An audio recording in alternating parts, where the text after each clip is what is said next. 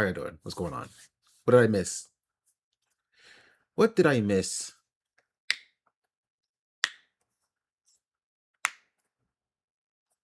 Ooh, this video looks interesting.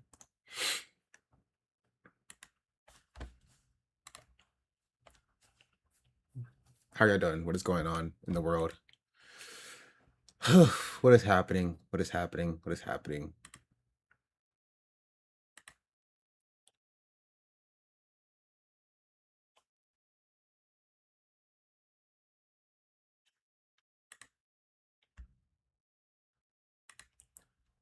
Uh,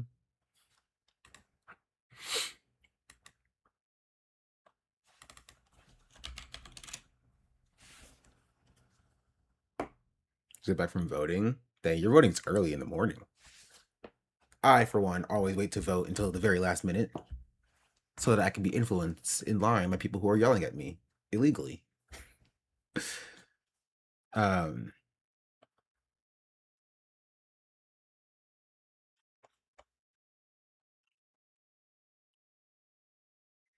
Ew, why am I getting? Hold on. So there's a lot going on. Pulls up at 7 in Michigan. How does it feel to vote for Haley Stevens with the stick it to him attitude or whatever she says? I don't freaking know her freaking catchphrase. I don't care about Haley Stevens' like freaking accents. I'm firmly in the camp that like it is like bait. It is bait that she's setting to lure people in to talk about her stupid accent. It's bait, I tell you, to get people to stop talking about the policies. Abdul's going to get like 60+%. It won't even be close. Turns out if you have a hefty in politics, APAC can't buy the election.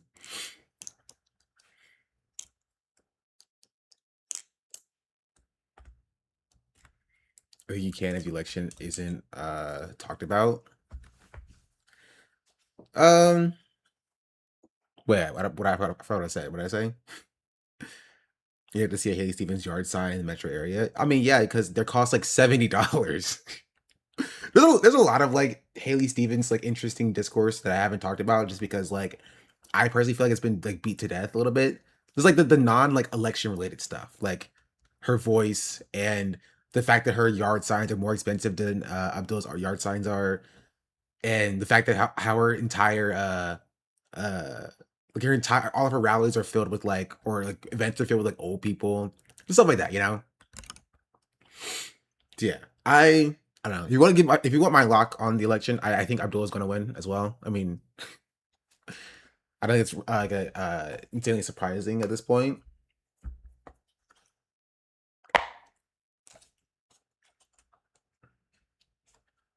We'll cover the polls. We'll cover all this interesting stuff.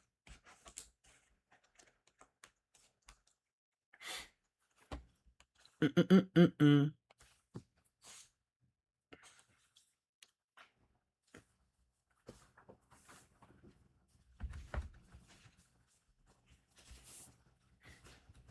Does she even think she'll win? I mean, probably. There's a calling today too. I have less like knowledge on Francesca's Hong's like election. Um, so I can't speak as confidently on if I think she's gonna win. But I think she has a good shot. I think I saw something yesterday about like there's like an encampment happening that I think that she said like that like needs to end or whatever. I don't know. I don't know if I saw that. I just see a lot when I scroll through Twitter. I'm like, can I just get to like the baddies, please?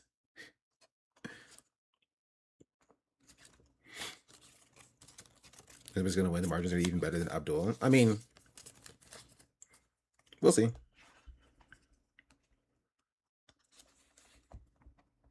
Right? Because y'all are so y'all I think y'all are so very polling minded. I'm vibes focused. You feel me? I go purely off of vibes. I go purely off of vibes.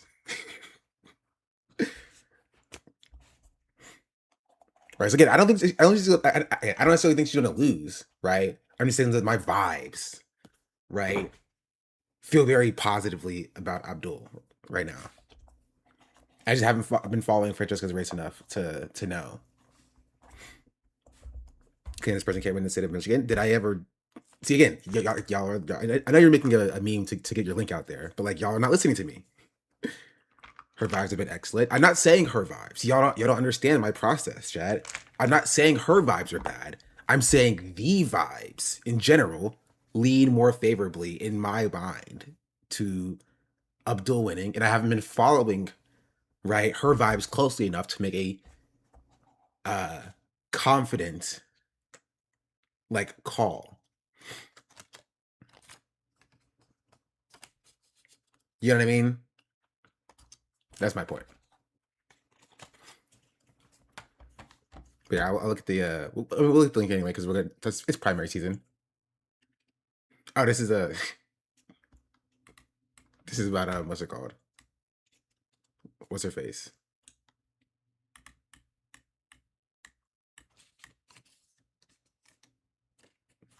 Yeah, you understand, chat.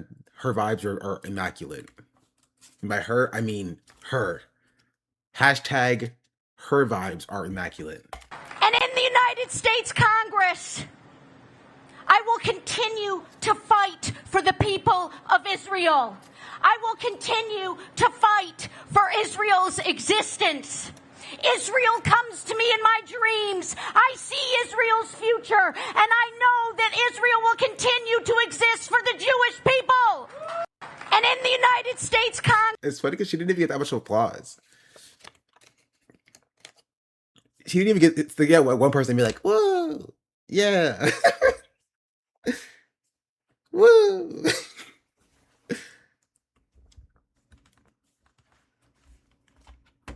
Woo. I'm telling you, the vibes. People are like, oh, I'm a pollster. It's my job to be a pollster. No. My job is a vibester. I don't look at the polls. I look at the vibes. And the vibes tell me that I think this lady is winning. She's gonna Israel's come to her in her dreams. So Edda Drusky and Erica Kirkface, but for this lady, Drusky kind of ate with that. Anyway, we'll talk about a few things. I have a few links to look at too. Hank Green is using AI, but the knitters aren't surprised. The recession has finally hit the influencer economy. This one looks interesting as well. I also saw this pop up my feed this morning. My job threw away 100 donuts a night, so I stole them. The year is 26. And then the Mr. Beastification of catching predators, which is also looks interesting. There's like a few videos that showed up my feed. I'm like, okay, you know. Coordinators always make me raise the eyebrow at first. It reminds me of that one Arthur post. He's a knitter. No, I'm not a knitter.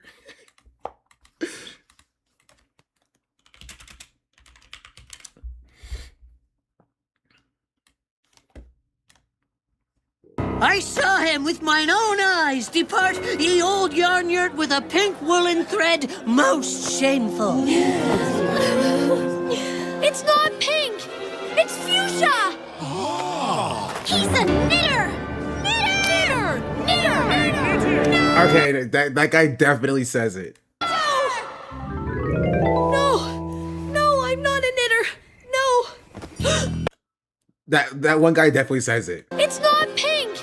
It's fuchsia. Oh. He's a knitter. Knitter. I hear the G in there. I think it was him.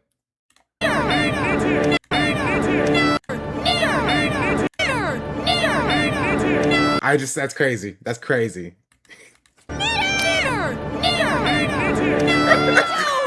Why would they do this? Nobody told them at any point, like, huh?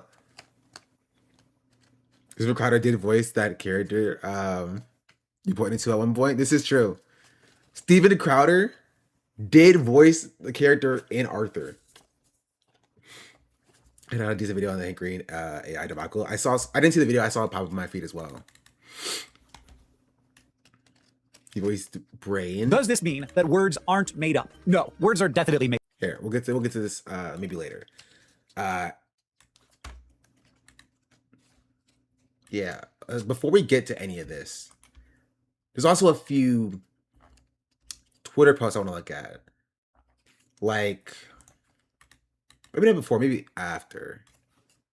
There's this one, and then there's this one, but this is primary season stuff. This is a song talking about Black people.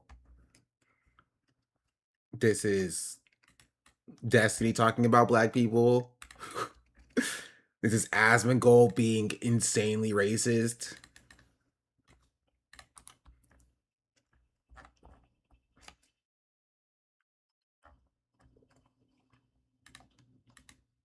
The other, I saw one.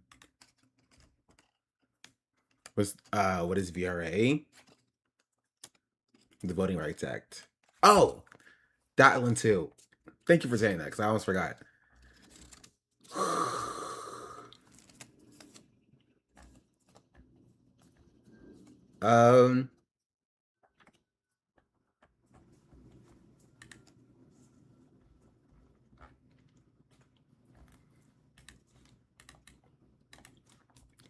Every day I wake up sad when I have a Twitter post that keeps popping off.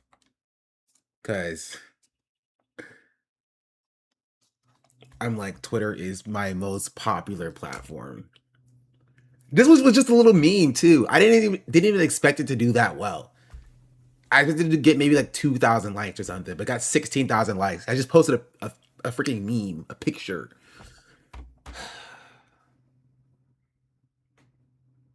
It's like that one Spy Kids 2 meme. It's like, do you think God like lives in heaven because he's lives in fear of what he's created? This is me and my Twitter.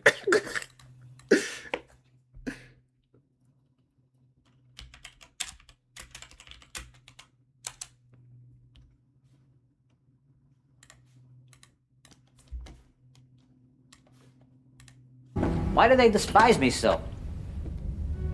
I created them.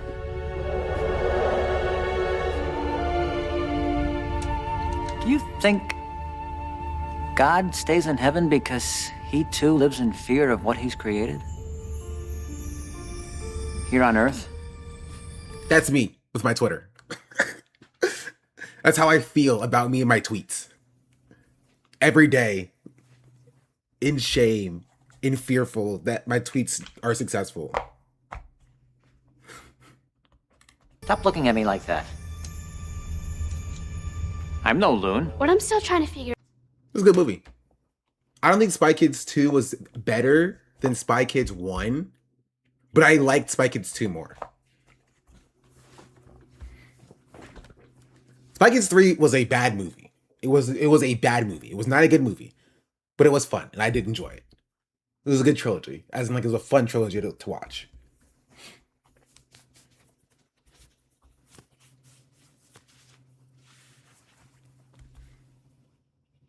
Were all the Spy Kids movies bad? No. Like,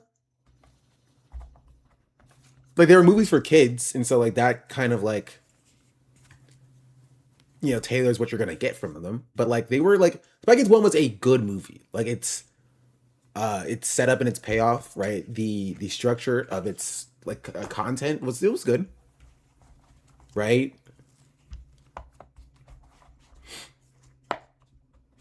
I think 2 didn't have that same sort of structure, but it was still fun and I liked it more. 3 was just bad.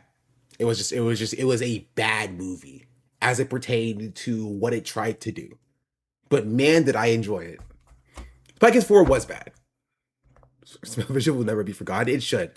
Spy Kids 4 was bad. It was that was bad. That was not good. 3 is the only one where I even loosely remember. Are you kidding me? You don't remember Spy Kids 1?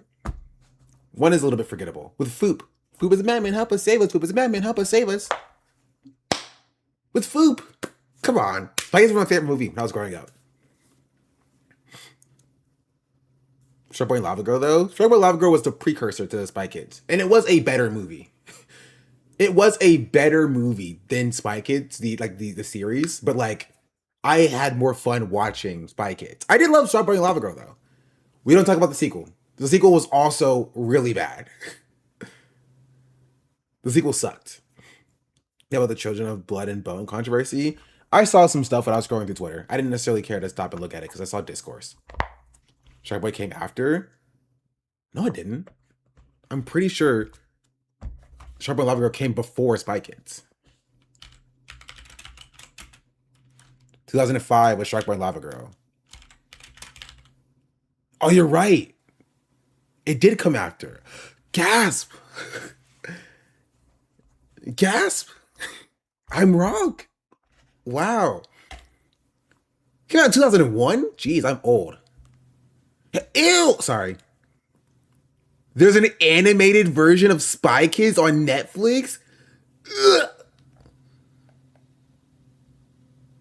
Ugh. That's disgusting. Sorry. Bro, I hate some Western animation. I hate. There's 2 seasons of it? No, I don't want to watch it. I don't want to watch it. I clicked on it just to see what it was. It keeps playing it. Stop. Stop.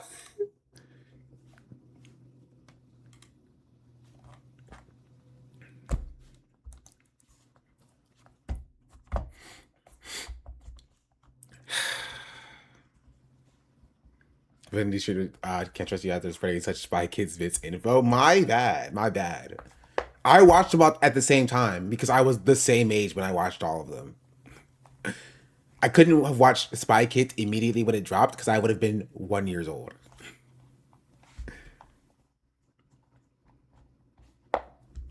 So I watched them all when I was like 5, 4, around that age. And then I've watched it consistently since. Spy Kids is one of my favorite movies growing up.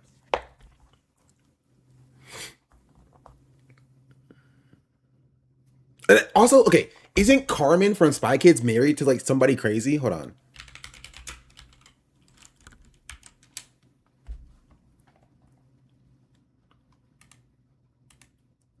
Alexa Penavega. Who's she married to? Didn't we look this up before?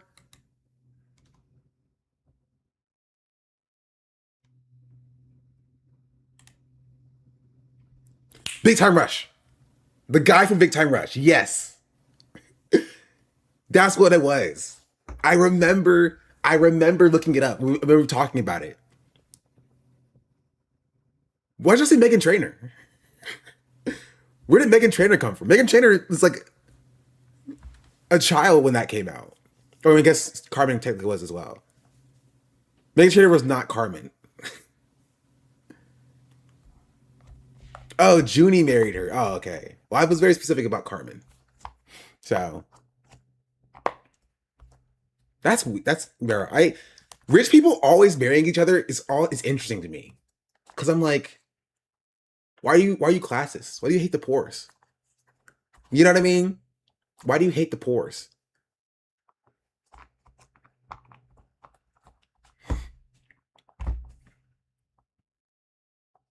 Think about that.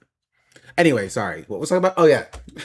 This is a total distraction from what I was actually wanted to cover. And that is marrying fans is unethical. Not if the fan is me. So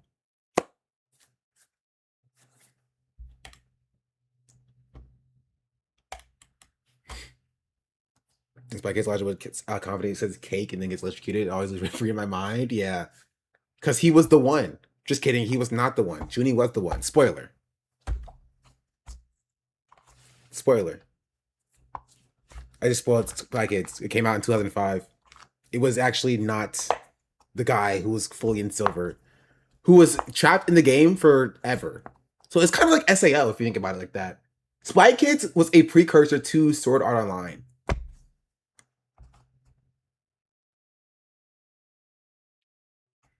Because if you die in a game, you die in real life.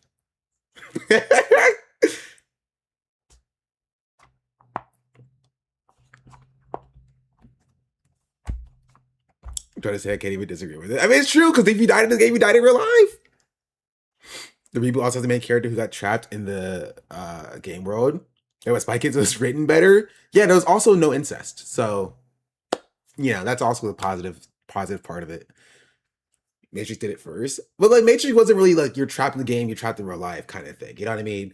It was more like you bring the game out of the game and you're actually in the real world, or but actually not kind of in the real world because you're actually Matrix was confusing. It was the Matrix, right?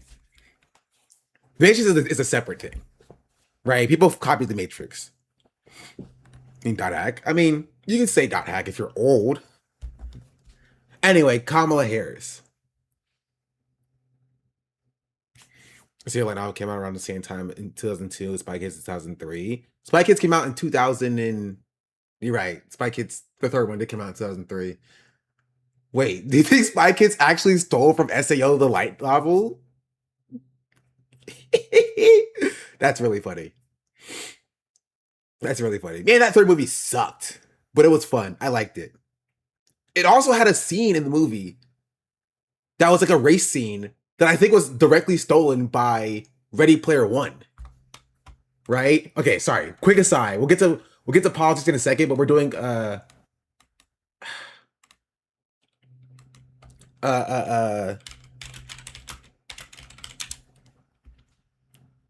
this scene.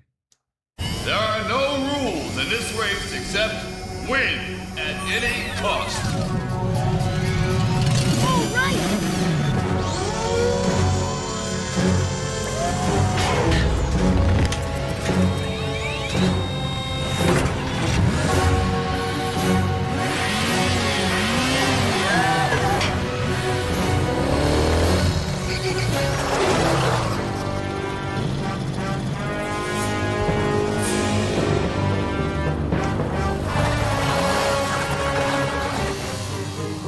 We'll try to help you out as much as we can. The race will begin. Yo, he was surrounded by fake friends. Now, 1, 2, 3, go.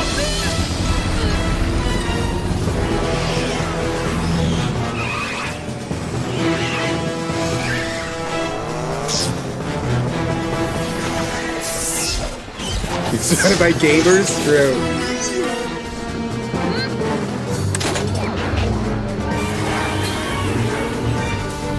I could never. They could never. Easy as pie. Junie, push the red button. The one that says, do not push? Yeah, push it. It's a turbo boost. Are you sure? Yeah.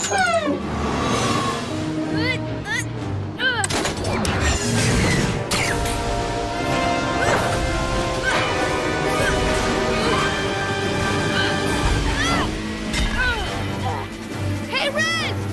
Give me a hand! How about a foot? I told you, fake friends.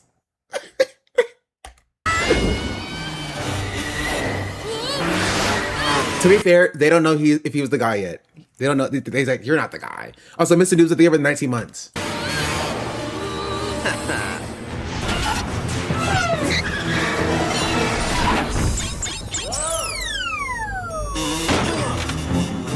My turn, sucker.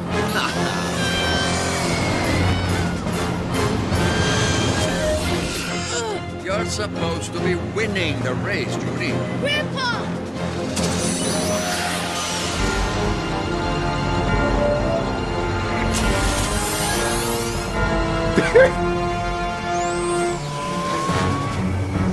Anyway, so like Monsters Under Emily's Bed, they were the raid. Oh man, I was saying this is the exact same as like Ready Player One.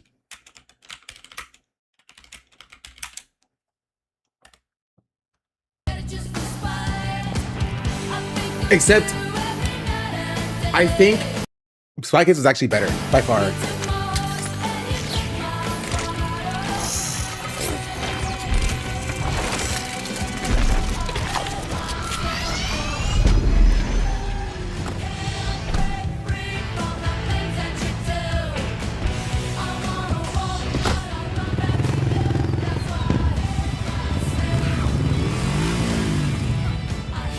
Wait, even down to like the the love interest character having like a mask on so you can't see who she. Okay.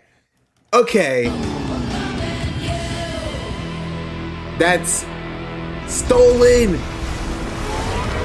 Stolen. First to the key. First to the egg.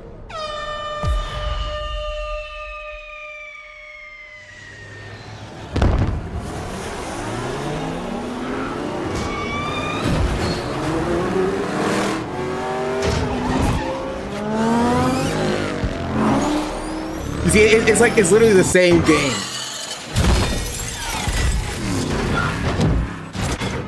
I think I'm onto something.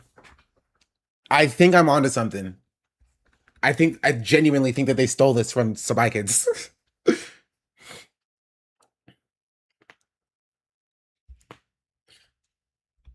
Bar for bar, word for word. Anyway, sorry. You're not cooking. You do not see in like direct comparisons to Spy Kids, like direct analogs. All right. Y'all aren't about it. Y'all aren't about it. Obviously connects back to Spy Kids, exactly. Anyway, back to Kamala Harris. I don't know if y'all saw this. You might have seen my tweet responding to it. She says, I don't believe that there will be any time soon that we're going to revive the Voting Rights Act. So I don't believe it's going to be the best use of our energy right now to try and get that done, because I don't know if it will get done right now the way that this Congress is composed and the way that they've been treating civil rights issues.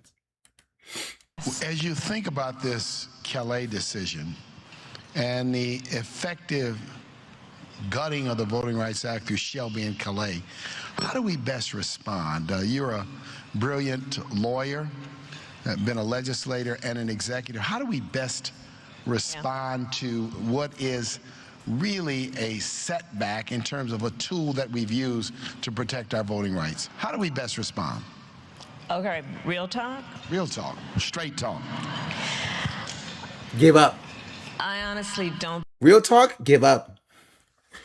It's gone. And it's going to stay gone. So, I almost pressed the wrong button.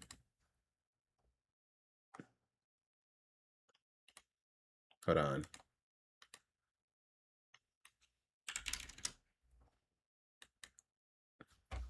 Believe that it will be any time soon that we are going to revive the Voting Rights Act.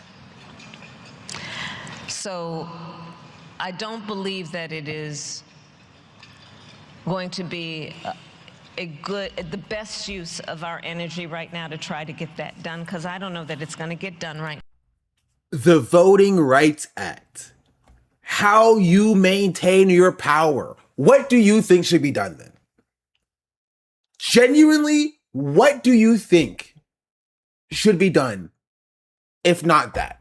If that's not where the energy should be put towards, genuinely, what is it? Right? Because she has nothing, Chad.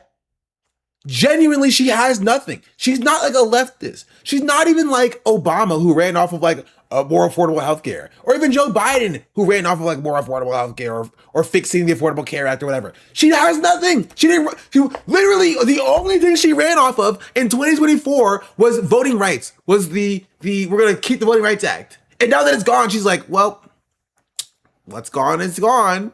There's nothing we can do about that.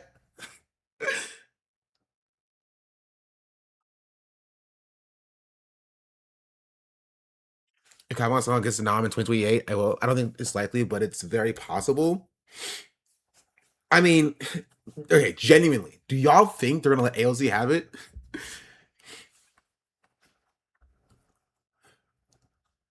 Do y'all genuinely think they're gonna let AOC have the nomination, bro? They're gonna Bernie Sanders AOC.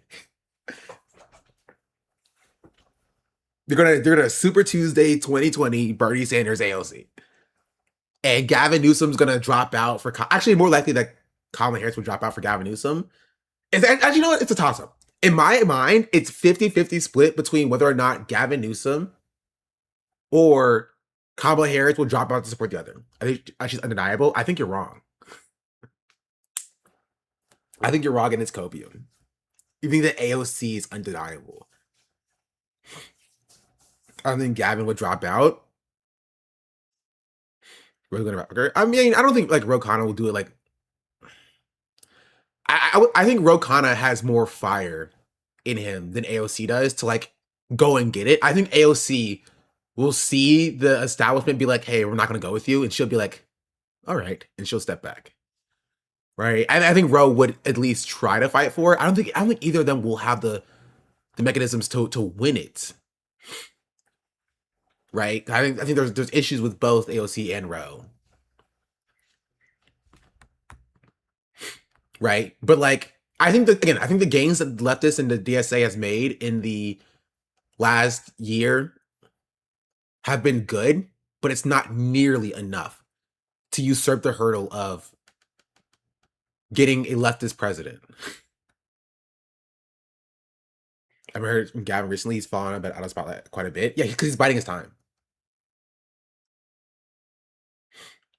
I think you're wrong. AOC has it. And you are coping. It's full cope.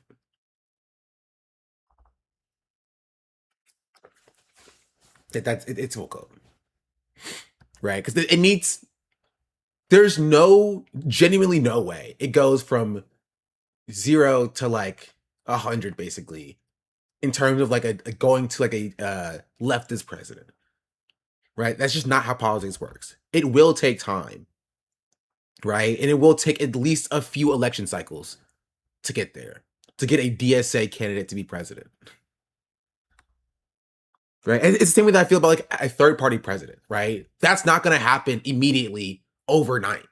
It also won't happen within an election cycle. It will have to take a few years. Like, I don't see it happening until like 2036, essentially. Right? And so, talking about the presidency now is complete speculation anyway. I mean, I don't agree with that either. It's not complete speculation. It is speculation, but it's not complete speculation. Because it's going to happen in 2 years. No matter what we or any of us think of it. Not even if primaries go well for the DSA, no.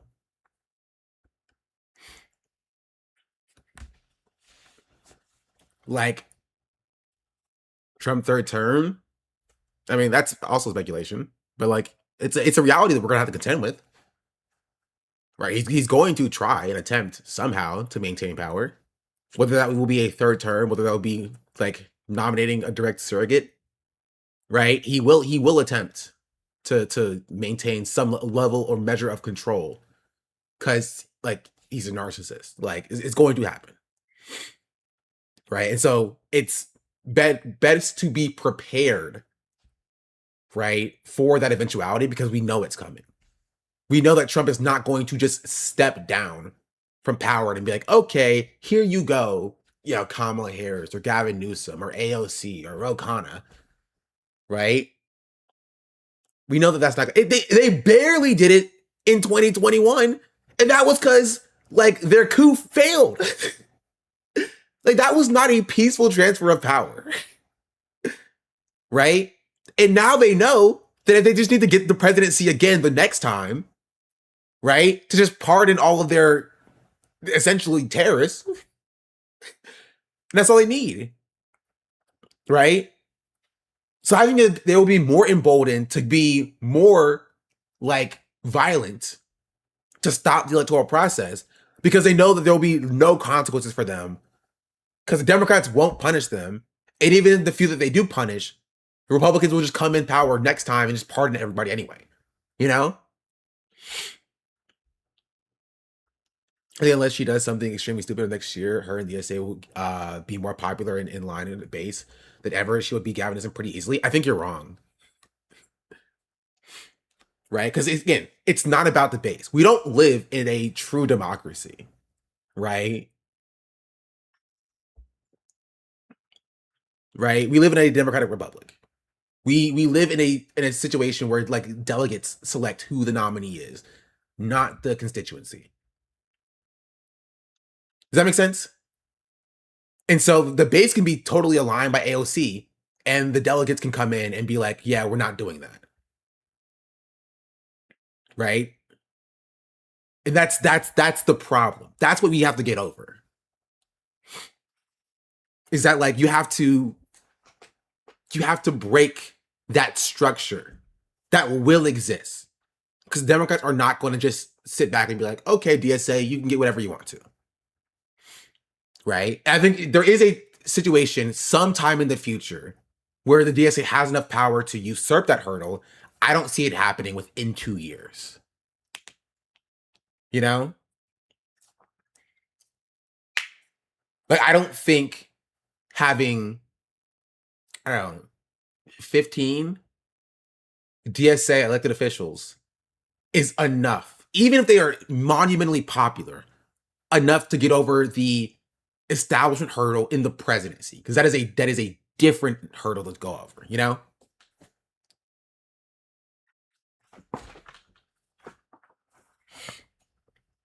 That's the way that I view it. Azan says they will have to be become undeniable. While they're doing a good job of starting that fight, it's going to take a lot more for the DSA to seem undeniable in face of the status quo. Yeah. Yeah, I'm not gonna sit here and be like the DSA is doing anything like bad or wrong per se. Right. I think people have a skewed perspective of like the wins that the DSA is getting. Right. Was Bernie undeniable? I mean, his popularity was Bernie was the most popular candidate in 2016 and in 2020. Right. And even then the establishment came in and shut him down. Right. If you're watching during that time, you saw it happen. As he doesn't struggle with black voters like Bernie. Yes, but you have to also understand that like people in general are voting less, including for DSA candidates. You know? Like people in general, including black people, are just voting less. So you have to mobilize people. And that will take extra work. I'm not saying that it can't be done. I'm just saying that it is going to take a lot more effort than people like think. Right? People think that like we're getting wins now, right? In 2026. Therefore, you feel me? You're talking about Bernie executing people in the streets in CNN like in 2020. Vibes are good. So people are positive. Gotta train those positives to reality and keep things in perspective instead of letting them run off. Yeah. Right. It'll take time. Right. Because you're gonna see, in my opinion, in my personal opinion, if you want my honest opinion of what I think is gonna happen, I don't think AOC is gonna win the nomination for the Democrats in 2028. And I think that will frustrate a lot of people. And I think that will push a lot of people to be disillusioned by the electoral process. And you're going to see a lot of losses in the realm of like motivation to get involved in electoralism that you just saw gained this last year since Zora Mamdani. You feel me? Because you have a lot of people a lot of young people who didn't remember Bernie 2 and definitely don't remember Bernie 1. And in their first step in politics is seeing Zora Mamdani winning and then being like, yeah, we're winning, guys, we're winning. And they're seeing a lot of wins, right, this last year. And it feels nice and it feels good, right? But I think they're going to, when we hit that 2026 or 2028, it's going to be hit with a rude awakening for a lot of people to be like, you know, those wins do not directly translate to like, you know, getting over the electoral hurdle of the superstructure of the Democratic Party. And doing that will either take way more time and effort, or in some people's view, in a more pessimistic view, is not possible to be done in general. You think there's zero chance she gets it? I mean, I don't. Based on my vibes, I don't think she gets the nomination. Right? I don't think Pete gets it either. I don't think Pritzker gets it either. I think it's either going to be Newsom or Harris.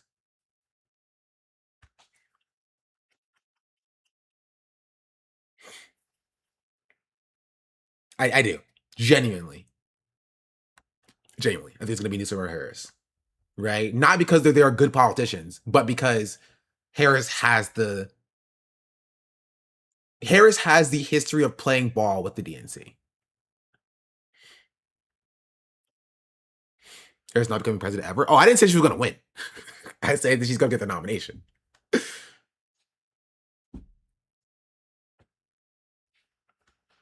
So we'll see. We'll see.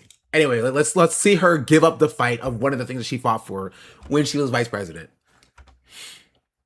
Just to see how it is. As you think about this Calais decision and the effective gutting of the Voting Rights Act through Shelby and Calais, how do we best respond? You're a brilliant lawyer, been a legislator and an executive. How do we best respond to what is really a setback in terms of a tool that we've used to protect our voting rights? How do we best respond? Okay, real talk? Real talk, straight talk. I honestly don't believe that it will be any time soon that we are going to revive the Voting Rights Act. So I don't believe that it is going to be the best use of our energy right now to try to get that done, because I don't know that it's going to get done right now the way this Congress is composed and the way they have been treating civil rights issues. I'm hopeful, but I don't know that it's going to happen anytime soon.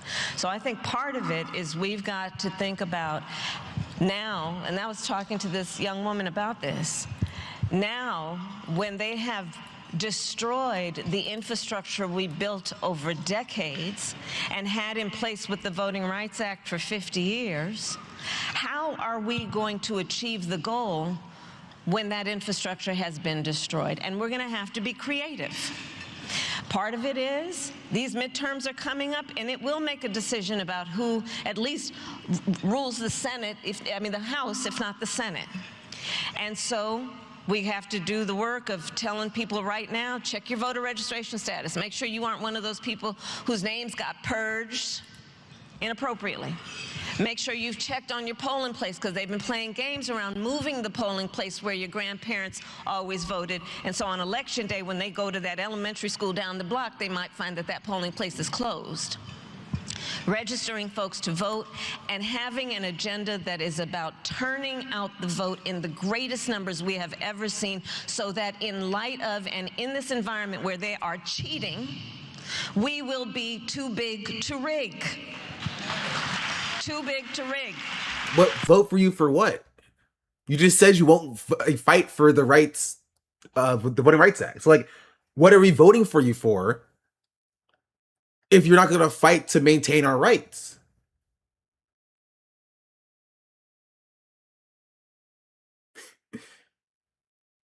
We give up. We give up. Y'all need to do the work yourselves. Yeah.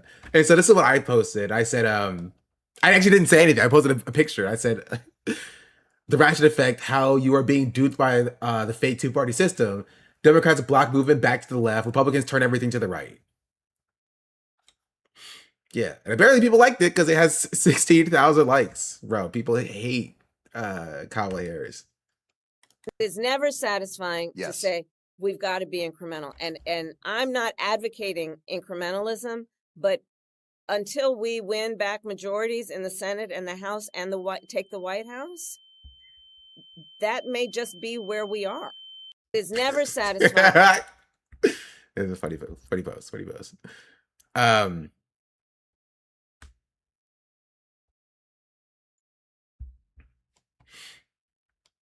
Yeah, honestly, sometimes the Democrats move it to the right too. Yeah, that's also true. But oh man, I don't like Kamala Harris. I do not like Kamala Harris.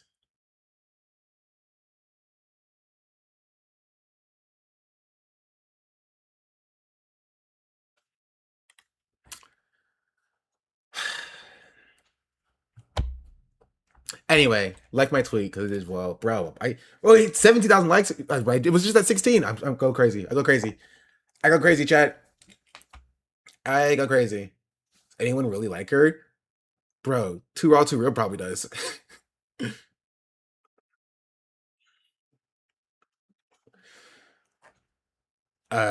Still.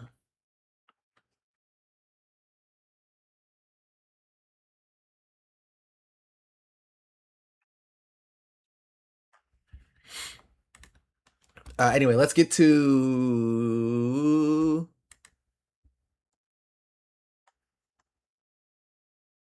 Bro, I hate New York Times because I don't have a freaking New York Times account. Anyway, you can kind of see it a little bit here.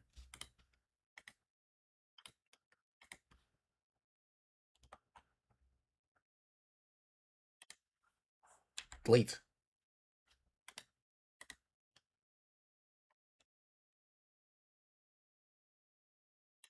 Delete. There we go. You can kind of see it. 2028 Democratic presidential primary latest polls. See, I told you, I don't make this stuff up, chat. I don't make this stuff up. It's gonna be Kamala Harris and Gavin Newsom. That's what we're gonna have, and we're gonna be stuck with it.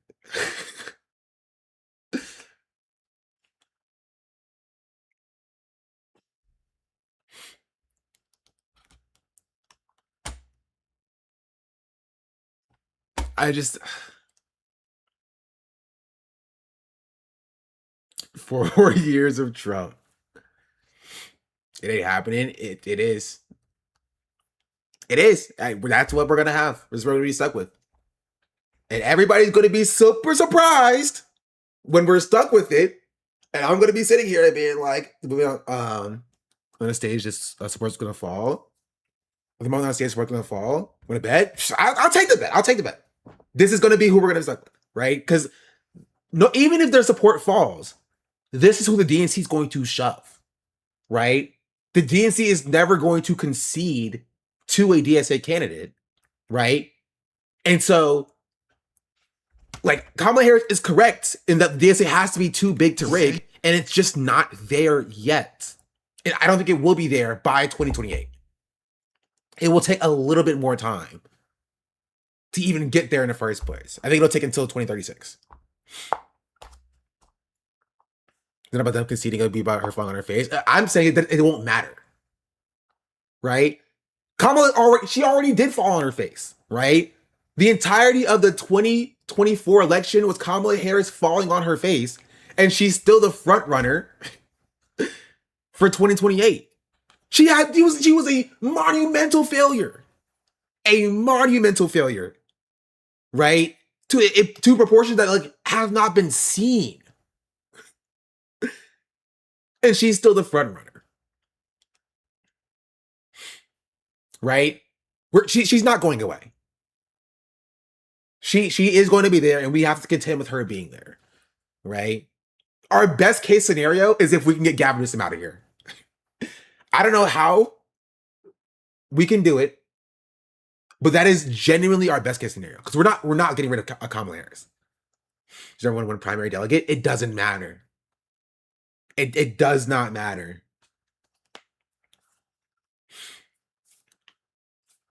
Who do they poll? Up a lot of people. South Carolina's gonna cook Pete and Gavin. I don't think South Carolina's gonna cook Gavin. It will cook. Pete will be gone out of South Carolina for sure. Pete Buttigieg has consistently been like horrible as it pertains to the black vote. Like I think he got like 0% black vote support his last run in the last primary. Like it was really bad. Like he gets like worse than like Joe Biden. Like I think Pete's gonna be out right after South Carolina. Shapiro's gonna be out. Mark Kelly might be around. Right, I think Gavin stays. Like Kamala Harris is going to get a huge boost from South Carolina. How about AOC would be 1 and 2? I don't know. I don't know. I think Gavin will be, gallivanting around with freaking, I don't know. Give me a black celebrity, anyone. Just name a black celebrity. He'll find one. He'll find one and attach himself to the hip with it literally like not Zendaya.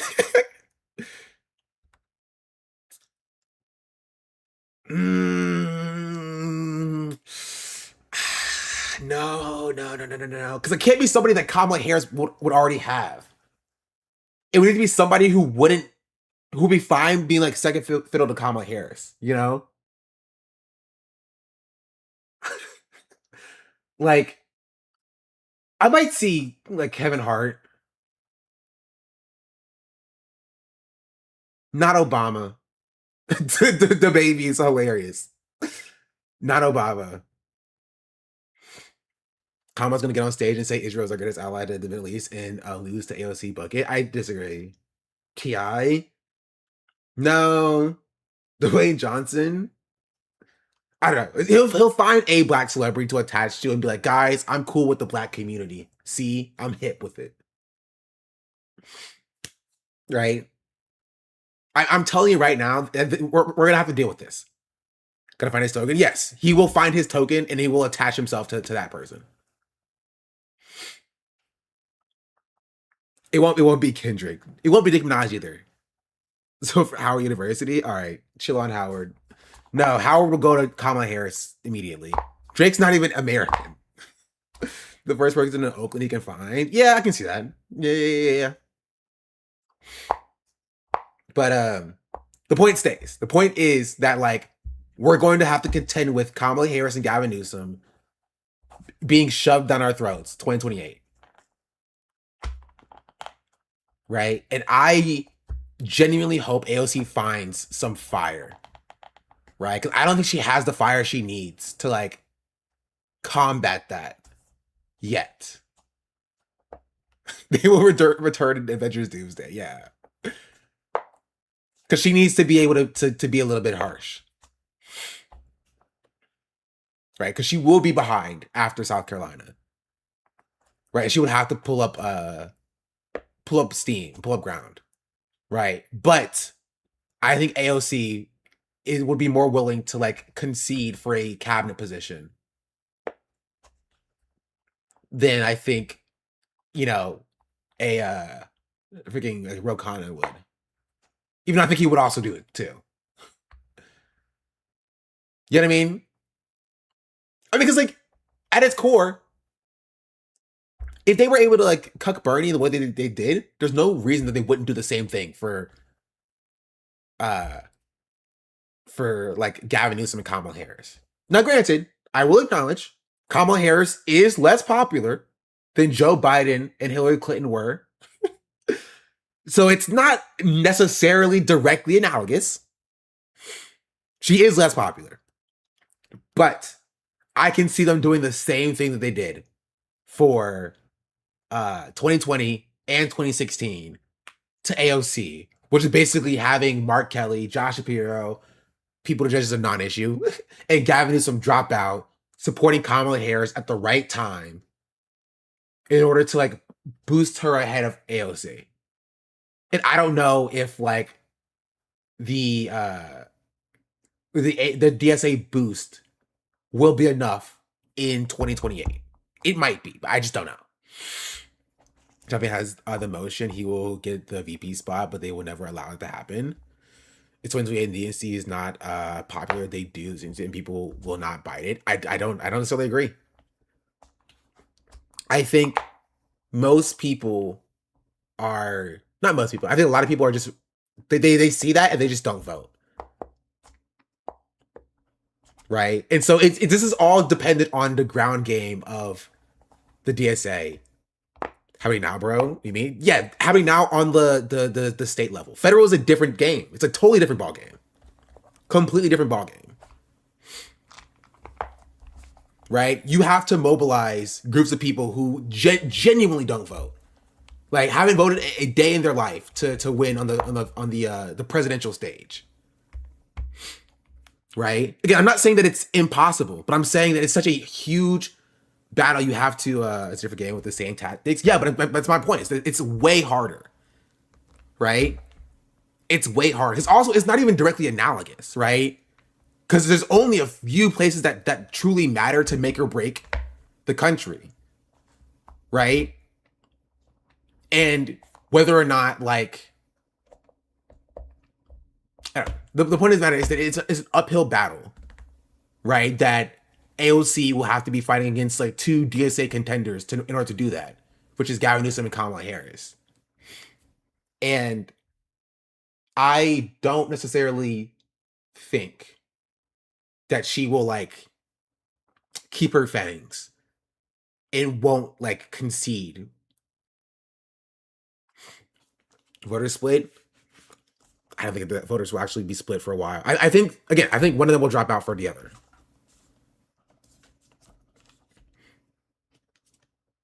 Imagine President Kamala President, Gavin VP. Well, first of all, I don't think that will happen. I think they both have too big of personalities. Kamala would never be the VP again. And Gavin Newsom, I can't see him ever being like okay with being the VP. Personalities are too big. So that's like probably the best case scenario for like AOC is that like if they did genuinely split the vote and they don't actually work together. Exactly. Like if they are actually too proud to drop out, best case scenario. But like again, we'll see. We'll see. We'll see.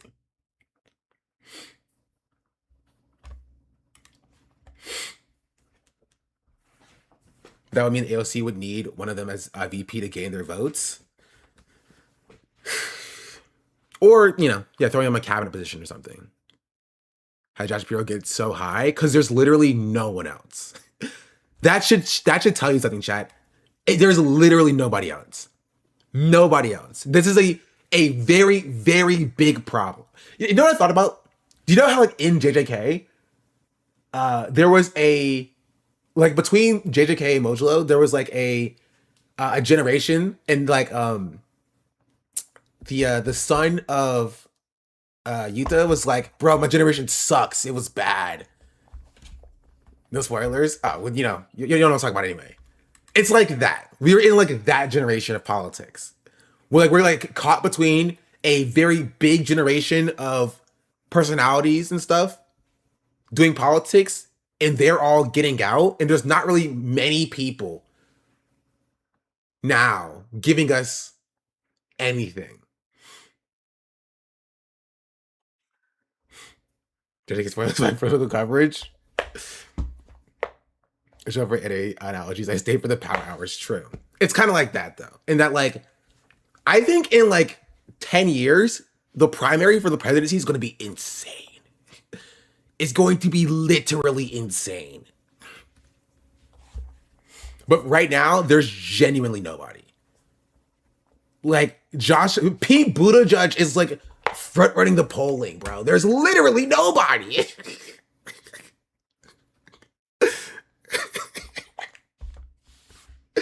We're in that state of politics.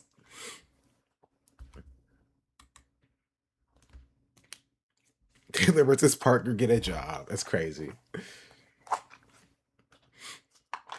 If it was a head-to-head AC versus Gavin, who do you have? Who I think will win?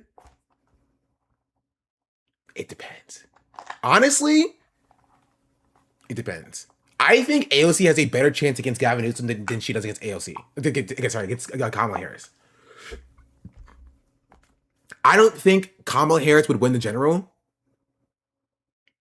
But I think Kamala could sweep in the primary just because of like the amount of money the establishment will throw at her.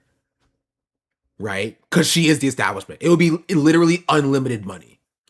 Right? Gavin has to fight against that machine right now. Because she is the pick. Right? And that's the biggest problem that people have to get over when it comes to Kamala Harris. Because she was... It's like going against Joe Biden. Right? Aren't they broke right now? Yes, they are broke, but like they still have money. And they can still fundraise money. Right? More so than any other entity can in this country. On the left. Right? They are broke as in like they're not as rich as they were previously. Right? But they still have money. And they will throw that money at Kamala Harris if it means taking down the DSA or a leftist or whatever. Won't Gavin play ball with the establishment too, though? Yes, but like he's still an outsider, technically. Right? Kamala is the establishment. That's the difference. Gavin would need to play ball with the establishment. Kamala is the establishment. You know, she was the vice president. Right? Those coffers are her coffers. That war chest is her war chest. Does that make sense? That's why it's slightly different. Brooke to say it's still richer than an organized left. Yes. And that's the issue. Do they have APAC money? They have some other money too. They have some coal money. They have some oil money. Not as much as they used to. They do have a little bit though. They do have some fracking money. Kamala, I did put the DNC in debt. She's ready to do it again. This is true. This is true. I will say their fundraising is neutered, right? And that's where like the DSA can jump in and like take small dollar donations, right? It's majority AI, crypto, and APAC. DC's already in debt. I mean, America's also in debt, but like you know what that means. You know, it's accounting. But some people say I'm broke. They're still capital owners is a roof over the head. When working class say I'm broke, they're talking about meals versus asthma medicine and utilities. Yeah. DNC is 50 corporations in the drink show. Yes, 100 exactly. Another 100K for college idea of pocket experience. But that was crazy, bro. That's so wild. They like remade their set and everything. That's so wild. Sorry. Anyway, let's get into what we're talking about. Freaking politics, I guess. Let's get to. Also, by the way, feel free to drop some subs. By the way, it's a new month. The subs are dropping a bit, you know, and they will continue to be dropping. So if you want to help the stream out, fund my LSAT that I'm taking in a few days, then I'll take it. Away from 1K. I also love that I just have not changed that. It's just there now. Also, I don't know if y'all saw this. Daria Lisa is talking about a plan to join the Congressional Black Caucus. Ugh, can't say words. That should be last year. LOL. Democratic Socialist ousted New York Representative Andrea Espaillat in June primary upset. Plans to seek membership into both the Congressional Black Caucus and the Congressional Hispanic Caucus. Once sworn in, her campaign told Semaphore. Everyone subs. W. Think about the 30 months. Nice bathroom. Will they let her? Can they say no? Can they be like, no, thank you? I actually don't know the process to the Congressional Black Caucus. Can they be like, actually, no, you can't join us because you're not black?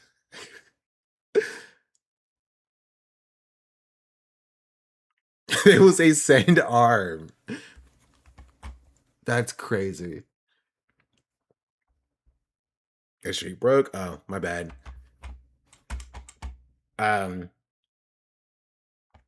It was trying to give it 38 months. Pulls up deleted tweets. You said bad things about Kamala Harris, and she's the queen of the blacks. So like, how do you proceed?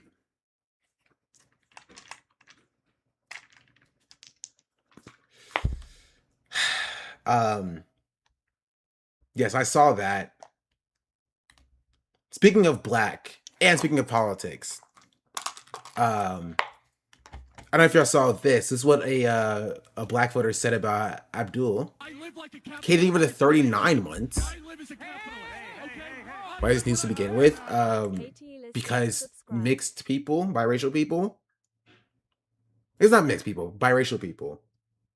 It's not biracial, Afro-Latino people. Is that okay?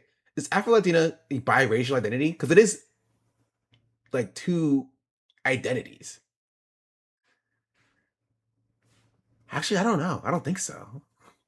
This is technically not biracial. Because it's not like, but what makes somebody biracial?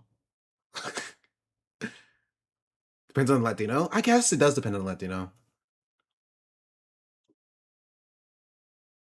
Because like, what if you're Afro-Latino, but you're like,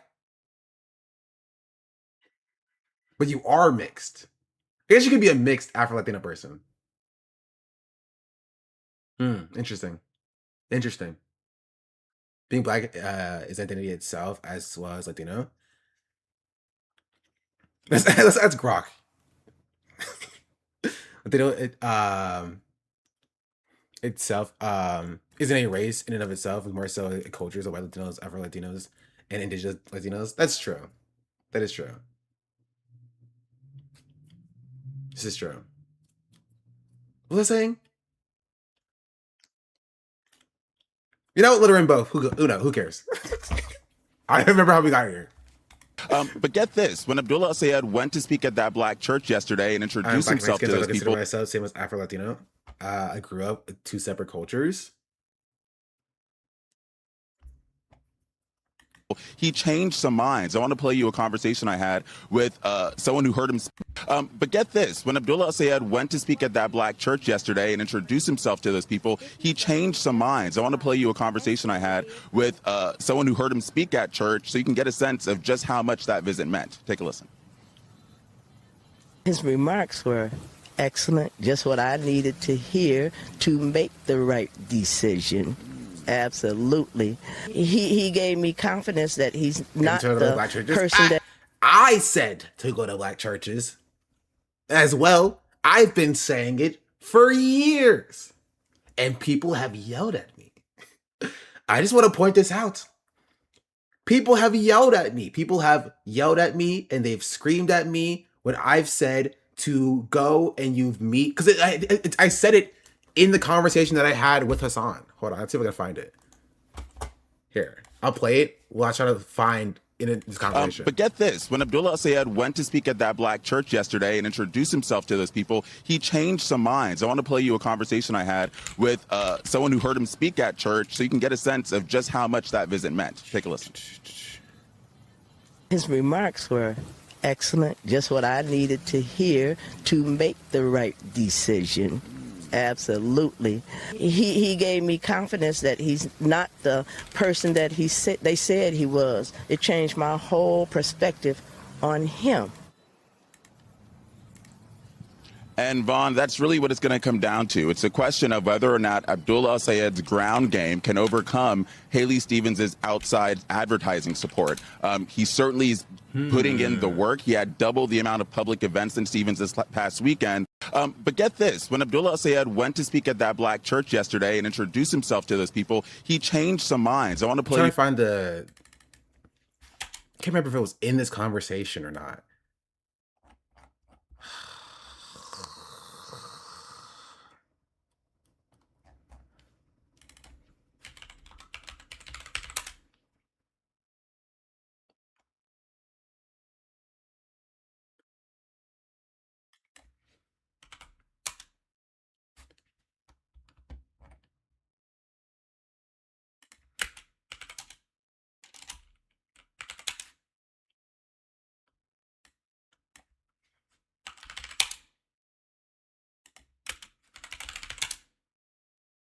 I can't spell.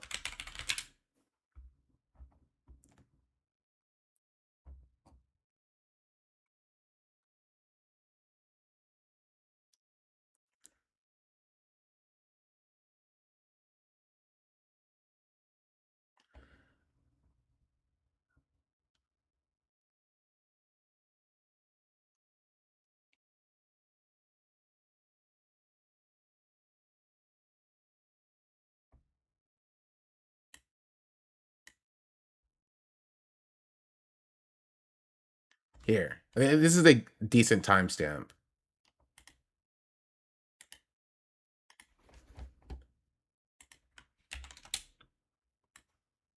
Yeah, I feel like a lot of the time it comes into the point of, especially when you're talking to black people, which is what this conversation is really about. It's like, you know, speaking to the experience of black people. When you're talking to black people and you're talking about the issues that they face, universality may not be the best way to bring them on board with the mission, right? When you're talking about, like, you know, free buses or free public transportation, that's good. But if you're talking to a person in an underserved community where they don't have access to public transportation, they're not going to see that as a policy that works for them. Even if your plan about, you know, public transportation is expanding access to public transportation, that's the avenue that you should take when marketing that policy to that person. And I think you bring up a really good point. I think that on the national stage, like, talking about universality is one thing, but I think it's also important to stress that there are plenty of underserved communities that don't even have the bare bones, like don't even have the basics, like a foundation to build on in terms of reading through some of this transcript. I genuinely think that this conversation, or at least parts of this conversation, Alexander's like he's got unpaid parking tickets, not gonna lie. That's racism. How dare you? I feel like some parts of this conversation Hassan kind of took and internalized, especially like later on, because some of these things are things that Hassan says like nowadays, especially in the last few weeks. People are like, wow, Hassan, that's a good point. And like, that point that came from me. It came from my point. I said that point.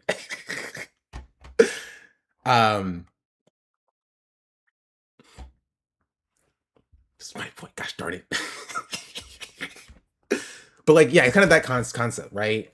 Of like here, like going to the Black community, right? And speaking to them and their experiences directly is again where I say that like Bernie Sanders kind of failed, and where like Zohar Mamdani kind of like picked up the torch and did way better. You know, like significantly better. Right? If Bernie did that like slightly better, again, I don't think that would have saved him. I genuinely don't think that would have saved him, because like I think the DNC was just too popular at that point, and they had too much of a stranglehold on the electoral system. But I think it would have done significantly more for his perception of like speaking to Black voters if he tried to address the concerns that Black people had directly. Right. And you realize, right, you see it with Abdul, you see it with Zoran, you see it somewhere else. I don't remember where else. But like you see it in all these other districts and areas where like the Democrats lose their footing a little bit once Black people start speaking to these candidates, and you're like, yo, you're actually different than like I was told. Right? You're different than I was told. You're actually, you feel me? You're straight up like, you're actually speaking to what I'm like, what I'm hearing, what I'm experiencing. Right? And that's how you break the complex, right, of this country. The electoral, not electoral, the establishment stranglehold that they have. Because we realize that like people like this, they're going to church, they're going home, and then they're turning on CNN, and then on CNN they see like, oh, well, you know, Abdul is supporting like terrorism or whatever, and Haley Stevens has Obama in her corner, and I love Obama, right? And in order to break that, you have to go to their community. At the CNN, they put on AI music, not all the time. Sometimes, yes, they do that. Right? But you have to break that by going to the spaces where they are, where they congregate, right? And engaging with them as if they are people, because they are people, right? And you shouldn't do it because you want their votes. Inherently, that's a part of the conversation, obviously. But you should also want to see what these people are saying, right? You should also, because these are also going to be your constituents, right? You should also go to the spaces where they are, right? And hear their concerns and tell them your plans to fix their issues, right? This shouldn't be something that's like a crazy thought process, right? Because it makes sense for like, for like white people, right? When you go to spaces that white people frequent, you will talk to them about the issues that they face. Why would you not do that when you go to churches or mosques or, freaking, I don't know, schools or HBCUs and where like, Black people tend to congregate? Like, you go there, you hear their concerns, and then you address their concerns as well. His remarks were excellent, just what I needed to hear to make the right decision. Absolutely. He gave me confidence that he's not the person that they said he was. It changed my whole perspective on him. Right? And this is funny because you also see a microcosm of this happening with Hassan himself when Hassan is going to these other spaces as well. Right? Like, you've seen a lot less of the Hassan is racist comments. Have you noticed that, John? Have you noticed that you've seen a lot less of the Hassan is anti-black discourse once Hassan started to engage in like a person with like, you know, black communities and black spaces and black candidates, you know? That's still trending on TikTok. Okay, too fair, I'm not on TikTok. So it hits Twitter less, I'll say. So that's something. I'm also not on Threads, so I can't vouch for Threads. Should bring it back. LOL. Do you think a voter percentage prediction for Abdul? Or do you have a voter percentage prediction for Abdul? So you can flame me if it's wrong? No, which is why I don't give voter percentage predictions. So you can't flame me. That's exactly. Think about that. Boom. You were saying that on VRA Reddit last week for Cutie and Hassan. Oh, send it to me.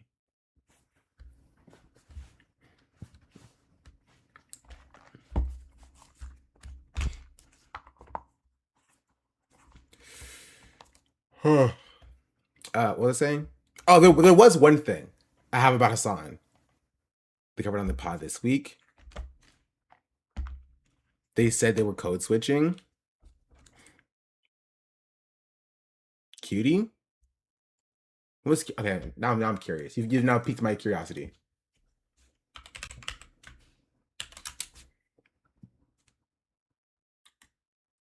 We're going. This one or this one? This one? That's crazy. So you use the watch?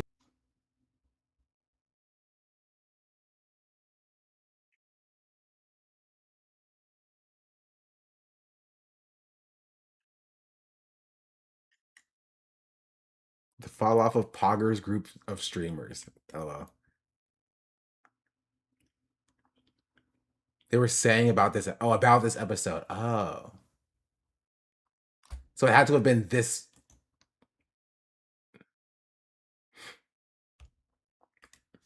We're going.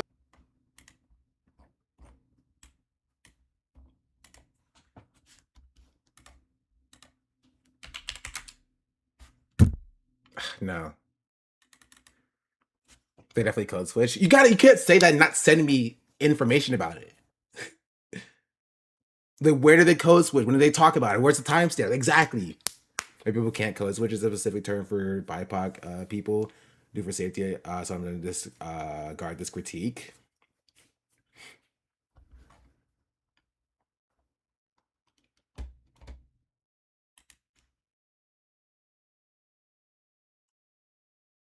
Talk about it in the recent pod. This is the recent one. Switch.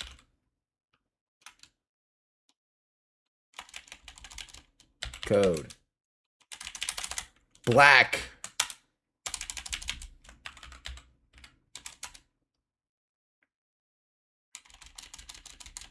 It's not here. It's not here, you liars. Controversy. The one before it? My freaking goodness. It's this one. It's this one. And a lot of is on the Patreon, I'm pretty sure. Ugh.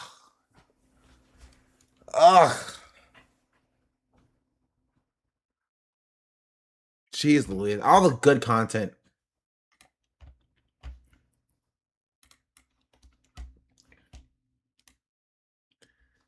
Anyone notice Hassan and Cutie always act different around black guests? I'm black, by the way.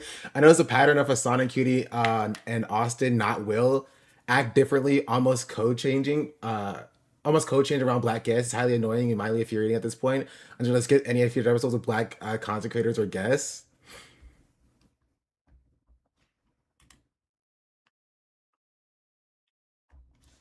Okay, somebody has to. You can't say that and not send me an example of the code switching. Like, you can't say that and not send. Well, give me a timestamp somewhere it happens. I'm not gonna watch the entire episode, obviously. That's content.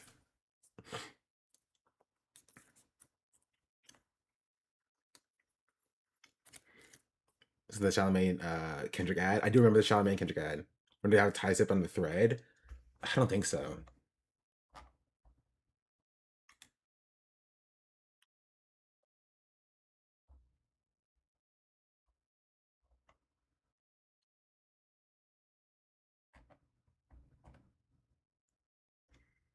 The reason with arguing and Yugi crash test dummies is the big one. Either way, Austin keeps on going on a tremendous amount of African countries. On about a tremendous amount of African countries going on, asking them if they know how to Dougie. Austin's the worst offender of this entire thing. Katie overtly tone polices herself constantly. Hassan acts subtly different, and Will acts normal. I need you gotta give me some boring drama, to be honest. There's no boring drama. It's only interesting drama that intrigues me. And I am intrigued by this. You need clips? I do need a clip.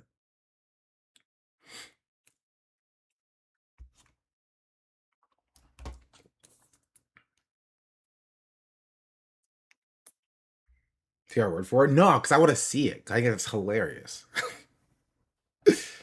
Somebody can find me a freaking timestamp. If not, we'll just move on.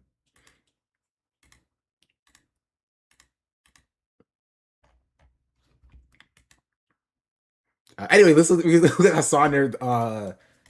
This black person talking about thinking about Martin Luther King. One thing I will say about Hassan and Hassan code switching is that one thing that Hassan will do when around or talking to black socialists is he will, one, ask them about that one Geese article, or two, ask them about historic black socialists. He will do that. It is funny. And I will say that it's fine. And honestly, like, to be fair, I think that is a step up from what Hassan used to do. And that is just like Hassan just didn't really interact with black socialists much because he spent all of his time sitting at his what is it called? Setup. Right? So now he's actually going out and talking to people, interacting with people, including like people in general, not just like black people. I think that's good for people in general to see. Right? I think it's good for Hassan. I think it's good for the audience to see that like, going outside is actually good for you. I think that's positive. And yeah, I'm not gonna critique that. I do have a clip for the suit thing. I do have a take on that. I do have a take on the suit conversation. Reminder and thinking back in that way. As much as I love Bernie Sanders, like he's not the face of like historical socialism in this country. It's MLK and it's Malcolm. And I think like that is, I mean, that's been deliberately cast aside, I feel like, because look, we have a white supremacist education system, so all the young people that even are paying attention in school are learning a very different version of events. And they're not getting the true historically accurate version of black liberationist movements. So we'll see. I think, and remind the people of the Black Panther Party. Reminder. Yeah, that's what I was gonna say. Is that Freddie Hampton, the Black Panther Party, is an example that I would probably quintessentially show as like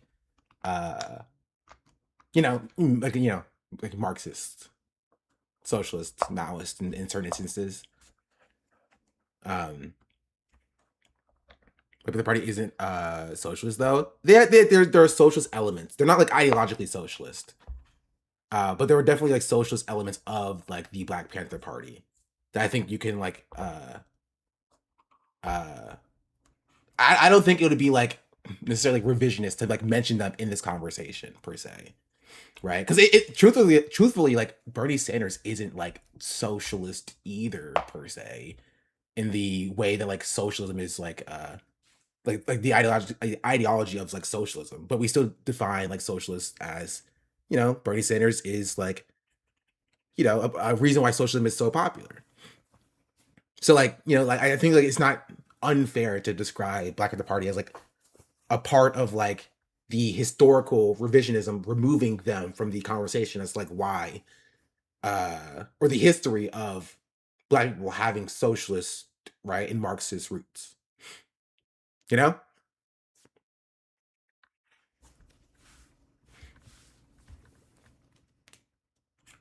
That's kind of my point. I think highlighting leftist principles should be the bigger focus over the purity of who is the best depiction of socialism. I wouldn't necessarily call it purity. Also, because I hate that word. It's not necessarily purity. I think if the Black Panthers went out of the way to like, describe themselves as one way, I think it's, relatively fine to like want to stick to that. So I don't think purity is like the word that I would use in that circumstance. Um, but yeah, I do think like for the point that he's making that like there is a history of radicalism, right, and an ideologically like left of like liberal politics that gets ignored from Black people. I don't think it would be wrong to bring up the Black Panthers in that dynamic. Does that make sense? Or the PRP, the African People's Revolutionary Peoples. Yes, he needs to take the leadership role from Bernie, and Bernie needs to go away. It's getting to the end of his usefulness.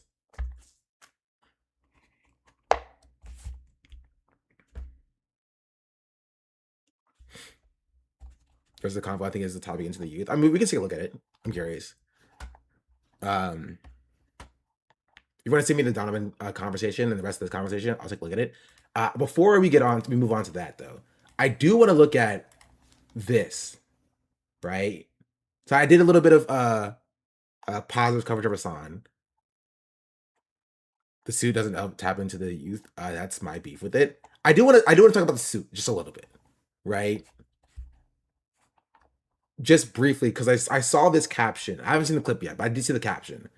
I do want to discuss it slightly. I do think I could think we have a productive conversation about what manifests from the suit itself.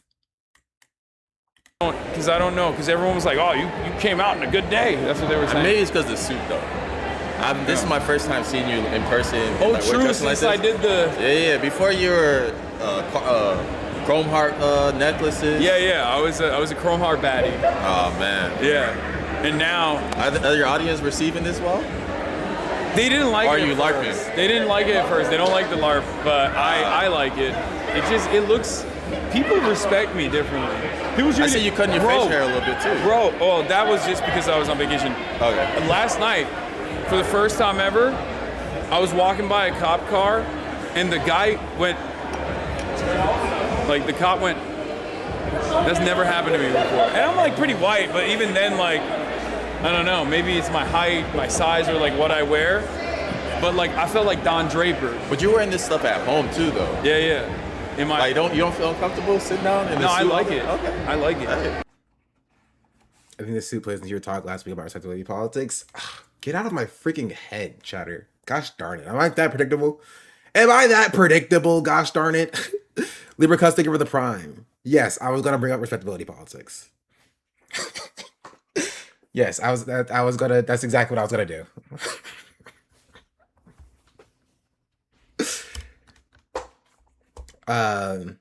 Do it for the aunties and unks. I think that is a part of it, but that's not the full conversation. Because you have to think about like why do like the older people like the suits, right?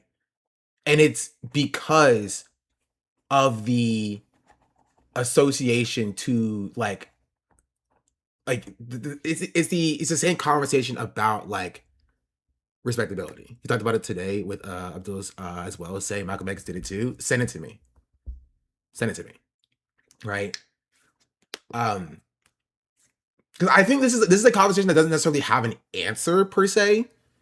And it's more about, this is more of a strategic discussion about like, and personal preference about how do you as somebody who is marginalized want to deal with like marginalization.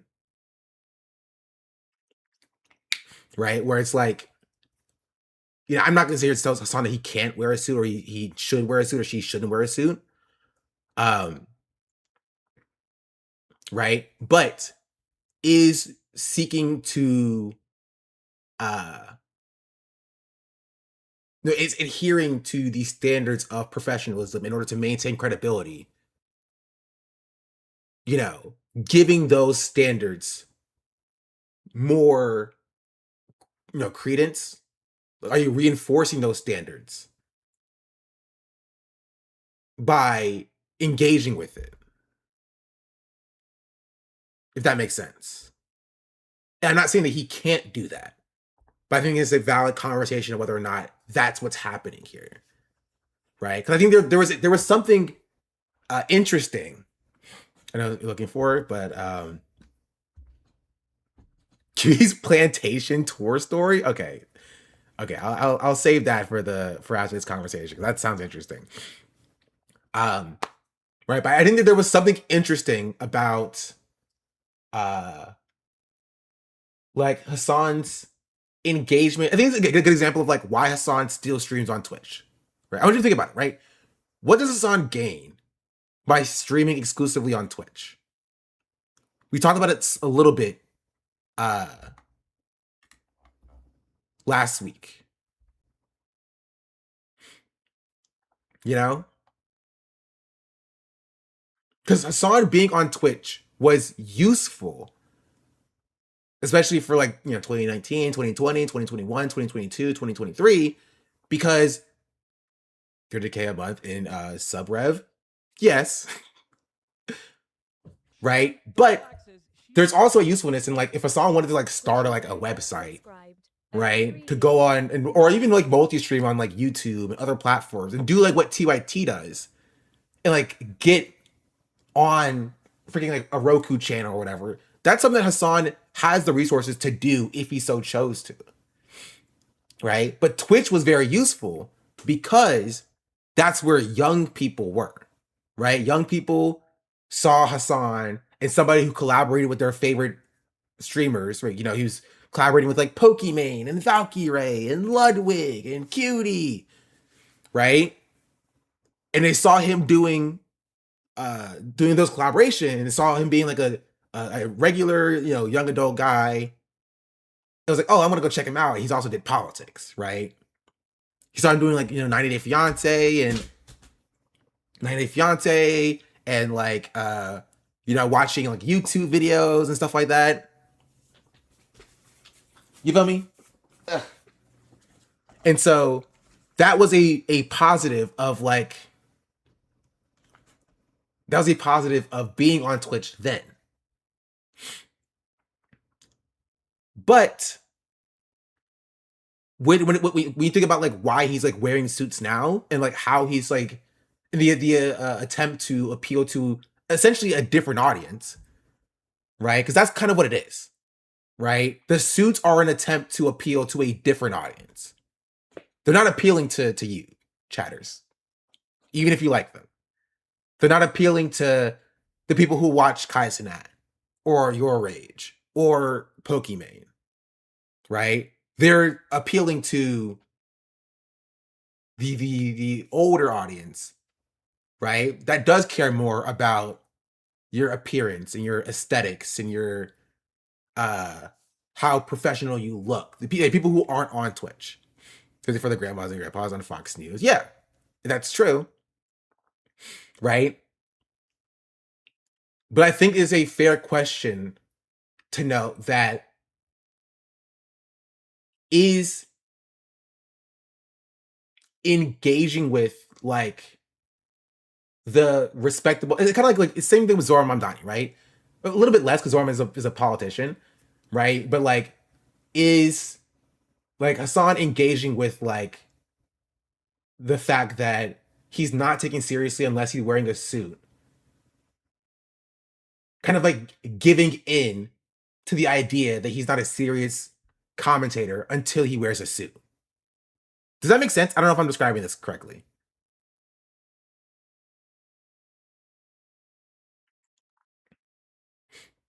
You know? But this is not to say that he can't wear the suit, right? Or that suits are bad. But you're saying he needs to also wear a body. But it's more of a question of like, there is a benefit to doing it, and that it does attract or it does appeal to a very specific audience, right? But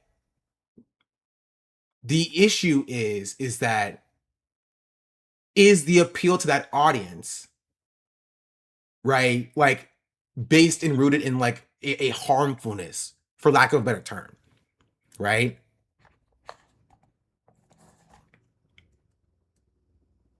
like I see the parallel with white people listen better to other white people listening to black or other POC. Yeah. I think my issue is like a style of shade. But like I think like for me it's less about like the personal choice that Hassan makes to wear a suit and more about like the structure of like we all understand that like as a political commentator you are taken more seriously like if you wear a suit. You know what I mean? Like we all get that. It's not a surprise to us. Right? And I think there was a benefit to like Hassan being just a normal dude and getting as successful as he was by just being a normal dude. Who was able to like, be like, gamer adjacent, streaming on Twitch, doing like being non-traditional basically. Right? Being non-traditional as a political commentator. And the suit is an example of him like going more traditional to garner a specific audience that may be useful, right? But like it's kind of removing a little bit of the element of like that non-traditional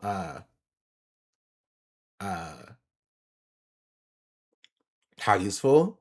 Yeah, that's the question, right? I don't know how useful. I'm sure it's useful to a certain extent, right? But like does it lose something where it's like the Hassan audience is getting older, right? The people who watch Hassan is getting older. Younger people are not watching Hassan as much as they were before. They participate in culture to change it. No, see, that's where I disagree. I don't think you have to participate in culture to change it, and that's more of a strategic thing.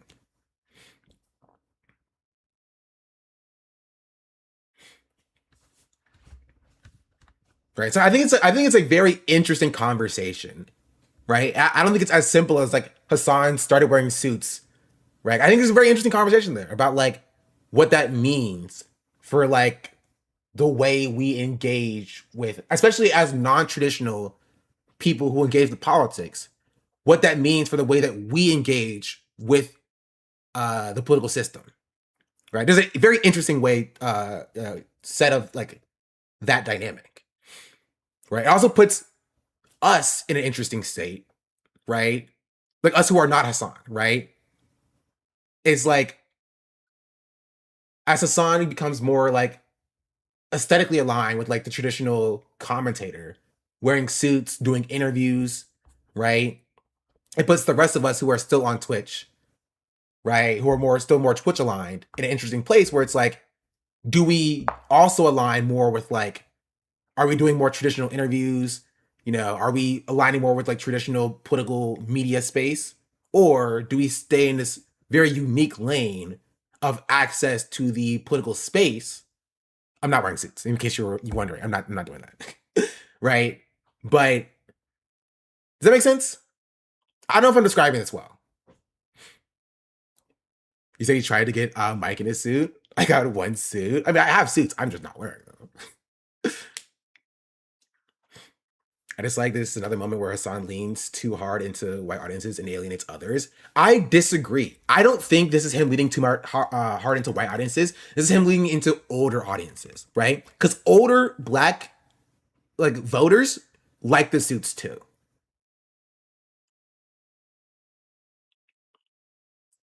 Right? I think if like my grandparents, my aunts and uncles see Hassan speaking on like CNN in the suit, they would take him more seriously. And so I understand why it's happening. You feel me?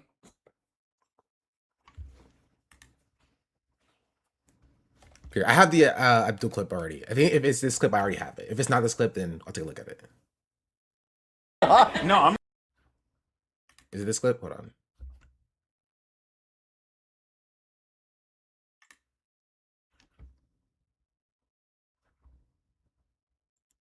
So he sees youth as unreliable voters. This feels like a pancakes waffles take.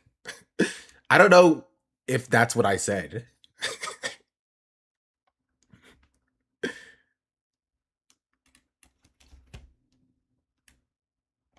Hassan Piker is one of America's.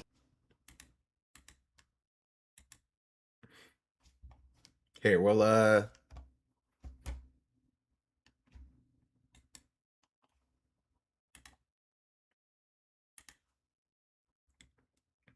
think part of this is people assuming that nobody actually likes wearing suits because they don't. No, I don't think that's what it is either. I don't think people are looking at Hassan being like he's wearing suits because he doesn't like it. Which still doesn't explain why you're in like full double-breasted suit. So here's what happened. After they it's hot as hell out here, by the way. I know, but aren't you so hot? No, I'm not hot. First of all, I'm from LA, so I'm used to it. But what happened is once they started clipping me every day to be like, this guy's a radical, this guy's a radical, I was like, I have to look more presentable for the older audience, my new older audience, and it's been working. Fair. People have been getting their grandmas to watch, people have been getting their grandpas to watch, and apparently when they see me in the suit, they're like, you know, I think, again, I mean, this is exactly what I just described. So exactly what I just described. Right? And so, but the problem is that it is respectability. Right? It can be working, but it can still be respectability and rooted in respectability. Right? And you have to understand that, like, it's not, there's going to be a give and take there. Right? There is going to be a give and take there. And that, like, you know, I'll finish the clip. I can listen. I respect what he has to say. That well dressed, clean living gentleman. Yeah. All right. So here's my question for you. Most of the time, you're streaming from your house. Yeah. So you wake up every morning, you put your suit on, and then go into another room of your house. Yeah. Yeah. No, it's fine. Hey, man, I love it. I like it. I'm not like there's something nice about putting on a suit. Yeah, I like. There's something like you just you do like the whole cologne and aftershave and everything. I mean, I don't do the aftershave and cologne, but only they don't smell you on their live stream. Yeah, I mean, we're still getting the technology for that. Yeah. That would do numbers for me if they could smell me. Oh my God, they would go crazy for that. But yeah, I mean, also this is like tailored. So when I realized like it's true, I was always wearing suits that were just like ill-fitting, and it made it really annoying for me. Yeah, but once I started wearing tailored suits, it's like this is like pajamas. It feels good, man. It feels great. It is hot. Like I'm surprised, man. I'm impressed. And the other reason is also obviously the Zoran method, because he used to dress like a New York hipster, and then sometimes he'd wear the thobe, you know. Like our first link up, he was wearing a thobe. That tracks. That's true. And then he all of a sudden went full suit. Yeah. And never changed. You got to do. Look. Malcolm X did respectability politics as well when it came down to switching from the zoot suits to a more traditional, suit. I don't know if I would describe what Malcolm X was doing was as respectability politics. Like, I wouldn't describe it as respectability politics. So from my assessment, it's like if it works, it works. You know. If I actually wore a suit, I might actually get some votes. Are you gonna? I think you're fine without the suit. I think you're doing pretty good. I think you're doing pretty good without the suit. I will wear a suit tomorrow. Well, here's the question: is politics? He's playing into the Iran politics. There's ways that he can play into respectability while conveying more radical politics. I don't think there's inherently Malcolm was weaponizing their own politics against them. They never wanted to see a black man dress like them, considering it was a class indicator. Yeah. You think it's on nor Malcolm X? Again, I think that there is a benefit to like Hassan wearing a suit, right? And that's fine, right? But I want to caution people by looking at respectability as if it was a good thing. You know what I mean? Like, respectability isn't a good thing. Like, it's not a thing to it's respectability is inherently a survival mechanism. Right? And I've talked about this consistently, right? Respectability is a survival mechanism, right, for marginalized people under the current system to try to survive and spare themselves the rot of marginalization by engaging with the current system as it exists. Right? So you're saying this is harmful? Is that what I said? I feel like y'all are just saying words.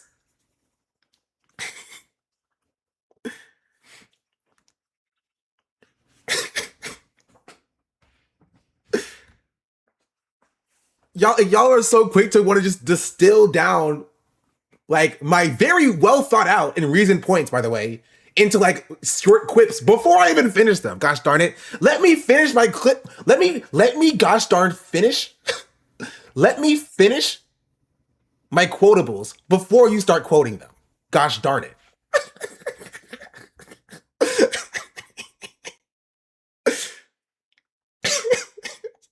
Is that crazy? Is that crazy? The point that I am making, right, is that you will never achieve liberation by engaging with respectability.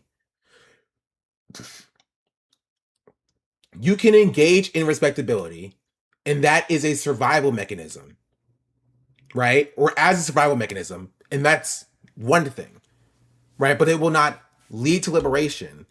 And you have to realize that in engaging with respectability, all that does is reinforce the same systems that forces respectability onto other people, right? You're not removing those systems from people. A good example of that is like natural hair, right? Let's imagine for a second, Hassan was a black woman, right? The black woman Hassan. And the black woman Hassan used to wear her natural hair. You feel me? I don't know. We'll call her Harriet for, no apparent reason. Harriet used to wear her natural hair. Right? And then one day, Harriet decides to not wear her natural hair anymore and starts to straighten her hair. And then Harriet starts to be taken more seriously once she started to straighten her hair. Right?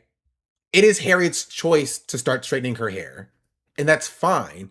And Harriet can start to straighten her hair because she realizes that she will be taken more seriously, right? That does not mean that the structure that forces Harriet to straighten her hair to be taken seriously is good and shouldn't be eradicated, right? And Harriet deciding to straighten her hair and not wear her natural hair is a choice to engage with that system that is harmful, even though it is still her right, to straighten her hair, if that makes sense. So it can simultaneously be Hassan's right to wear suits, right? And simultaneously be respectability, right? While respectability itself is a harmful structure, right? That imposes conformity onto people who are, not respectable. Does that make sense?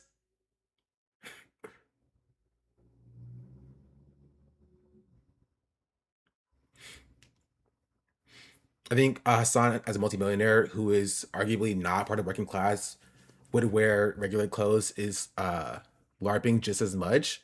No, the idea that like regular clothes is LARPing is like, again, the idea that like rich or multimillionaires wear suits is also particularly LARPing, right? Because like, I mean, freaking Mark Zuckerberg wears regular shirts as well. I think Hassan wearing suits is good because his fashion is horrible. See, that's something I can get behind. That's something I can get behind, Chatter.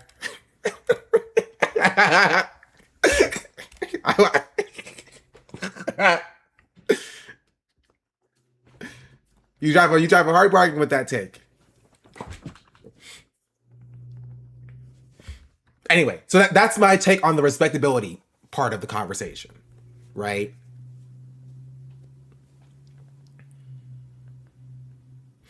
Mark Zuckerberg wears regular clothes to LARP, he says this constantly. I mean, sure, but I don't think a rich person wearing a t-shirt is LARPing. I don't agree with that. Gosh darn it, t-shirts are shirts for everybody. They're comfortable. They're not wearing suits to bed. Gosh darn it. I don't think Hassan wearing Hassan didn't used to wear regular clothes either. He wore designer clothes. He wore a $1,000 Gucci shirt. Do we not remember this? He wore a $1,000 Gucci shirt.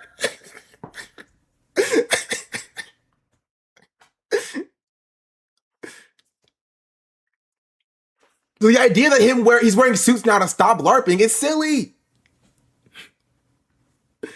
Can we cancel him now?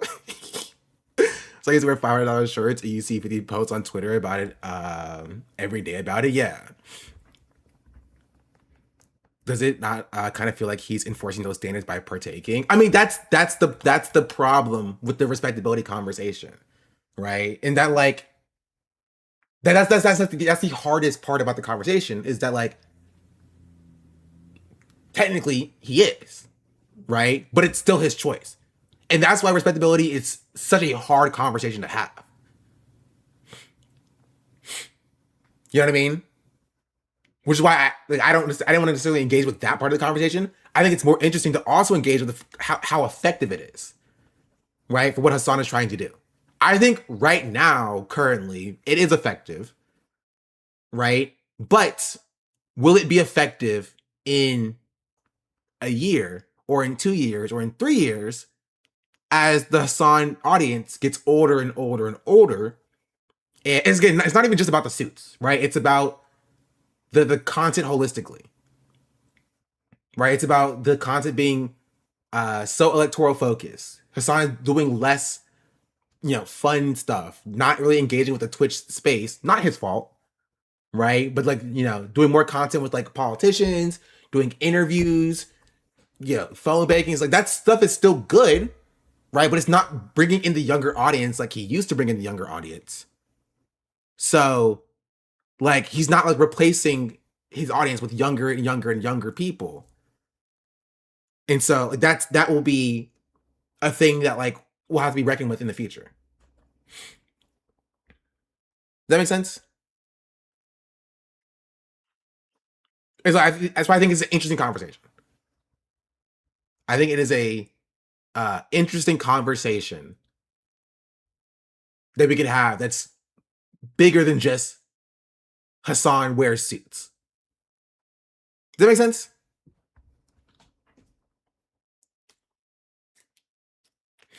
I shouldn't early message, but I think the suits is a temporary strategy that will be dropped in less than a year. It might be.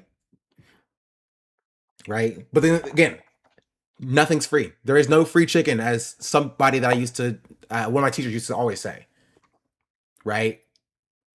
And so there is a good chance that there is an expectation for Hassan to keep the suits on. Right? After this primary season. In that, if not from like the voters or the base themselves, and from like the media ecosystem or whatever. And so that could be something that is like enforced to be kept. Does that make sense? Also not minimizing Malcolm to the clothes that he wore as though it represented him in his life effectively. Yeah.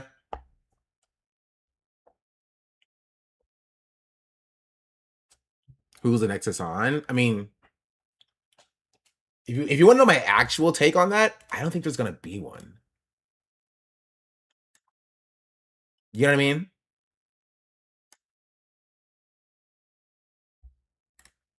Because if there was going to be one, you would already see, like, you already see them. Hassan started streaming in 2019. And by 2020, he was at like 20,000 viewers. Or 2018. And by 2020, he was at like, 20,000 viewers for the election. You know what I mean?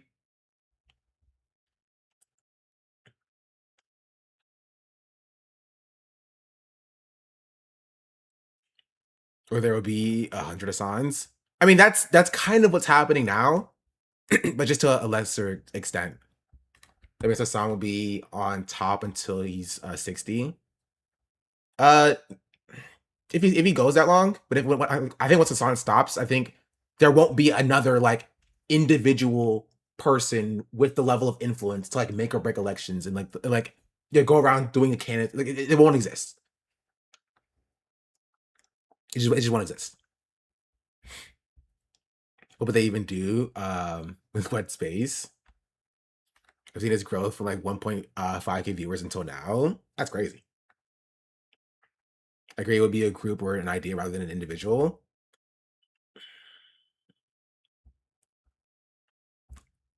I don't know.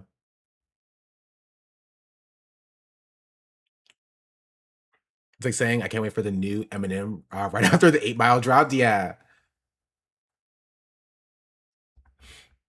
By the time Hassan retires, we will be a socialist nation, and leftism will just be the norm. Man, I love your optimism. You probably won't be someone on Twitch, but rather YouTube. No, no, because then they wouldn't be Hassan really. Rumble.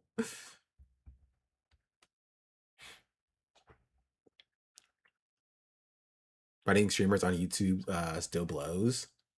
I mean, I don't think people realize how like big of a streamer Hassan is. Like, this is like saying like the next like I show Speed. Like, yeah, there's gonna be another streamer eventually who has a lot of viewers, but the next streamer to perform at the World Cup probably will not happen.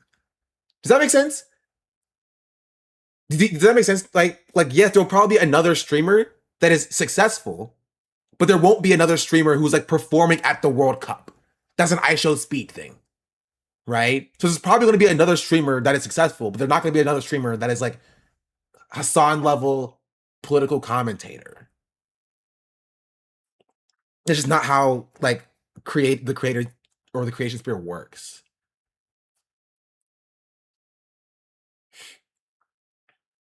You know?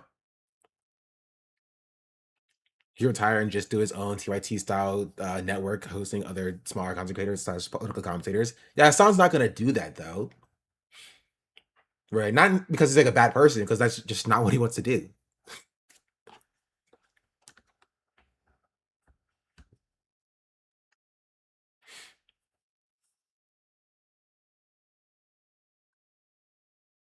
Should you want a second Hassan? Leftist politics shouldn't rely on a singular big individual.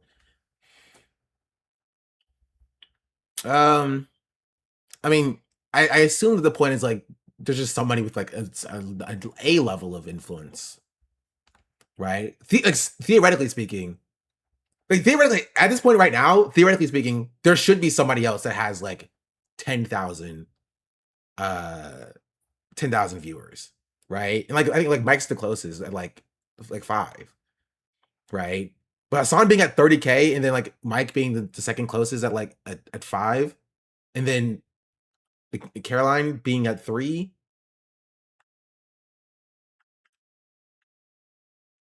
And then it kind of trickles out from there.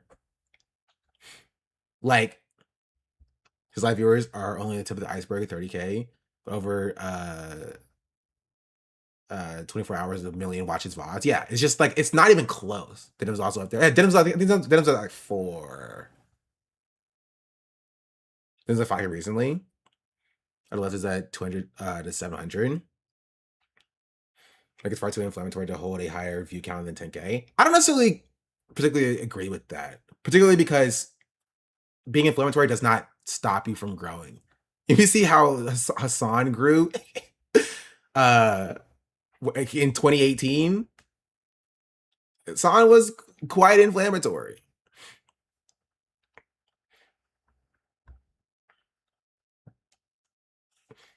No shade to Dennis, Mike, or Caroline either, but most of the viewers who came from Hassan first, the next Hassan would need to organic growth to be that. I don't agree actually, because truth of the matter is like a lot of Hassan viewers did not like come organically either. They came from like collaborations, right? And the problem is that they came from a space that just doesn't exist anymore, right? That's kind of the biggest issue. Right? Hassan was able to grow in a space that just does not exist. Right? Because Hassan had no, like when it was like from 2018, 2019, 2020, 2021, 2022, 2023, he was not like, you know, posting on TikTok regularly, clipping and clip farming and stuff like that. Right? He was a Twitch streamer who kept streaming on Twitch and posted YouTube videos occasionally. who got clipped and then posted on TikTok by a few viewers, and it started to blow up from there, right? Now the market is way too saturated for that to be the case. Right? So it's just not possible. The math 97% of people watching Mike or Hassan viewers. I mean, yeah, that just makes sense. I mean, Twitch hasn't grown.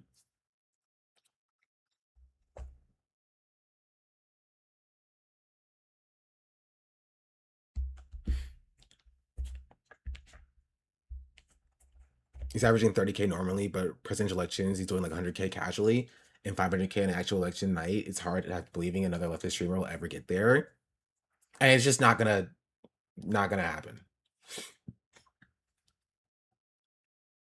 So that's just kind of how it is, right? But like, I mean, think about like, I don't know. I'm thinking of a good example. It's not really a good example. Looking at politics for most of his stream, and the 2 hours reacting to MasterChef and Forge and Fire, play video games with people like XQC and Myth, to keep it legit with Austin's show. There's no audience spreading like there used to be. Yeah, because Twitch also used to be a lot more close knit, and now it's just not as much. Right. I will say politics is just different now than it was back then. Right, where like back then creators would not like throw you away for doing politics. Now they will, kind of. You know what I mean? Like if you like, nowadays, if you do politics, you're kind of like kept at an arm's length. Where like in 2019, that just wasn't necessarily the case. Anyway, we're kind of totally off of the tries to collab with WL communities, but don't think those viewers latch onto him. I don't think it's necessarily the same, you know, for that kind of reason.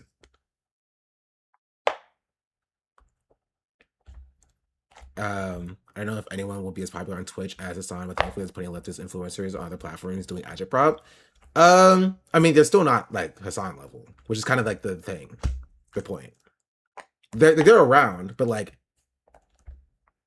I think that this is kind of the perfect example of like why decentralized is the approach, is that like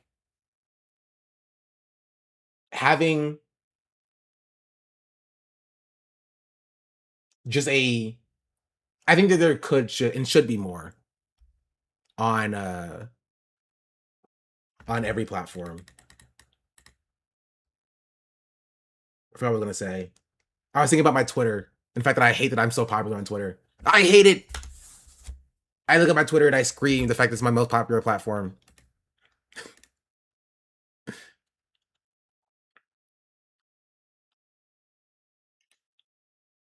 Anyway.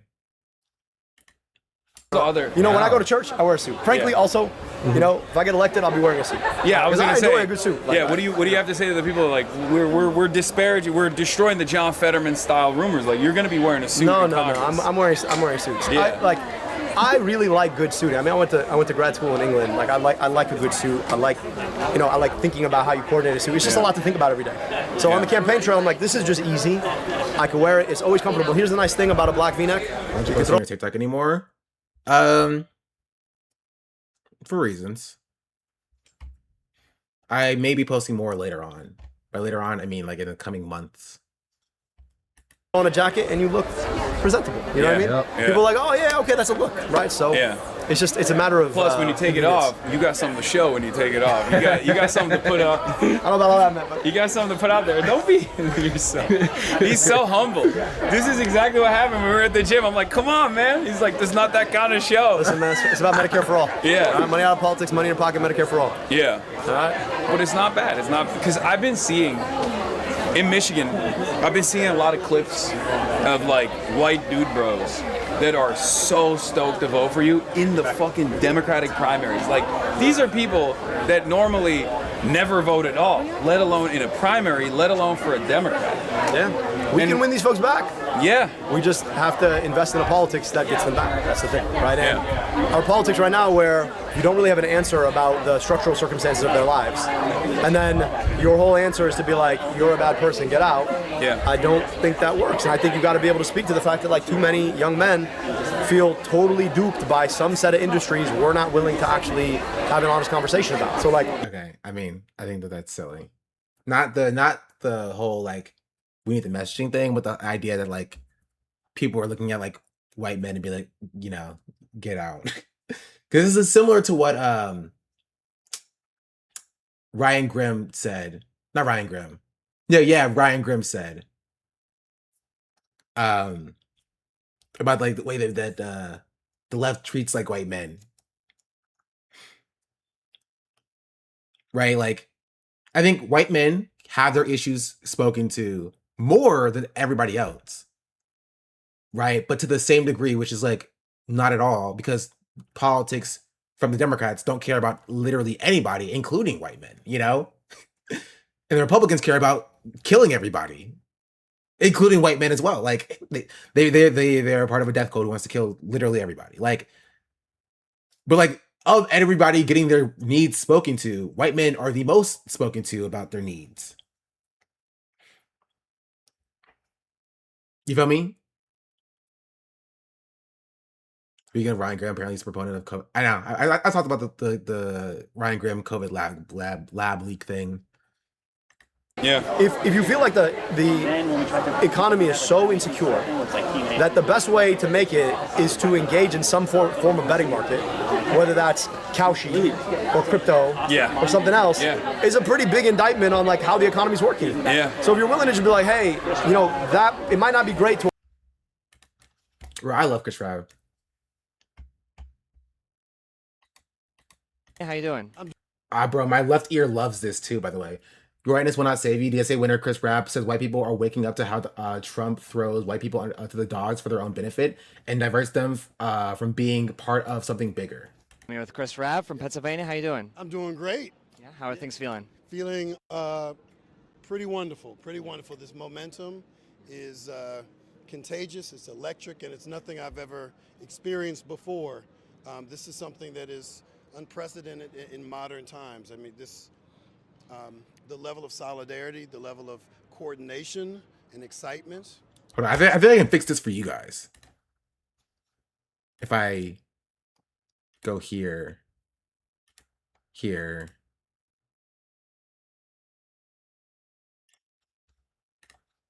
Extraordinary. What do you think you're building right now? Well, there's already a movement, and we're amplifying that movement. Those of us who are running for public office, who are seeking to serve, and not just to for self-aggrandizement, self-enrichment, but to actually do the people's work, and to see that there's so many other viable candidates who are winning across the country in blue and purple districts is extraordinary. What do you think it would mean if Abdullah Syed, let alone Donovan McKinney, Will Lawrence, and so many of these candidates, what would it mean if they win tomorrow? Well, it destroys this trope that this is about coastal elites and this and that and so forth, as opposed to a progressive message that is resonant across all kinds of demographies of people with all kinds of backgrounds, urban, rural, suburban, that the notion of getting There's not a way for me to turn this mono. rid of corruption in government, making billionaires pay their fair share, universal health care. This is not a uniquely urban or. Did nobody watch this back? Did they know that they can do this like in like Premiere Pro? Like they can just like duplicate the audio into like the right channel and like it's fine, or they can just turn it from stereo to mono before they post it. Like, does nobody listen to this? Sorry. Progressive thing even. And that is something that scares institutionalists, which brings me great joy. Yeah. The other day, actually, Alyssa Slotkin of Michigan had tweeted her theory of the case and how she said, what works in the coasts doesn't always work in places like Michigan or Ohio or Iowa, kind of suggesting that perhaps this movement isn't necessarily viable here. What do you make of those kinds of arguments that suggest that what is happening can't happen in places like here? Well, it's both cynical and ahistorical. Some of the most important movements that have led to things that have benefited everyone have come out of rural places, have come out of small towns. Wait, sorry. This is actually an interesting thing. Arguments that suggest what works in the coasts doesn't always work in places like Michigan or Ohio or Iowa, kind of suggesting that perhaps this movement isn't necessarily viable here. What do you make of those kinds of arguments that suggest that what is happening can't happen in places like here? Well, it's both cynical and ahistorical. Some of the most important movements that have led to things that have benefited everyone have come out of rural places, have come out of small towns, have come from those on the margins, young people, queer folk, black folk. I mean, this is not new. It may be new to them, but because we exist in a corporate media landscape, we're fed these narratives. It doesn't make them true. Yeah. I will say one thing that I don't think my electoralism cynicism has been like changed crazily. But I do think that, especially recently, these candidates have done a significantly better job of messaging in a way that I think is effective, speaking towards like Black people. Like genuinely, I do. Right? This is the biggest problem that like I think Bernie had in 2016, 2020, and the Bernie movement and Bernie Bros took as well, is that like it's just, these are finger coils. The biggest issue is that they had no intention of actually doing this, right? And doing this kind of messaging as it pertains to like, you know, the Midwest and the South. And I think that like, I think that the left has gotten better on this.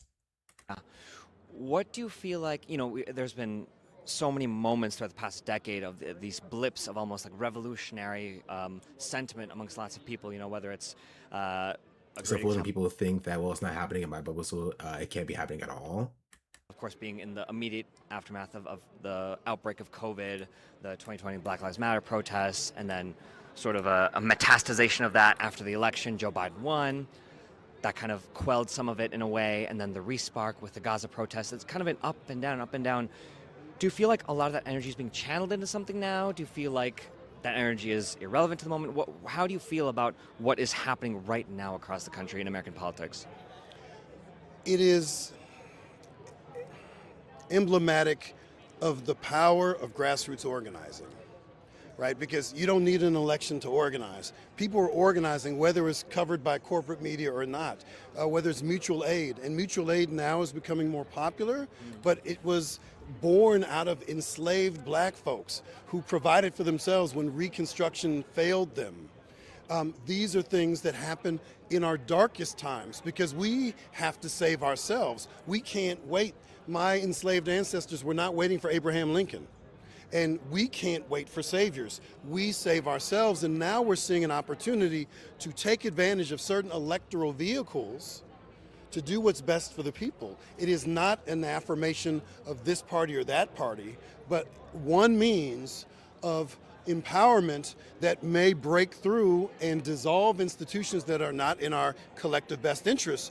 And so that organizing has always been there. There are ups and downs in terms of reportage, there's ups and downs in terms of electoral results, but as long as we organize, right, there's opportunity. But if we wait for things to happen to us versus making things happen for us, that will determine our collective future. Many historians have pointed to I love Chris Rabb. Chris Rabb is great. So please come to Louisiana. I think, okay, hear me out. I think Chris Rabb needs to be with AOC whenever AOC does her South tour. Cause without Chris Rabb, AOC's out here with the black scent on or whatever. And I think that he could be a very good ear, or very good like a voice in her ear to like, you know, keep her solid. Breaking down Reconstruction. I was gonna help her in summer for Senate. A fundamental shift. I mean, I think Summer will dominate. I think, like, I mean, come on, like Fetterman is not an obstacle in my personal view. What could have been a point of I contention. hope he leaves the party. Oh, I hope he leaves the party. I really hope he leaves the party. I saw a post saying that him and like Carville talking about leaving the party. I'm like, oh, please do it. Please, I'll throw a party. I will throw a party. I will throw a party. Many historians have pointed to the breaking down of Reconstruction as a fundamental shift in what could have been a point of contingency that leads to a lot of the pervading problems to today. I'm wondering, as you look at the issues we face right now and the world that we live in, are there certain aspects or potential points of contingency that you fear if we don't address them right in the way that we didn't with Reconstruction, those could also lead to cascading failures and negative impacts in the future? I am really concerned about the ascendancy of aggressive white mediocrity. When we keep rewarding white mediocrity, it leads to corruption and self-dealing. It leads to a level of anti-black and xenophobic racism, Islamophobia, and all of these things. It's not just white Christian nationalism. It's white mediocrity. Tell me more about that.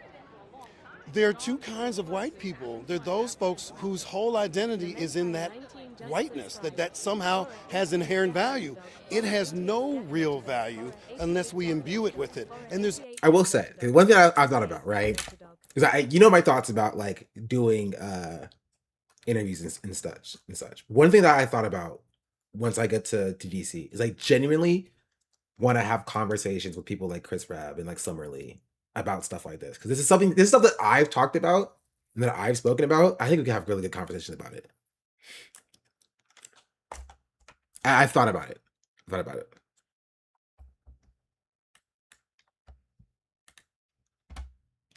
Here, you know what? Sorry, slight aside.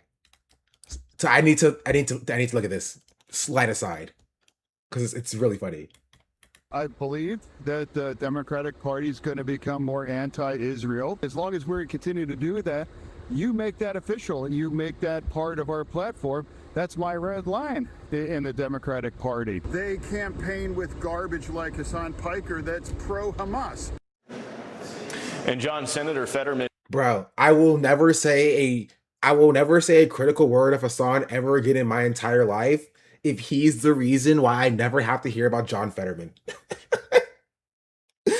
Never in my entire life. Please leave. Go somewhere else. Go somewhere else. I hate this man.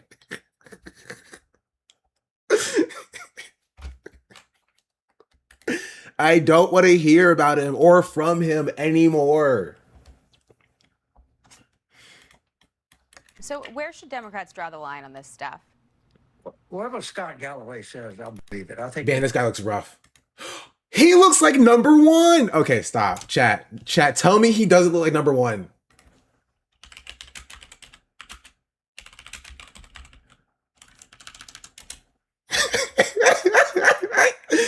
Bro, stop. He looks exactly like number one. Like verbatim. Stop.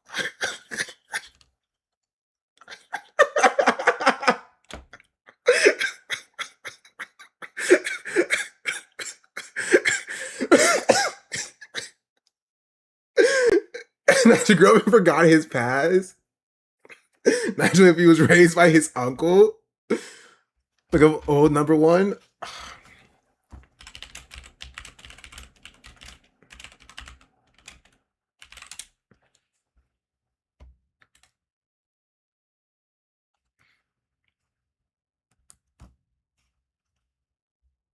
No, he actually has more hair when he's older. He looks exactly like this. Like exactly like this. Down to the glasses, bro. So where should Democrats draw the line on this stuff? Whatever Scott Galloway says, I'll believe it. I think that he's one of the smartest, most cogent, brilliant analysts there is. And I'm not sure what to understand what Madonna's doing, but to talk about the larger... Oh, I can see Eustace. Bro, I can see that as well.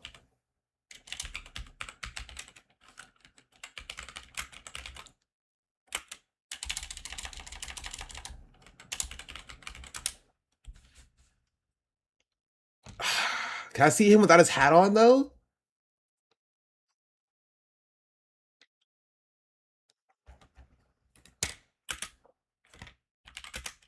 No hat.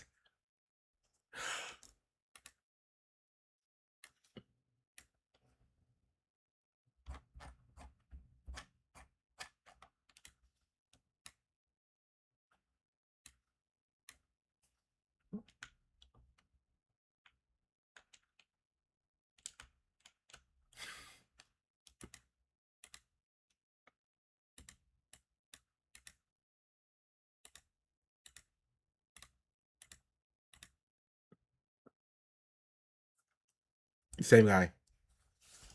He's the same person. The same person. Number one has the glasses, though. The glasses were really funny.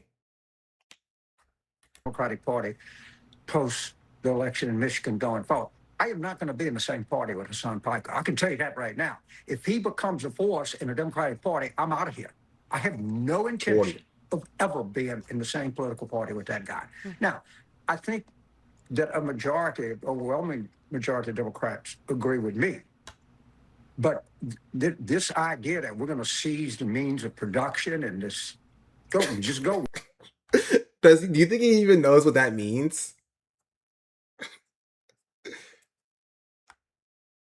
Look at the DSA platform. You don't have to look any. I don't think the DSA platform is seizing the means of production. Personally, I didn't see it. Maybe I'm wrong. I don't think seize the means of production is on the DSA platform. Other than that, and you know, Jackie, it may be that the two-party system is just going to be under tremendous stress here in the coming months. I mean, you see it in with Tucker. It would be sick. And I don't think it's the on there. Republican side, you see it going on right now. And I can't sit here and tell you for certain how this is going to turn out. But the one thing I can tell you for certain, Hassan Piker and James Carville are not going to be in the same political party. One of us is going to leave. It might even be me. He says on Fox News, bro, you're already there. Listen, Jim. Can I call you Jim? If you gotta go, you gotta go. I don't know what to tell you. Whiteness that somehow. Anyway, let's go back to the third one is Bill Maher. Oh, I hope Bill's gone. It would make my day. Pretty. Tell me more about also, Momentar, they give her the 7 months, and Blonde Boy, they give her the prime. And Squishy Dough, they give her the 37 months. Much appreciated. Chat, you know your primes are free. You go ahead and check if you have an Amazon Prime account, you can connect your Twitch account to it. You get a free Twitch Prime subscription every month. You can use it on me or any other broadcaster on Twitch, but mostly on me. Right? And if you don't have it, you know, you got $6 you want to throw my way, you can throw it my way. I'll take it. I'll appreciate it. You can use my great emotes. Chat, show them what emote they can use if they subscribe. That's right. You can use SDAP Cowboy, the best emote on Twitch. It's the best and the funniest emote. It's hilarious. It is my favorite emote. Oh, I forgot to show you the Dean video. I keep forgetting to show you the Dean emote. Or the Dean video. SDAB Cowboy, SDAB Cowboy, SDAB Did y'all see it? Cowboy, SDAB Cowboy, my favorite mode too. I was about to go get the Henny.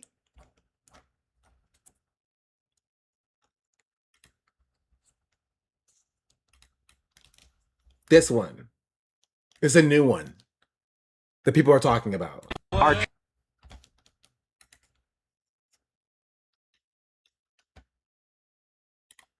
trans women women? Yes. Would you marry are trans women women?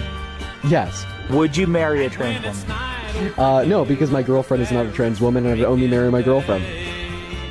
Dude, if you were single, let's just say it that way. I'm sorry, that's literally logically impossible. I'm sorry, I couldn't even imagine a hypothetical where I live without my girlfriend. Bro, come on. Okay, before you met your girlfriend, would you? Before I met my girlfriend, there was no before I met my girlfriend.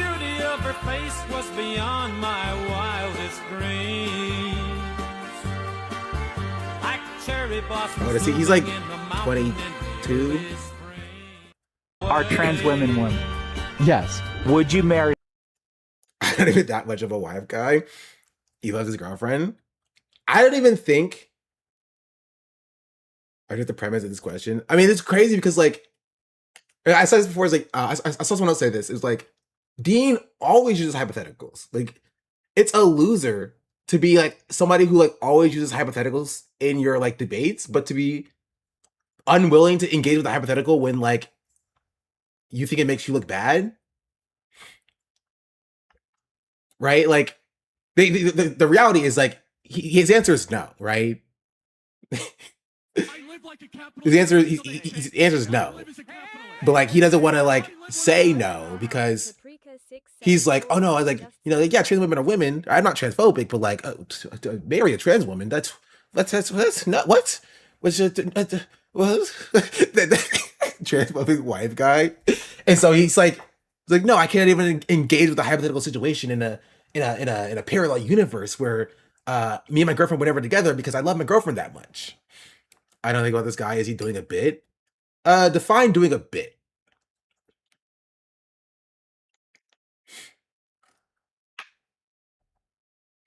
As it reads more, it's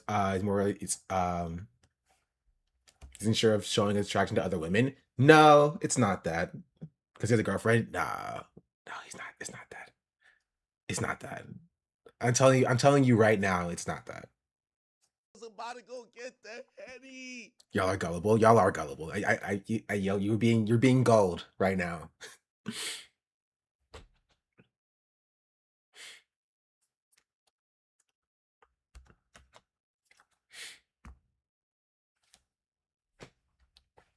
I'm a boyfriend guy. You probably didn't want to answer. Yeah, that's the simplest. It's like Occam's razor. Kent's bot. Thank you for the 5 gifted subs. Much appreciated. Oh, chat. I saw Tenet yesterday. And let me tell you, that movie's not that bad, actually. I actually liked it.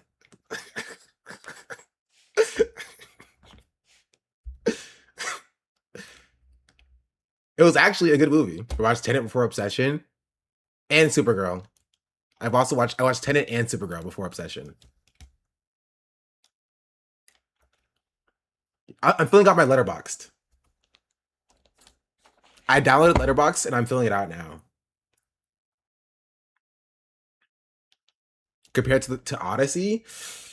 Compared to Odyssey? Which one did I like more? I mean, the Odyssey is a better movie, but the story already existed, so I guess that's not really fair. Oh yeah, Robert Pattinson's in both of them, by the way. I didn't know Robert Pattinson was in Tenet. I'm watching Tenet, I get like 45 minutes in, and Robert Pattinson just shows up. I'm like, bro, what are you doing here?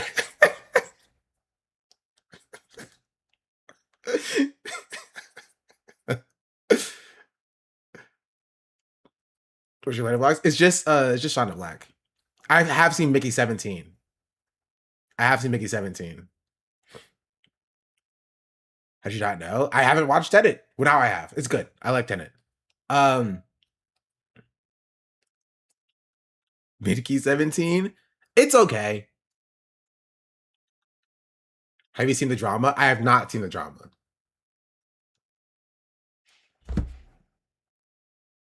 Who just followed me on Letterboxd? Oh. Do you love the protagonist in Tenet? He's short. That's the one thing that I've recognized immediately. Is like, man, this guy's short. Tenet was good. I like Tenet. Project Hail Mary? I did not like Project Hail Mary. People are saying they have Pattinson, Zendaya, Tom Holland fatigue. I get that. Why not? It feels like a PG version or PG-13 version of Interstellar is already PG-13, but it feels like a PG version of Interstellar. And I like Interstellar more. It's kind of how I put it. I didn't hate Project Hail Mary. It was fine. It was okay. It wasn't my favorite. Am I following you already? Oh, maybe because I didn't make it yesterday. I made it recently. Project Hail Mary is better than Interstellar. I think you're wrong. I don't agree with you.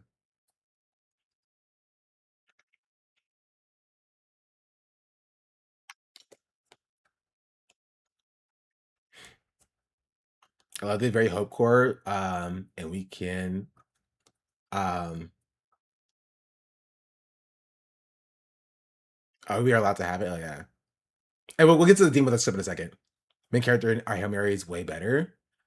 I mean, it's Ryan Gosling, and I'm not a fan of Ryan Gosling, the actor, personally. Project Hail Mary, not even comparable to Interstellar. No, it very much is. Why?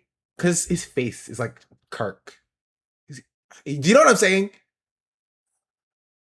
Why don't you make reviews on Letterboxd? Well, right now I'm trying to just get all my movies in there. But I don't. His like face is very close together. You could say he's ugly. He's not ugly, funnily enough. He's actually not ugly. His face is just very close together. Elaborate.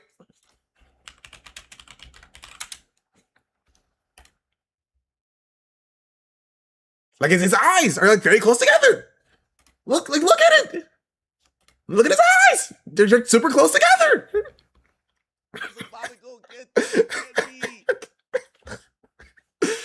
I'm sorry.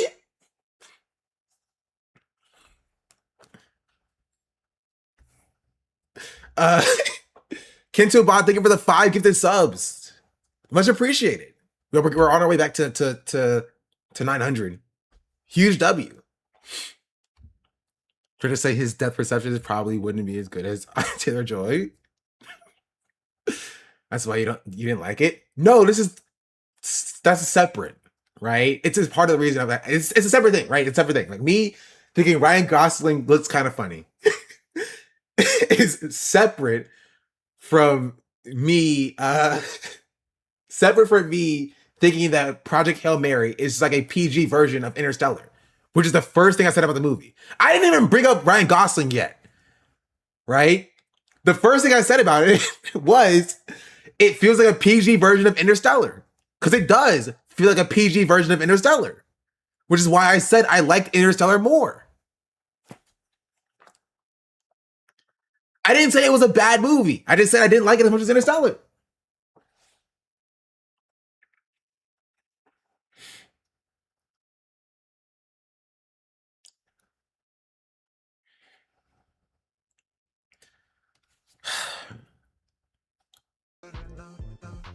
There's more stakes in Interstellar. Yeah. Favorite rom-com? I don't know any rom-coms on top of my head. Limbo, thank you for the 37 months. I was gonna say Horimiya, but I didn't want to count anime. Isn't Crazy Stupid Love? No.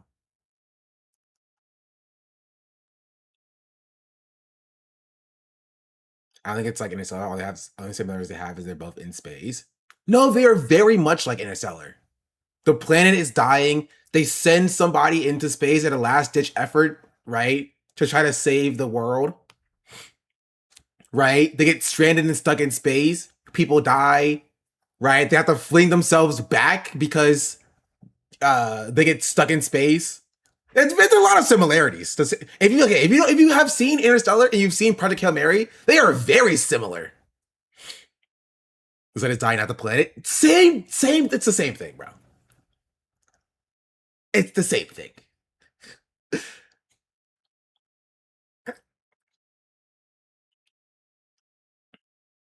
There's similarities, but it's not the same.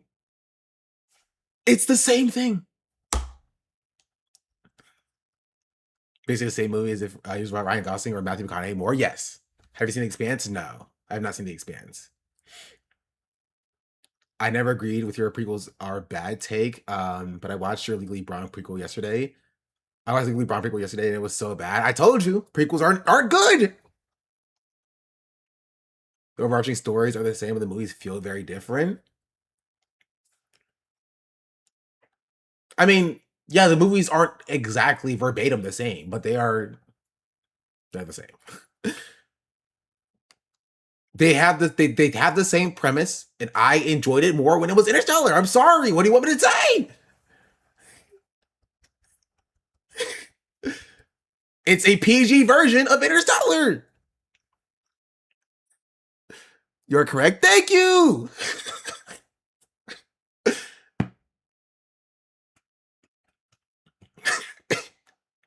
Have you seen Minions? No. I have seen Despicable Me 1, 2, and 3, though. Thoughts on New Airbender? I liked it. I don't think jokes make it PG. Did I say the jokes made it PG?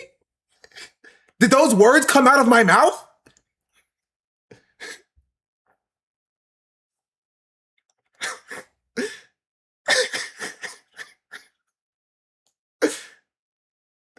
What's the difference? The vibe.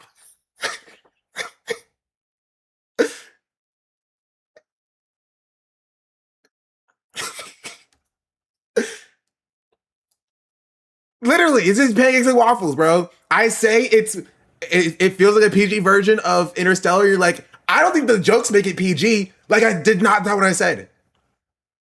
Do the jokes know? Is that what I said, chatter? Or are you just making things up? You are literally making things up.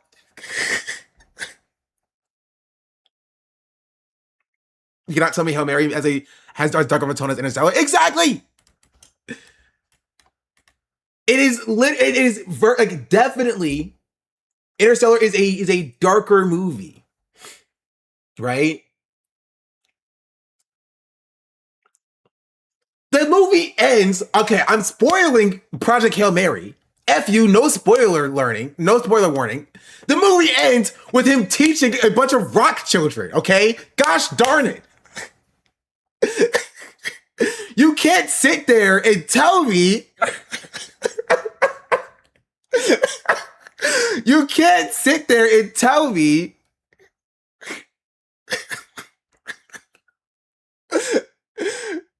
Why do you hate The Martian? I love The Martian. It's a more PG version. That does not mean PG-13. It is okay, I feel like you don't understand comparison. It is a more PG in comparison to Interstellar than Interstellar is. Interstellar, Project Hail Mary. When you compare the two, Project Hail Mary is here when compared to Interstellar.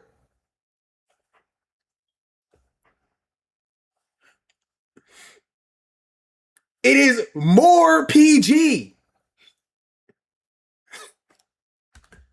than Interstellar.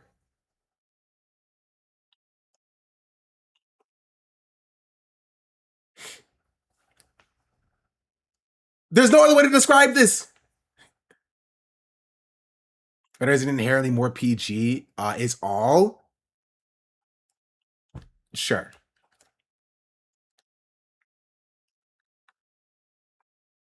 Sure. Lighter is it inherently more PG? Okay. Yeah. Yeah, you got it. You got it. Okay.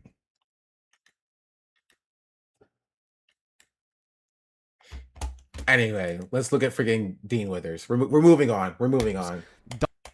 We're moving on. We're moving on.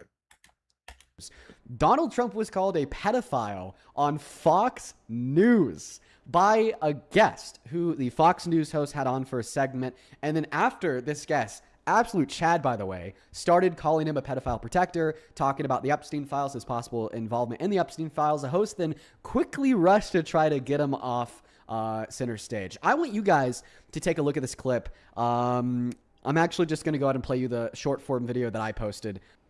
If we're going to talk about children being raped... Why is he wearing a suit? I know that's not the main point of this discussion. You know why?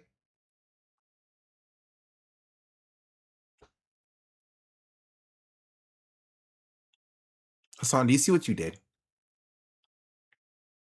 I'm saying right now. I'm saying it right now. I'm not wearing a suit. I'm not doing it.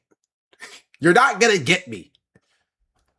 We need to hold this pedophile president, Donald Trump, accountable. Holy shit. I want to know who this guy is.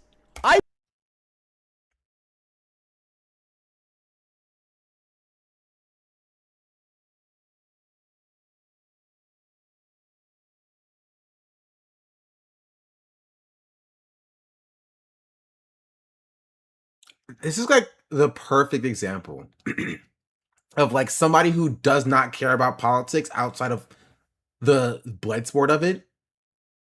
Because like if you are genuinely and actually a progressive, you have to at least kind of know who's running in the primaries as a political commentator who I guarantee is making well over $200,000 doing politics.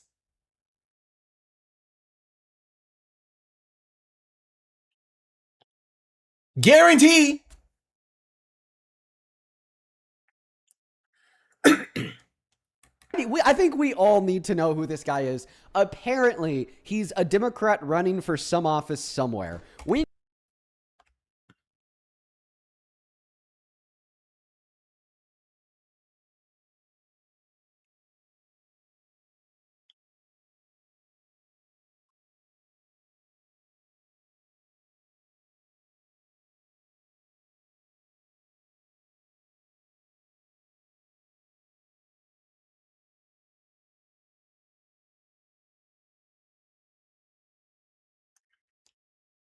This person makes more money than I do doing this.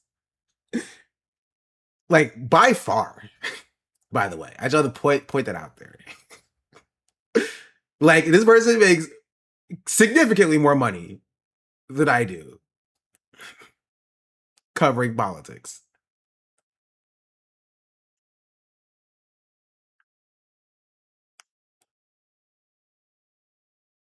So you make 100K? I do not make 100K now. I made 100K last year, and that was me having 2 jobs. And I quit that job this year. I don't make 100K anymore.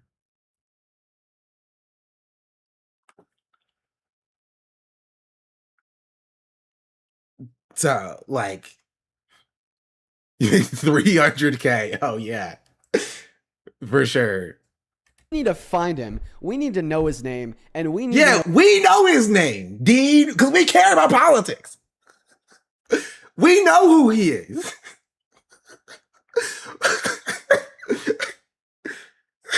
He's like, guys, I feel like we should know what's going on in politics now.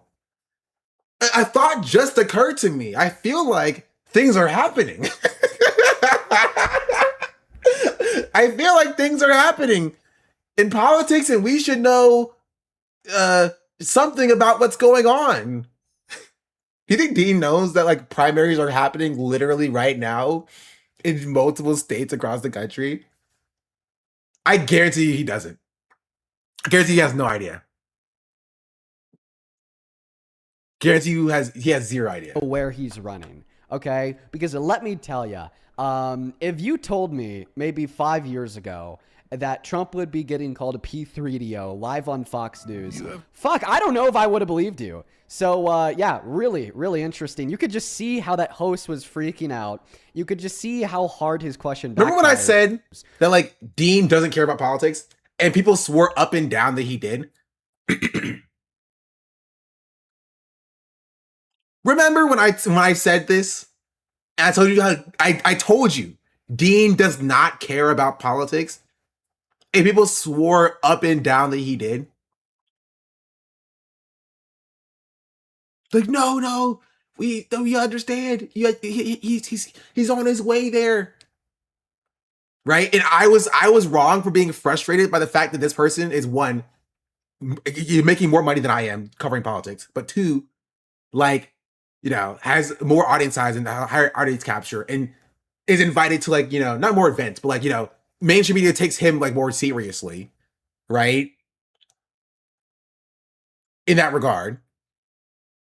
But I was the bad guy. I was the bad guy for having an issue with it last year.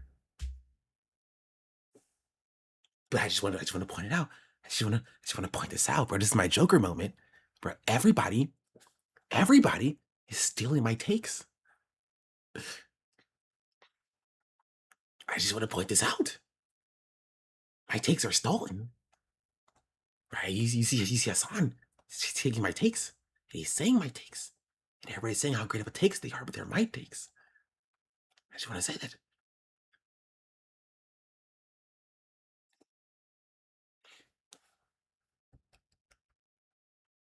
Just want to put that out there. Trademark your takes. I should. You wanna know how I got these subs? Stay from them, wear the best suit. To be fair, if we're being entirely real, I was wearing suits on my stream first. All right. Or if we're gonna say it, I'm gonna say it. I'm gonna say it. I wore suits on my stream 3 years ago.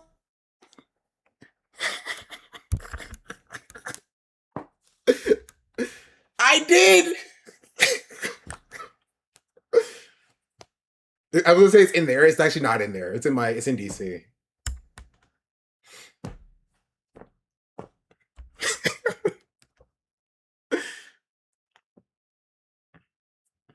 Didn't you wear one that Ethan Klein dropped at the lawsuit? I did.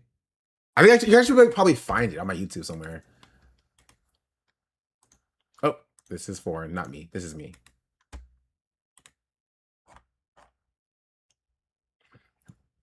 How this one? This one. Good evening. Here, okay. So we'll start with the context. Apparently, here, let me pause. Okay, it's not letting me.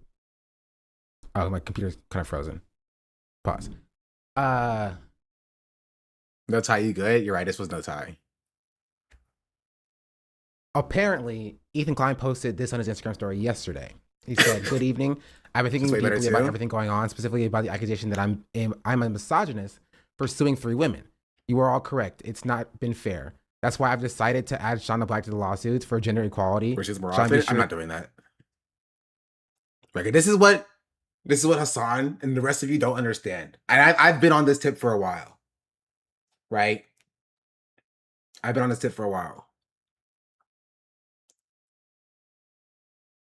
And this is also why, if you think about it, why I wear bonnets. I talked about this before, chat. I've talked about this before. Back when I was on TikTok, here. I'm giving you a little insight. I haven't also been on TikTok in like I've forever. Made it.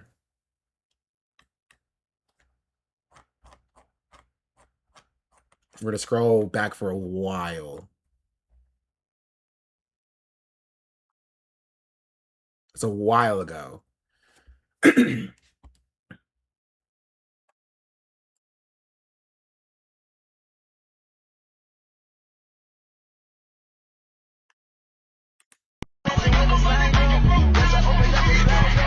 Now, see, what we're not gonna do is sit here and act like my hair is that bad. I want to see what's under here. Y'all want a hair review? All right, y'all. Oh my God! I can't looking at your girlfriend. The same person. I'm so thirsty. Hot. Right, and I said it when I showed this before years ago. I said it's the contrast. It's the dichotomy, right? If I were to show my hair every day, people wouldn't be like, going crazy. My hair was like, my hair looked nice. And if I were to wear a suit every day, when I wore a suit here, here, here, here, here, here, here, here, it wouldn't mean anything. When you pop out with a suit and people aren't expecting it, then it's like, whoa, crazy. Ow. Yeah, we use this. That's why you wear two suits. True. You wear one suit and then you rip it off. Psh, another suit. Is that your manufacturing scarcity? Exactly. To thank all your stalker. I think I started this stream by playing something. I don't remember what it was.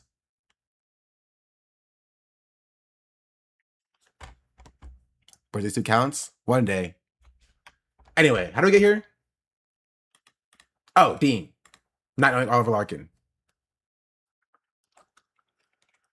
You age fast? Whoa, what do you mean by that? I age at a normal rate, at a normal speed. Dean not knowing Oliver Larkin. Donald Trump was called a pedophile on Fox News by a guest who the Fox News host had on for a segment. And then after this guest, absolute Chad, by the way, started calling him a pedophile protector, talking about the Epstein files, his possible involvement in the Epstein files. The host then quickly rushed to try to get him off center stage. I want you guys to take a look at this clip. I'm actually just going to go ahead and play you the short form video that I posted. If we're going to talk about children being raped, then we need to hold this pedophile president, Donald Trump, accountable. Holy shit. I want to know who this guy is. I think we all need to know who this guy is. Apparently, he's a Democrat running for some office somewhere. We need to find him. We need to know his name, and we need to know where he's running. Any video at all about primaries on Dean's TikTok? No. Guaranteed it. We can check.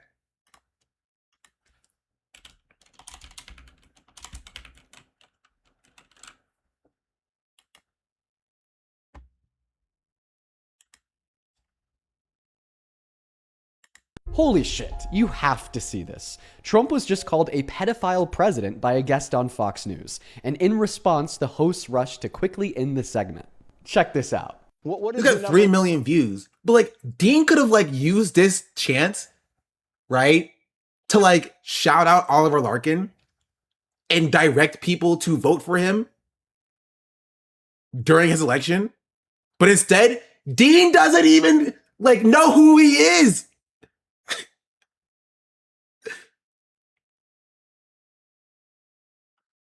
He couldn't even look up his name. Hey, wait, his name is on the screen.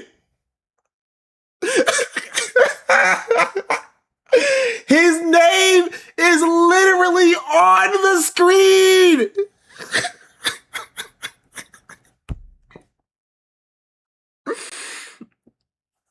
And the top comment from Ray William Johnson.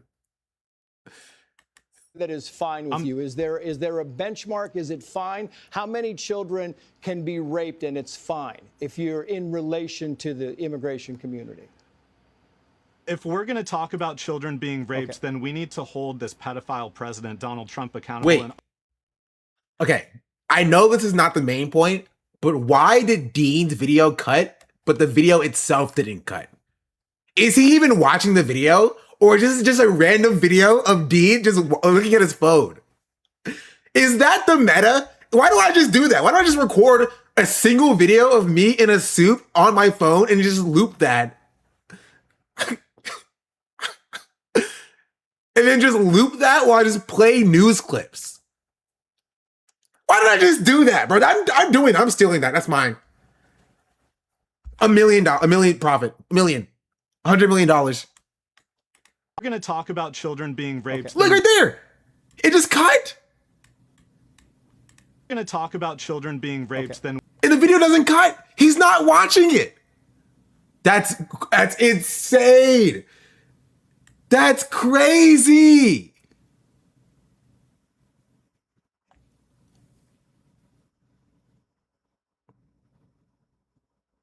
That's wild.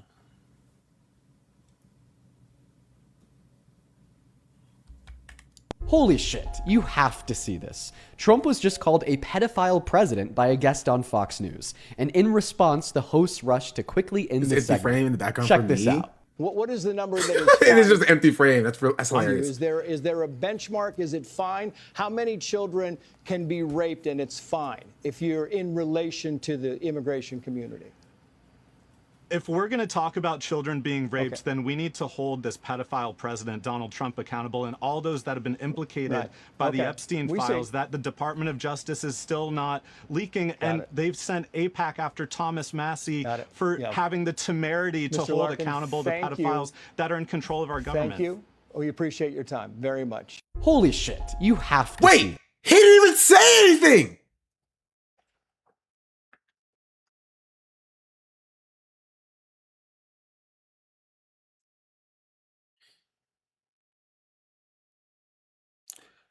Do you know what's even crazier about all of this?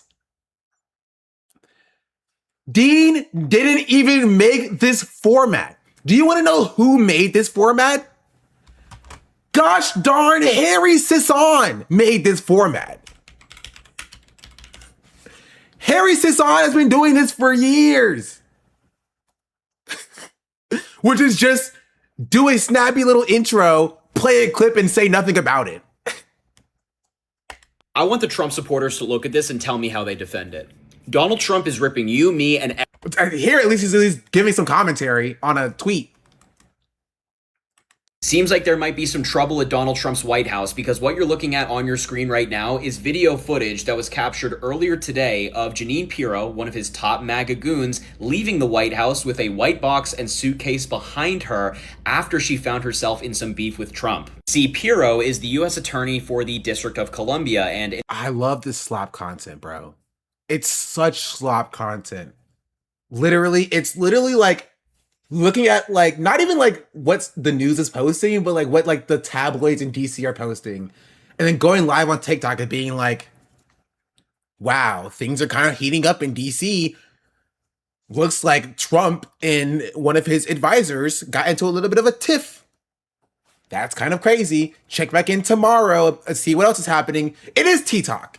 It's literally like drama TikTok. It's like, welcome to Tea Time in DC.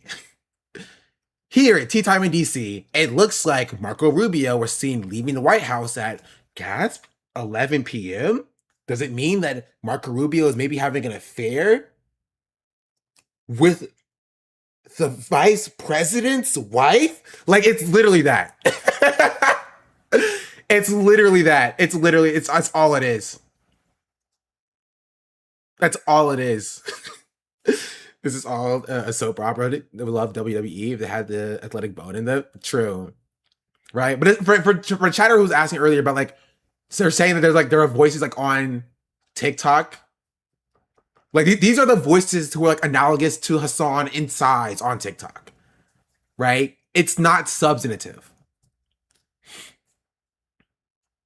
You feel me? It's not substantive. There's no analog there. But keep in mind, these people get paid more than I do.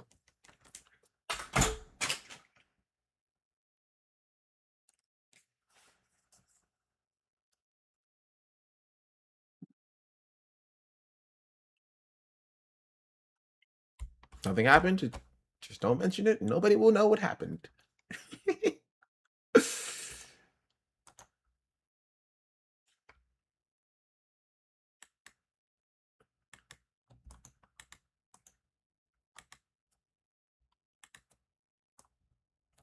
Oh, wait, we're talking about, we're going to Dean.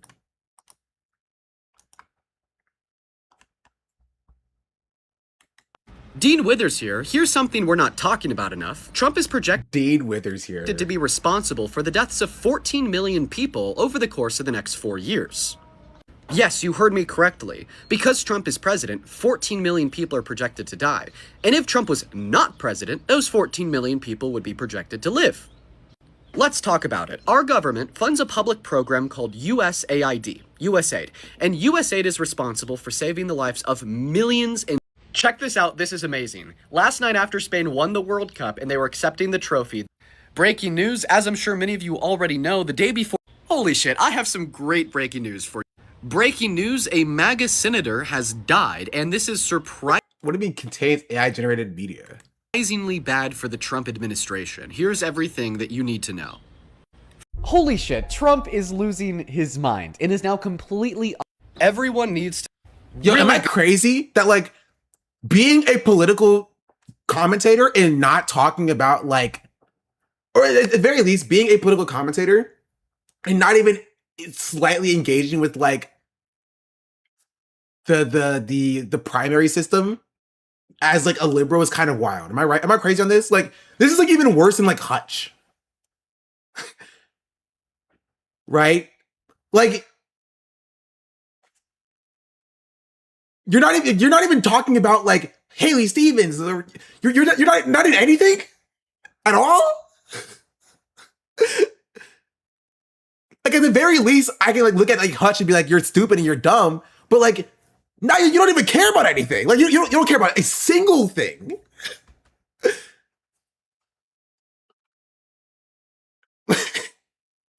Like, this is good news. Trump is... Things are happening in the world. Over the last couple of days, my debate against... The lady in this clip was nuts, by far. This is me before debating 20 Trump-supporting women. Why don't you tell us all why men are better at leading than women? I'm Dean Withers. I'm a 21-year-old liberal. I do political debate for a living. Breaking news, it's Donald Trump. Holy shit. Folks, you have... Donald Trump is in the... Breaking news, while I'm having a great day at the beach, Donald Trump is having one of his worst days yet. I don't know. Maybe he's... Okay. Maybe he's on, like, live doing stuff, right? Right? He's on live doing stuff. So, like... Wait, he debated a leftist? Stop.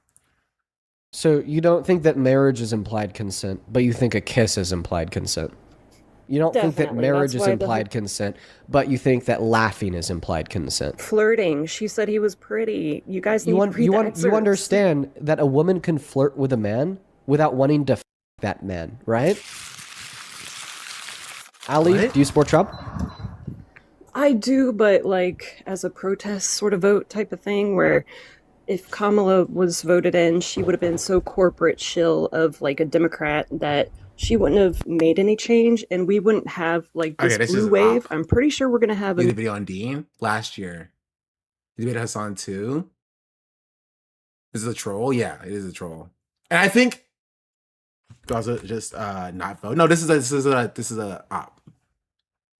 This is not real. This is CIA. She's not a leftist. I mean, this is why I say is an op, where it's like a person that like Dean is debating to make like leftists look bad, because like Dean does not have any substantive conversations with any leftists, right?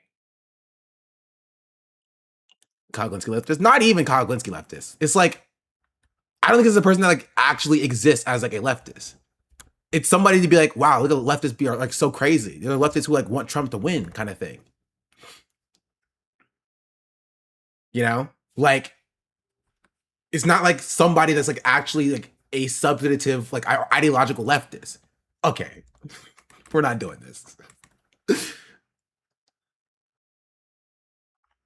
I did do a video on Dean. I did a video on Dean last year.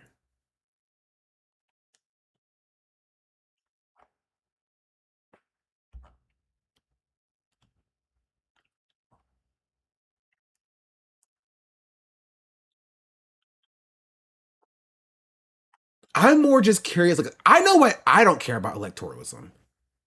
I'm more just curious why Dean doesn't care about electoralism. You know what I mean? Does that make sense? But I still talked about like the primary season. I still covered candidates. But like, isn't Dean like supposed to care about that stuff? Am I wrong on this? Am I incorrect on this? Like, doesn't that sound like something that like he should be talking about to some degree. His ideology and how does electoralism play into it? I mean, he's like so much like you need to vote for Kamala. Like he's like, to some extent he cares about like electoralism. He's like a huge Kamala person. He's like, no, Kamala, Kamala, Kamala. Like,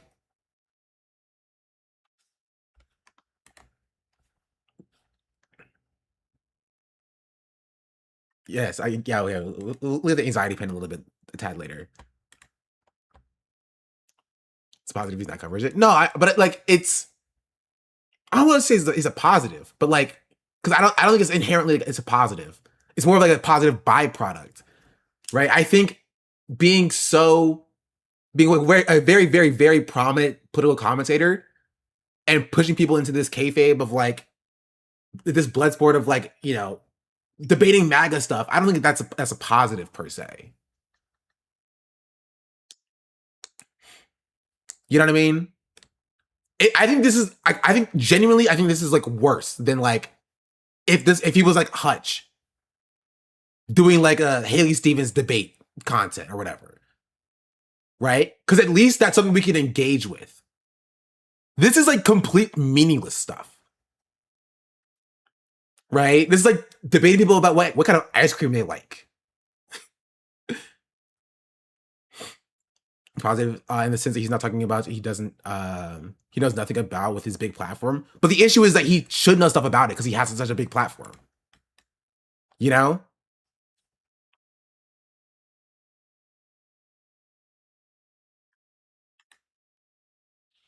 Like, he should. If he cares about these things, like, this kind of demonstrates like he cares, he doesn't care about it at all, right?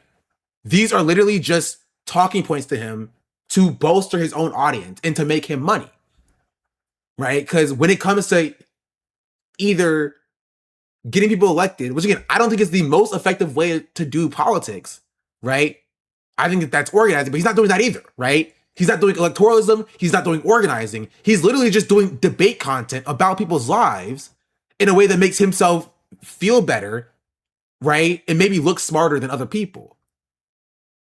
And like, that's crazy to not even like, it's the primary season. Right? Like, you're not even debating people about what kind of candidate's the best.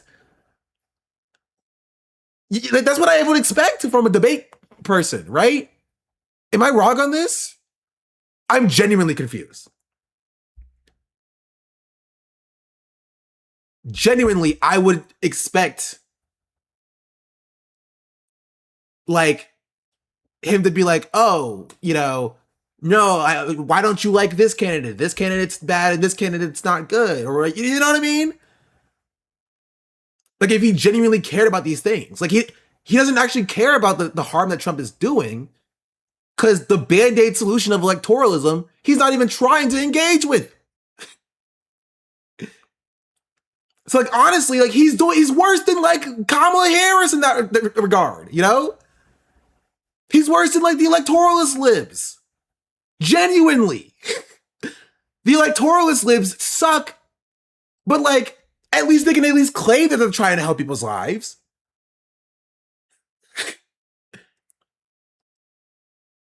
Dean is literally like, yeah, no, I don't care about trying to slightly make people's lives at all any better. I'm here to say Trump is bad.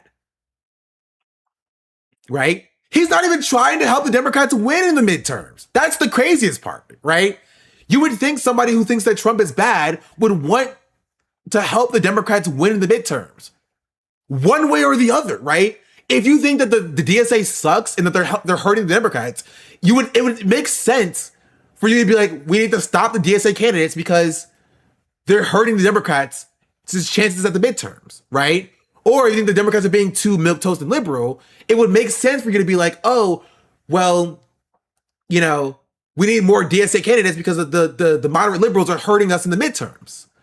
Like, he's not covering the midterms at all. Which is like, does he even care about Trump if he's not even covering the midterms? Does that make sense? I'm literally going crazy right now. Does what I'm saying make sense? If he genuinely cared about like MAGA and like limiting the power that Trump and MAGA had, like he would to some degree care about the midterms, right? Somehow, either for or against the progressive candidate, right?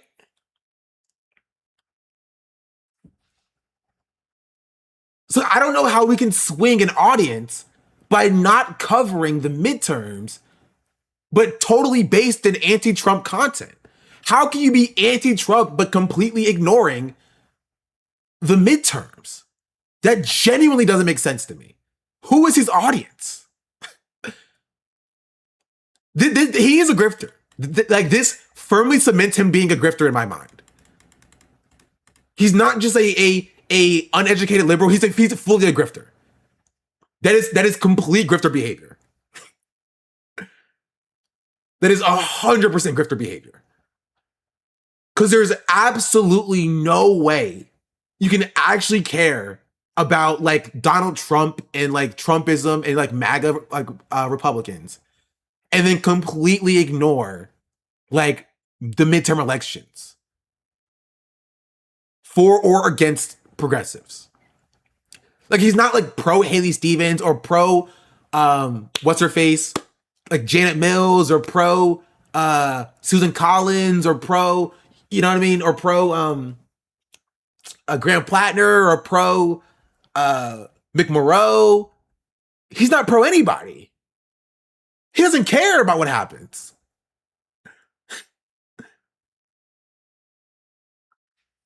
Like that's weird.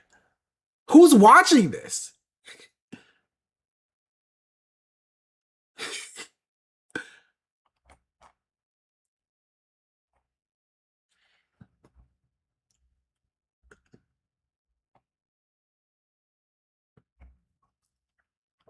That's really weird, right? And what really cemented it to me is the whole like I don't even know who Oliver Larkin is kind of thing, right? Because that was strange, right?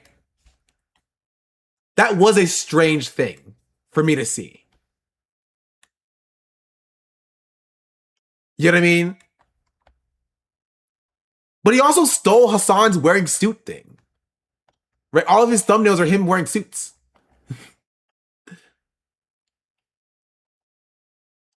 Not in his videos themselves, though.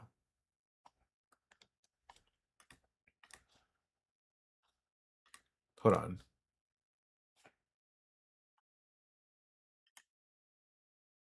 Here we go. Welcome in, folks. This is the 490th episode of the Dean Withers Show. For everybody who is tuning in, I appreciate y'all for being here. I'm looking at the nearly 30,000 people that have already joined over on TikTok in the very first 8 minutes of the stream. That's just... like, that's insane. 30,000 people. He has Hassan numbers on TikTok.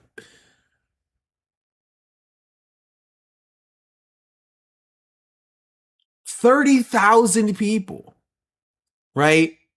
So going back to like the Hassan suit conversation, right? So when Hassan is going after like the barbers and the Debs wearing suits on Fox News for Fox News clips, like that's kind of like, again, when I say it's not like you lose something, you lose like that.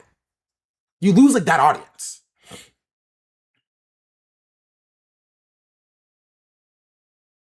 You feel me? I live like a capitalist every single day, Shank. I live as a capitalist. Okay? And like, but like that's what they're watching. They're watching Dean Withers and they're getting nothing. It's full catharsis. It is all catharsis. It's only catharsis. There's no theory, there's no output, there's no electoral like framework.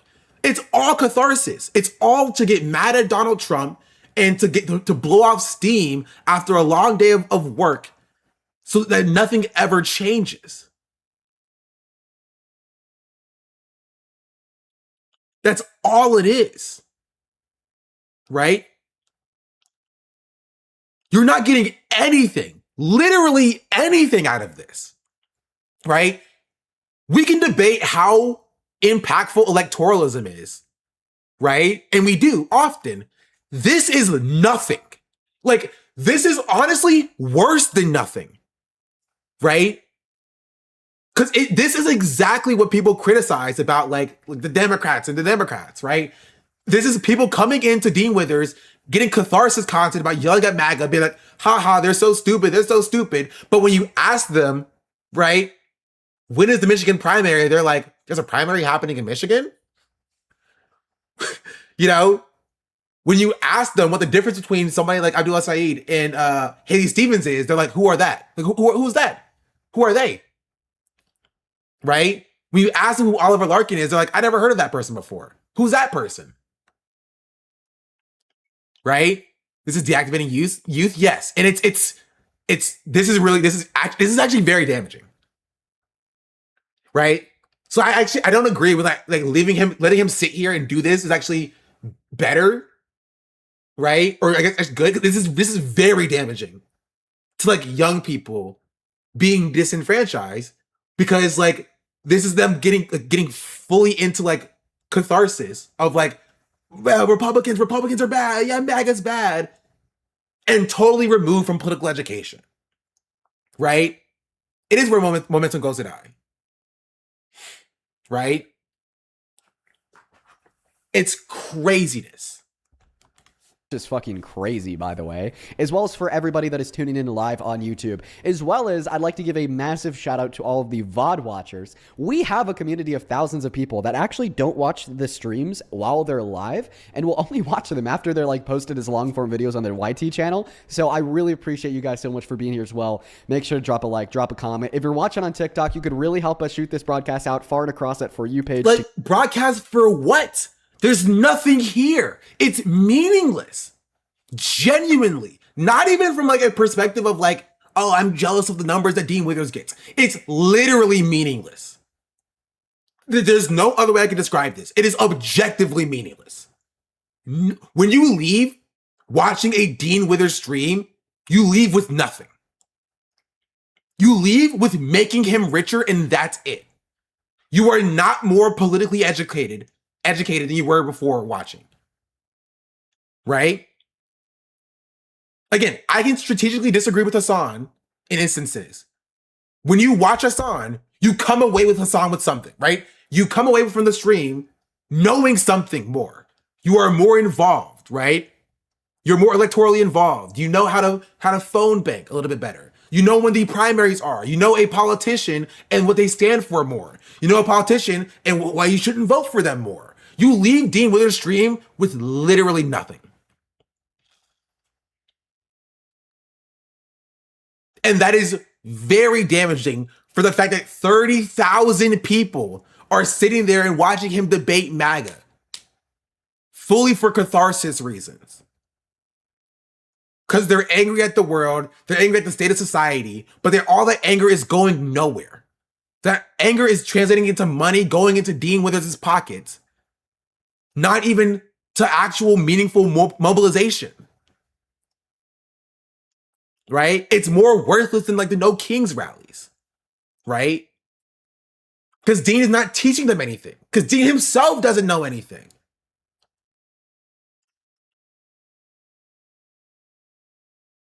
And he has no no attempt to learn anything. Like, how are you as a liberal political commentator not covering the primary season? You're not going to talk about it? You're not going to discuss it to see what's going on? I'm not saying you have to have politicians on your streams or whatever. I don't. But you're not even going to address the things that they talk about? Is that not important to you?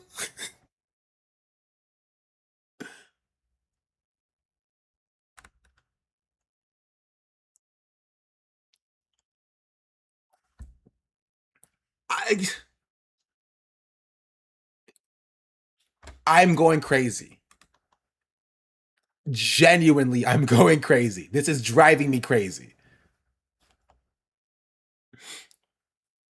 We make you popular on TikTok stream. I have a plan. I plan to be more involved on TikTok in August and in the future. I plan to invest more on TikTok and on YouTube.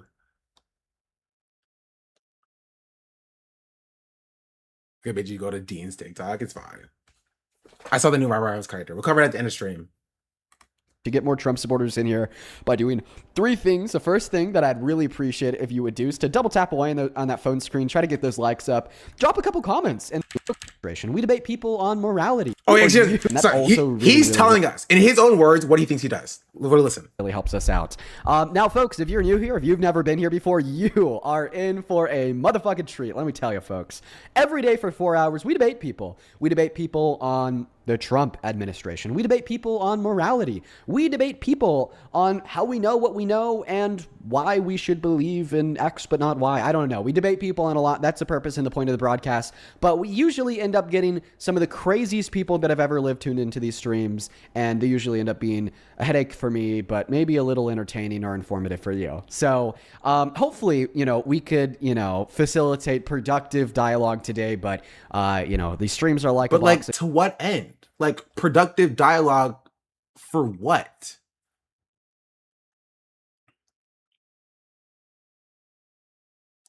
You know what I mean?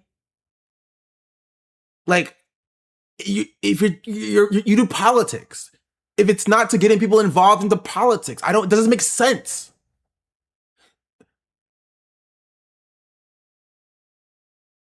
Right? And honestly, I might go as far as to say that maybe even Dean doesn't even want people to vote against Trump. Right? Maybe Dean wants a 4th or 3rd Trump term because it means he can keep debating MAGA.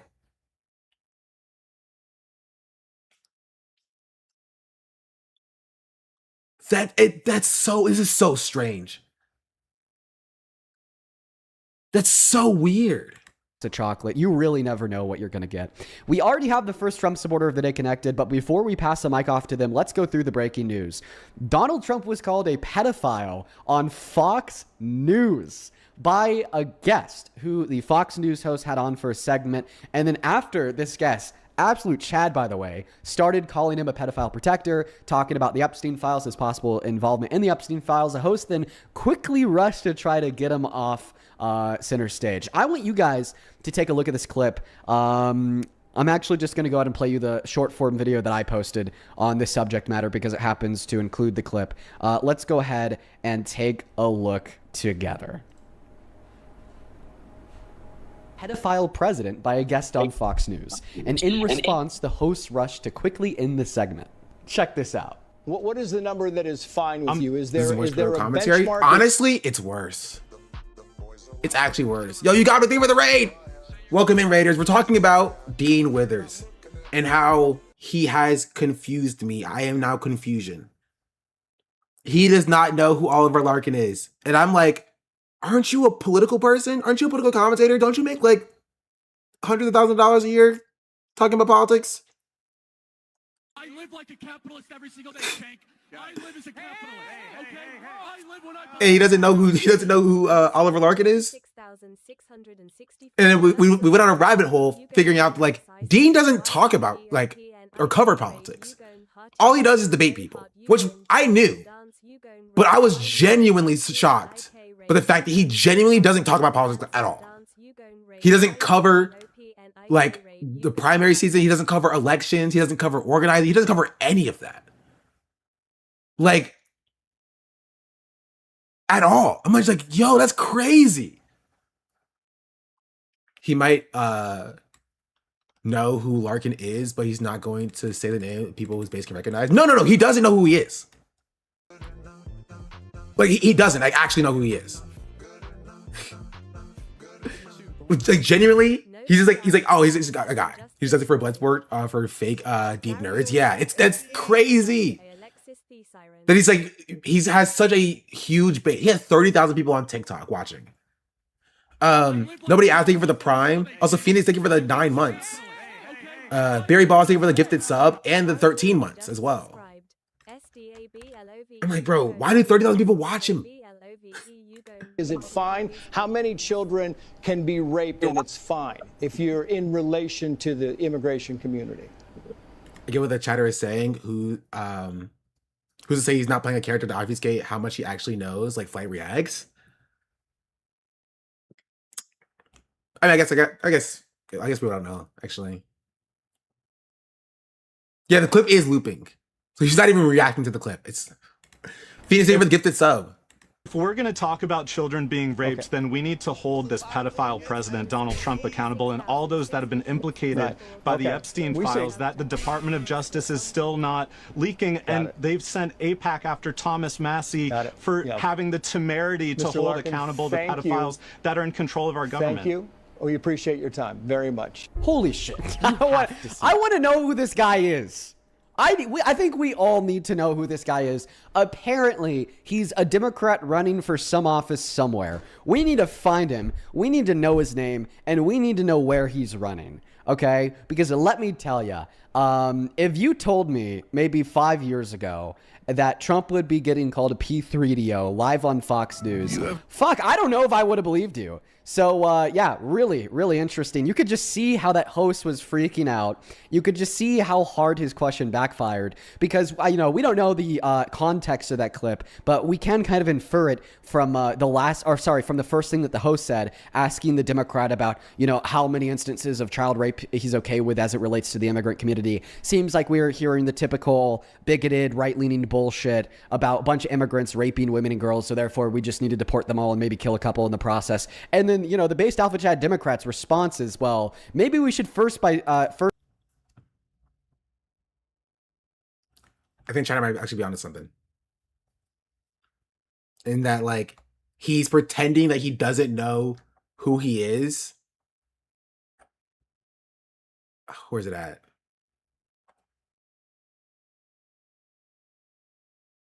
He's pretending he doesn't know who he is, specifically to give the credits to the Democrats in general, right?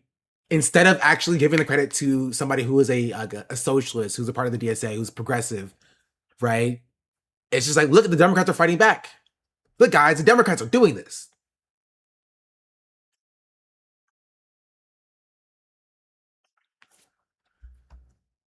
I think he's still stupid, and mostly probably stupid.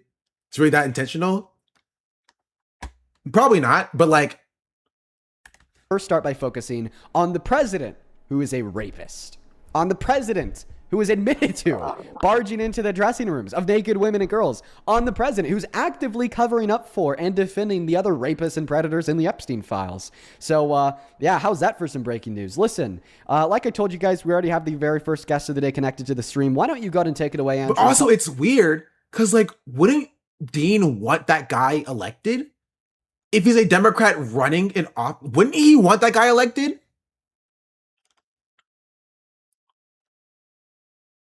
Am I crazy on this?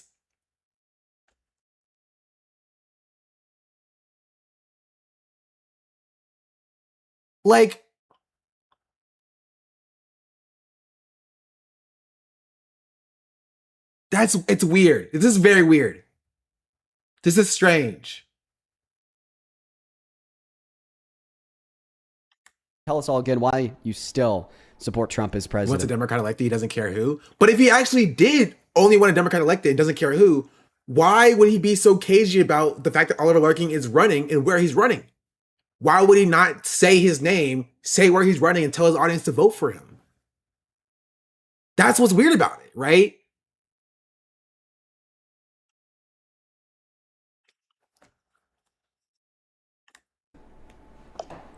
Yeah, so the main reason that I support Trump is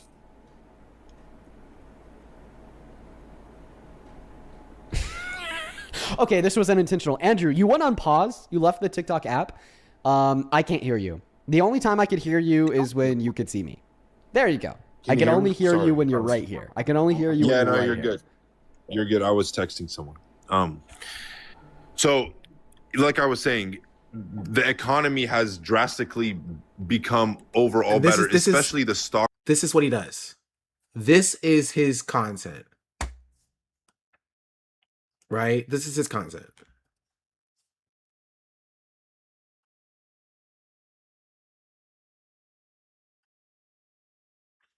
I'm confused. Didn't he earlier react to the Fox News clip? Why didn't he do his research before the stream? Because he doesn't care. Centrist Charlie Kirk, yeah. No, No wonder he cried when Charlie Kirk died. Because he doesn't care.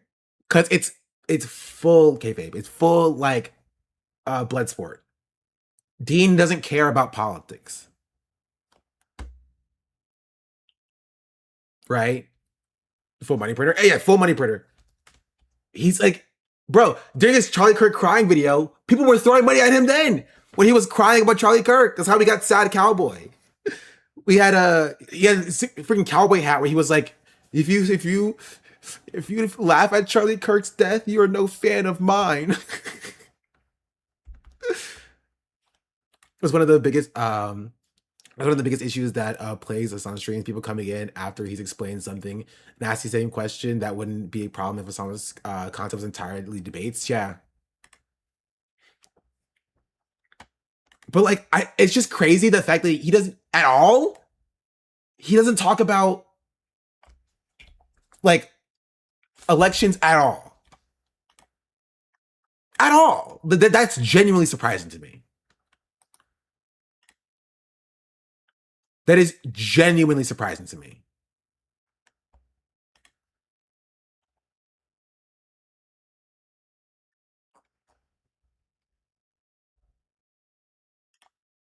Wait, how many members does he have? I can't even see. Probably a lot though. Welcome in, folks. This is the 400.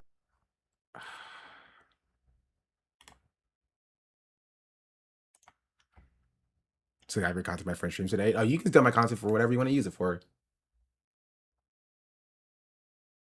Oh, he said if our elections were unsafe as Trump suggested tonight, the system was truly rigged against him, he wouldn't be president.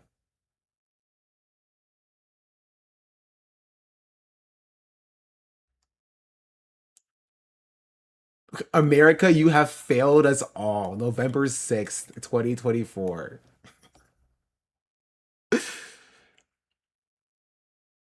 What are you talking about? The only election cover every 4 years? True. You're right. Bishop Hero, but on the left? It's just crazy. That's just wild to me.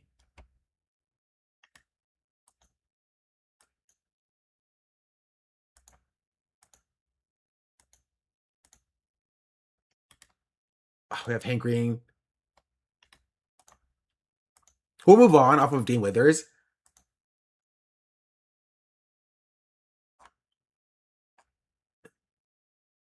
That's crazy.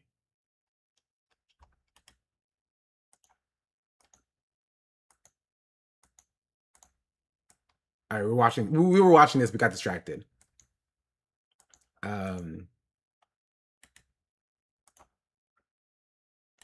Oh, we also have Hank Green. Okay, we'll also get to Dean Withers' predecessor before we get to Hank Green.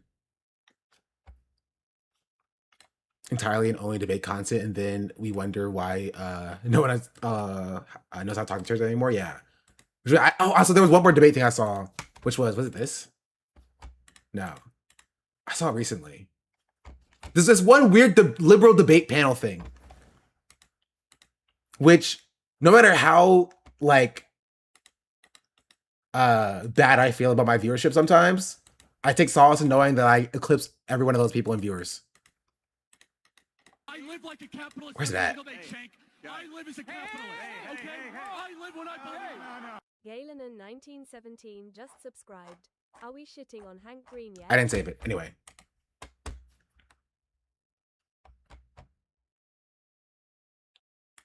Oh my god, dude, I'm ready, dude. Galen, anything for the 7 months?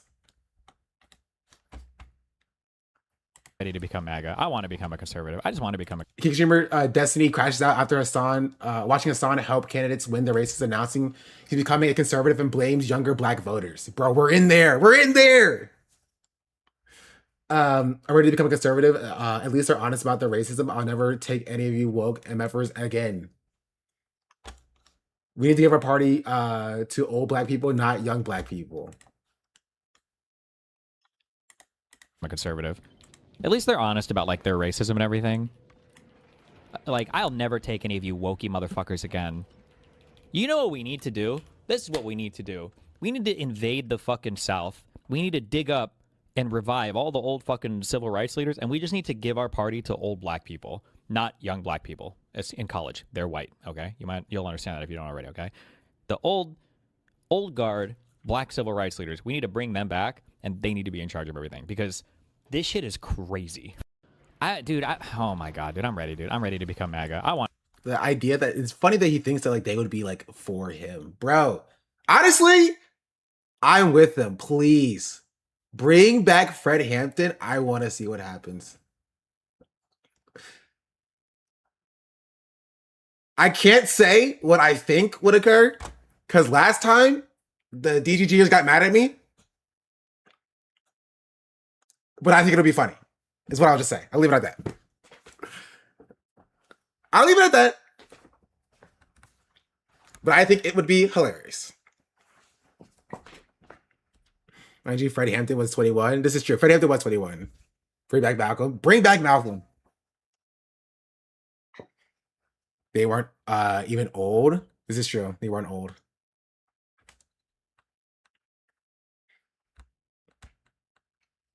If you took care of business post of war, we wouldn't be here. I've said it before.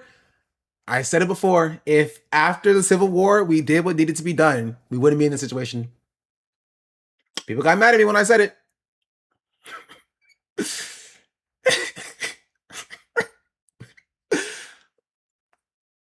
I'm just saying.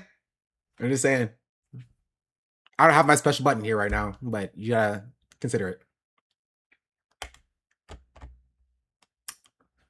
Just gotta think about it. Anyway, let's look at what Asmongold has to say.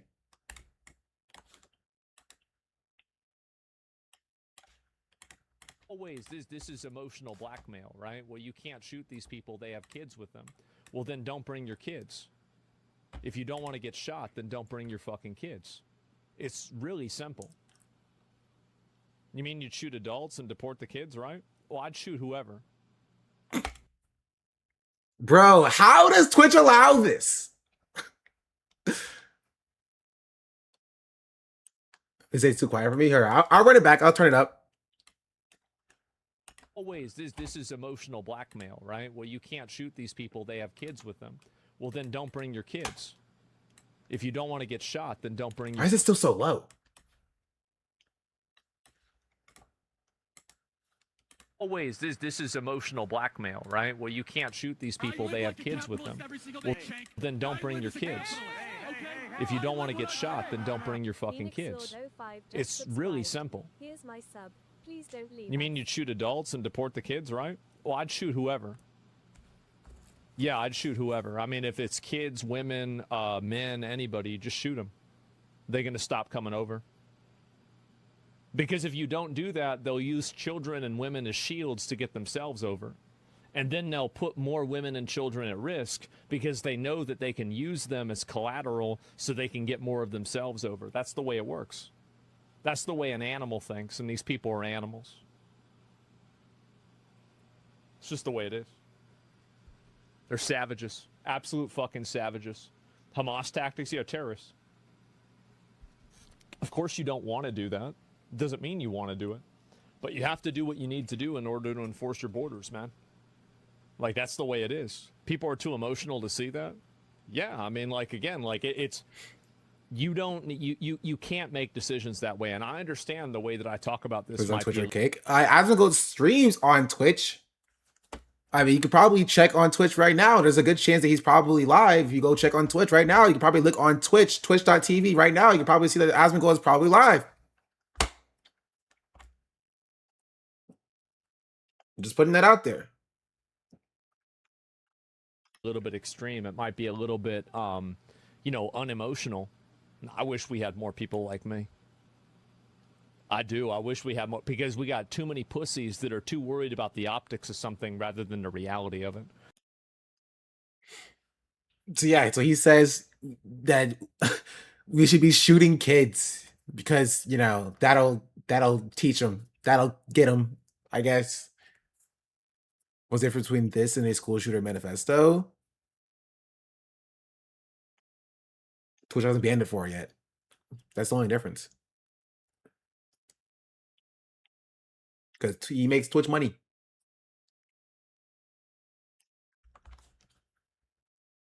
Or the manifesto is ban worthy. Yeah.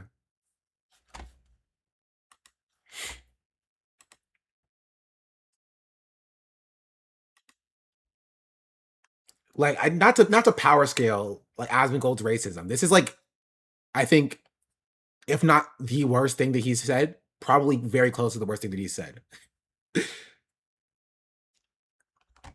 Just to put it into context. He's straight up saying that we should be shooting kids. Like, because that'll teach like migrants to not come over. Like that's craziness. That is like, he literally just outright says it. There's no double talk or double speak there. Like, he just straight up just says it.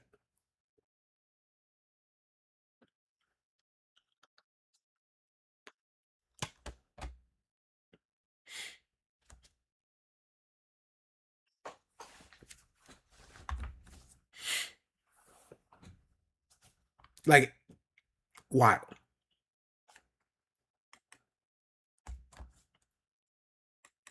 But yeah. So there with the worst Tory Nazis, but it's just him saying it's to like 30,000 people on live video. Yeah.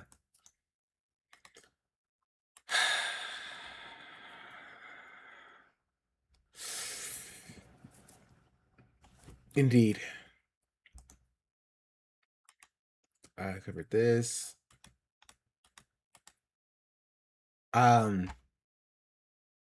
Tomorrow we'll cover, if I'm live tomorrow. I don't know if I'll be live tomorrow. Hate grade now? Sure, we'll get the hate grade. I did want to finish this video. I also have to use the bathroom. You know what? Okay, I'll watch this video and then I'll have to use the bathroom and then I'll come back and watch the hate grade video. How about this? Enjoy this for your left ears. There are two kinds of white people. There are those folks whose whole identity is in that whiteness, that somehow has inherent value. It has no real value unless we imbue it with it. And there's other white people waking up and saying, there's so many more important things about me as a human being than my whiteness. I want to be part of something bigger. I want to help dissolve systems of harm that don't actually help me as a white person, because most white folk are struggling. Your whiteness will not save you. And we're seeing that. We see Donald Trump, who is an overt white supremacist, throw millions of white people to the dogs for his own benefit. If white people still hold on to that whiteness, they've lost. But if they hold on to something that is about a multiracial democracy, basic humanity, and collective liberation, we can all be free.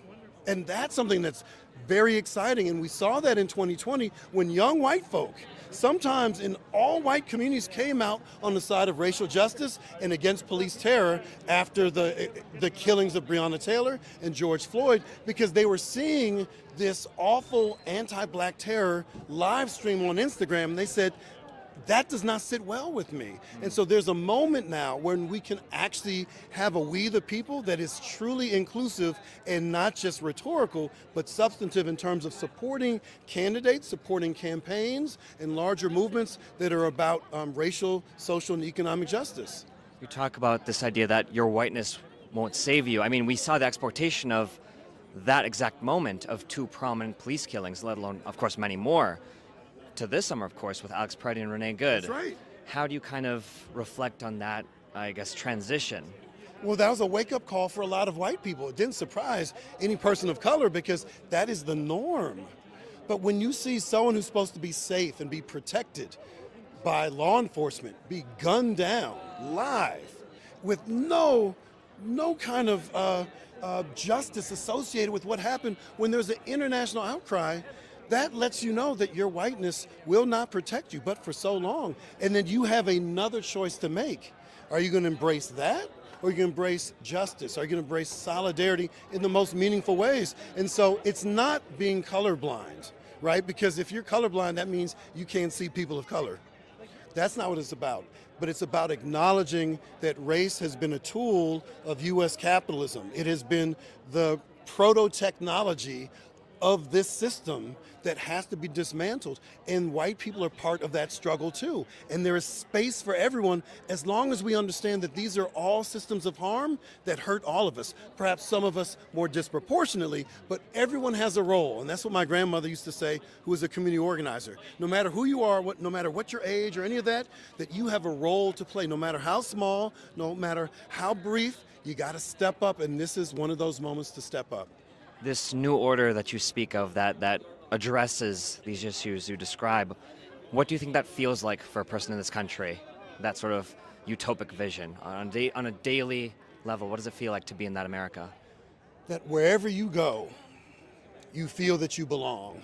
That no matter what small missteps you make, whatever misfortunes you have, you will be protected and cared for by your own community and your own government. Because to me, this is about making sure that our government protects and allows the people to control everything that we need versus what's best for someone's profit. And ultimately, if we feel that sense of security, protection, and belonging, all these things that have divided us over generations and centuries can eventually dissolve, but that takes effort. That takes a collectivism and care, intentionality, and compassion and humility to allow us to achieve that, and we can if we continue to work together in solidarity. What's it been like kind of going around the country with all these new up-and-coming candidates, Adam Holloway, Daria Litzau, Claire Valdez, right. This whole new emergent squad. What has that been like for you? It's been great because it's been organic. This is not like AstroTurf Tea Party stuff. This was not, we weren't like, paid to do this and go. We did it naturally because we saw this commonality. We saw this vision and care and genuine, radiant love. And it just propelled us to do whatever we could to help each other, because the only way I won on May 19th, Malcolm X's birthday, was because people showed up for me. And they didn't have to. And they showed up and they showed up and they showed up. And all I've wanted to do since I won was to pay it forward. And wherever I go, I'm bringing that Philly love with me. And then we got Denver, we got Trenton, we got Queens, we got Harlem, we got Detroit. We're doing it, and this transcends all the usual kind of cliques and political boundaries. This is about radiant love and organizing and care to do amazing things. And when people say, you can't do that, we'll just say, all right, step away. We want to see what we can do. Do you feel like this new coalition that you guys are building, does it feel like kind of a coalition that you guys will kind of collectively work together when you're in Congress? Oh, absolutely. No, this is not campaign-based. This is principle-based. This is something where we feel a genuine affection and affinity to each other because we've been through the fire together. We've been hit by, death threats and racist memes and all kinds of things, and establishment naysayers and haters saying we can't do it, and we all keep winning, and we all won by double digits. So this is not a fluke. This is a trend. This is a pattern. This is born out of movement, and it takes a lot to destroy movements. And as someone who descends from 16 great-great-grandparents, all of whom were born in states where slavery is the state law, they all died free because they were all radical to believe that they were full human beings, and they did not wait around for politicians to free them. They freed themselves. And in this moment, generations and centuries later, we free us. And it's not electeds being the saviors to do it. We are humble and smart enough to listen to the collective wisdom of those people who give a damn. And so if you show up for your neighbors, you put in the work, you're going to get the very best because you put the very best forward. And that's what's going to lead us and guide us in Congress. It's not going to be easy, it's not going to be quick, it's not going to be linear, but there's going to be a level of solidarity and care and vision that is emblematic of the movement that brought us to that point. Chris Rabb, thank you. Yeah, might be the best right now. He's actually, hot take, my second favorite. He's my second favorite. You have to guess my favorite.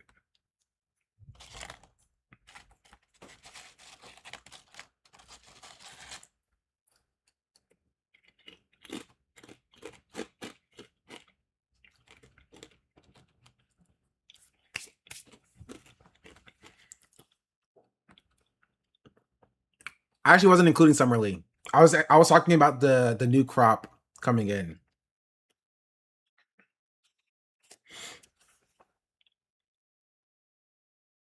Yourself. Troy Jackson is a hilarious pick. That you think in the entirety of the entirety of the crop of Black social, he's like, yeah, Troy Jackson's the one. I don't even hate Troy Jackson, to be fair. Okay. It's actually not Daria Lisa. Daria Lisa is actually close. She's tied for 2. The only person that got it was Kachimono. It's Maylat. It is Maylat. Maylat is my number 1.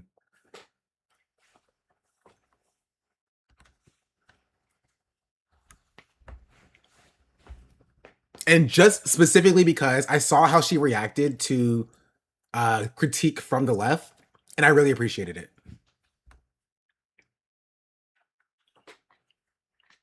Genuinely, that pushed her like literally this morning. I saw it this morning, and that pushed her up to like to number 1 for me. What did she do? It wasn't even like a big thing. It was like she had like an answer for a question that was like, eh.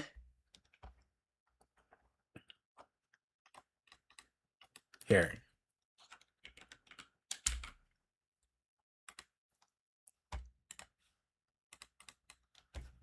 And just the way that she reacted was just, I think, very, very humble, in my personal opinion. That showed that like she's willing to like be able to listen. Was it dumb critique on her talking about Israel where people critiqued her response and didn't listen to the whole thing? At least she was responsive to the backlash, which is good. That's the why she's kind of moved up to number 1, right? Here, well, look at it. We're just like, Matt Carroll's lost her job because of pro-Palestine advocacy. She built her entire campaign off of mobilizing the issue, and now she won the Dem primary. My greatest concern right now is the state of Israel losing support across the political spectrum. Ever been to Israel or anywhere in the region? Would it change your mind or open your perspectives if you did? Twitter has been picking every short clip of any leftist mainstream news show. It's getting annoying. I agree with you, right? I don't even agree with you, right? I didn't even look at this and be like, oh, no, she needs to go or whatever, right? But I really appreciate somebody who, even for critique that I don't agree with, right? I appreciate somebody who can like listen to, like, who can take critique that even they don't agree with in stride, especially when it comes from the left. Because the left is going to levy critiques that I don't agree with, right? But if she can react to this critique in this way, I have high hopes that she's able to hold a steadfast and principled stance, right, in other regards as well. And I really do appreciate it. I'm sure it would, right? Part of the It's allowed to not be defensive for real, yeah. Work that we've been doing here as well is having conversations with the Jewish community, specifically the Zionist Jewish community, to better understand different perspectives, different positions, different experiences. Again, my values have always been rooted in protecting dignity and safety for every single person, especially as it relates to these inalienable things about our religion or ethnicity or our culture. And my greatest concern right now is that the state of Israel is losing support all across the political spectrum here in the US. And I believe that Why does that concern you? I think we're leaving a vacuum on the left and the progressive wing to speak to this criticism in a way that is in line with our values, to where people like Tucker Carlson and Candace Owens, who are raging anti-Semites and white supremacists and Christian nationalists, are pretending to care about Palestinian safety when really it's just masking their overt hatred for Jewish people. They're singing my song. And if we are not presenting our vision of what we believe in, with our- No, I understand why this line would draw issues, especially if you didn't watch the entire thing. Right? To be fair, again, I think it comes from an uncharitable approach of like watching this clip.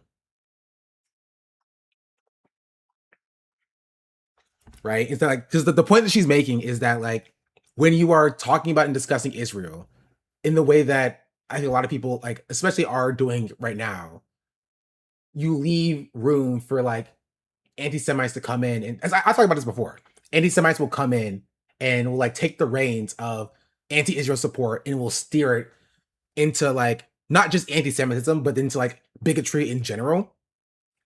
It's like Tucker Carlson will take anti-Israel support, steer it into anti-Semitism, and then will steer it into white nationalism. Right? And we need to be careful that we don't allow anti-Semites to take the reins of the anti-Israel, anti-Zionist, like pro-Palestine movement, and then correct that so that they are not diverting what the purpose of the movement is. Right? That's the point that she was saying. So what does she want? Support Israel? That's not at all what she's saying.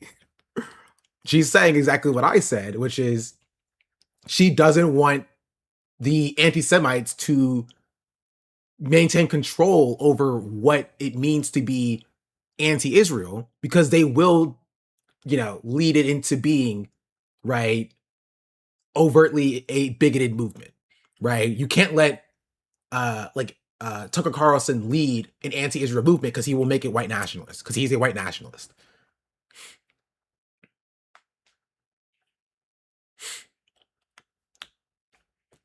Right? I mean, it's important as a politician to speak clearly, to be fair. So she does have to refine that, but she did have a better point. Yes. Tucker Carlson isn't actually anti-Israel.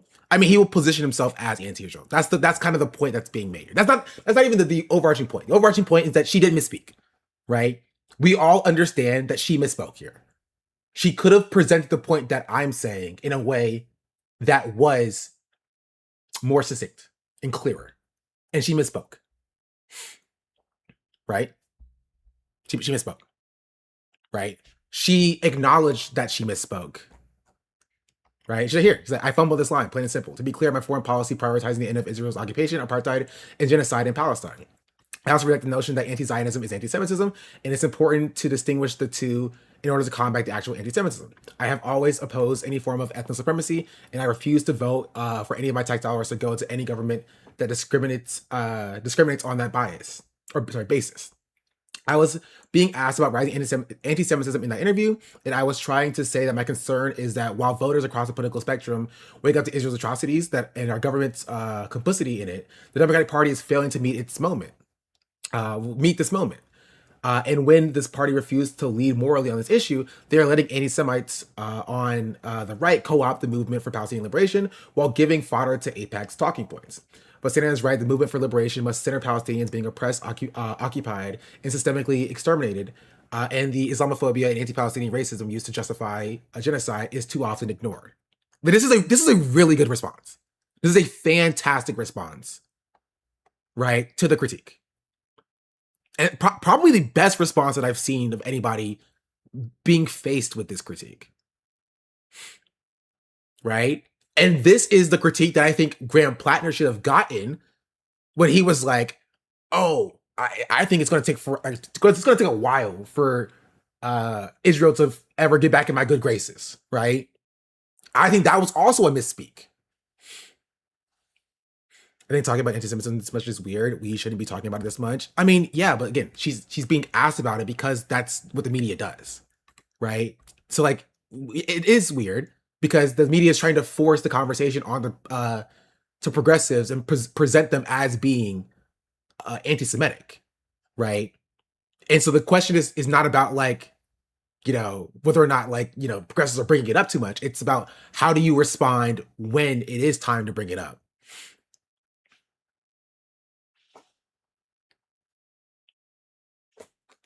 Right. And I don't think her overarching point was wrong or incorrect in that the Democrats failing to morally lead on Palestine is giving way to Marjorie Taylor Greene and Tucker Carlson and Candace Owens to take a moral lead here. Right. That's true and correct. Right. Her messaging was just wrong and she fumbled the communication of that. Right. But my Graham Plattner point was that I think that's what we should be doing for Graham Plattner. When Graham Plattner said that it's going to take a while for for me to ever trust Israel again or whatever. The left should have been there to be like, what do you mean by that? To force him to respond to that. When Graham Platter said he never worked for Blackwater, right? It should have been the left right there to be like, what do you mean by that? Right? It's our job to hold our elected officials accountable for that and how they respond to that, because it's our job to tailor that message. Right? Because she spoke on this another point as well.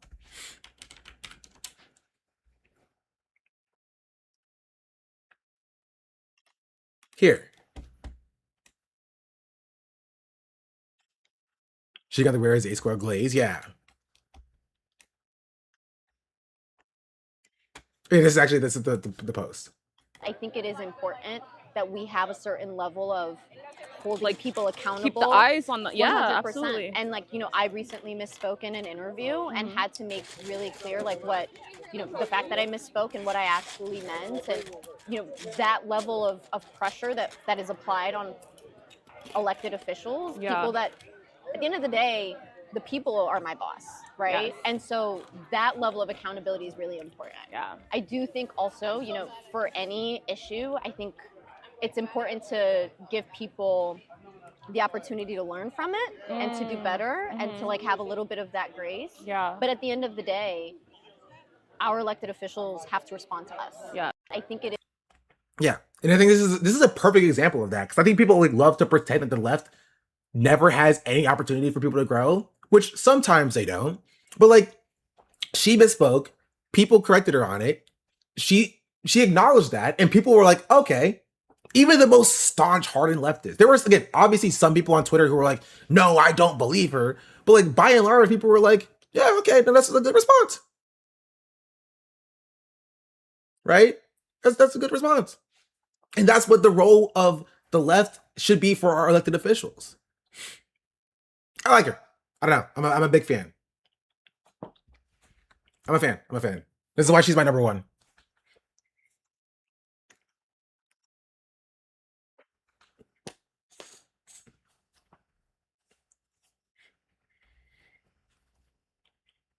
I have a long question.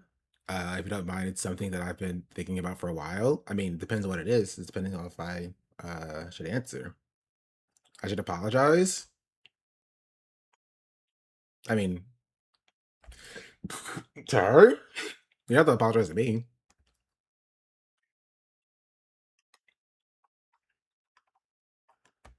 Anyway, I'm probably like Kiros, in case you're wondering. I also need her to follow me back, gosh darn it.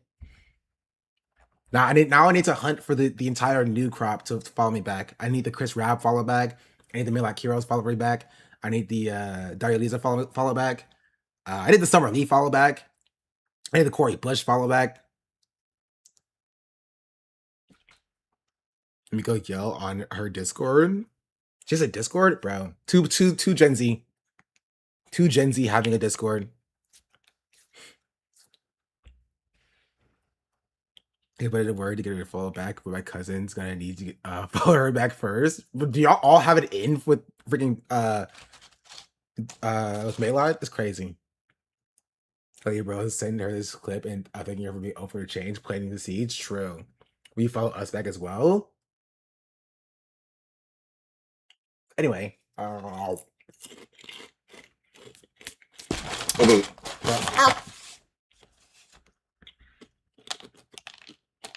knocked over my chips.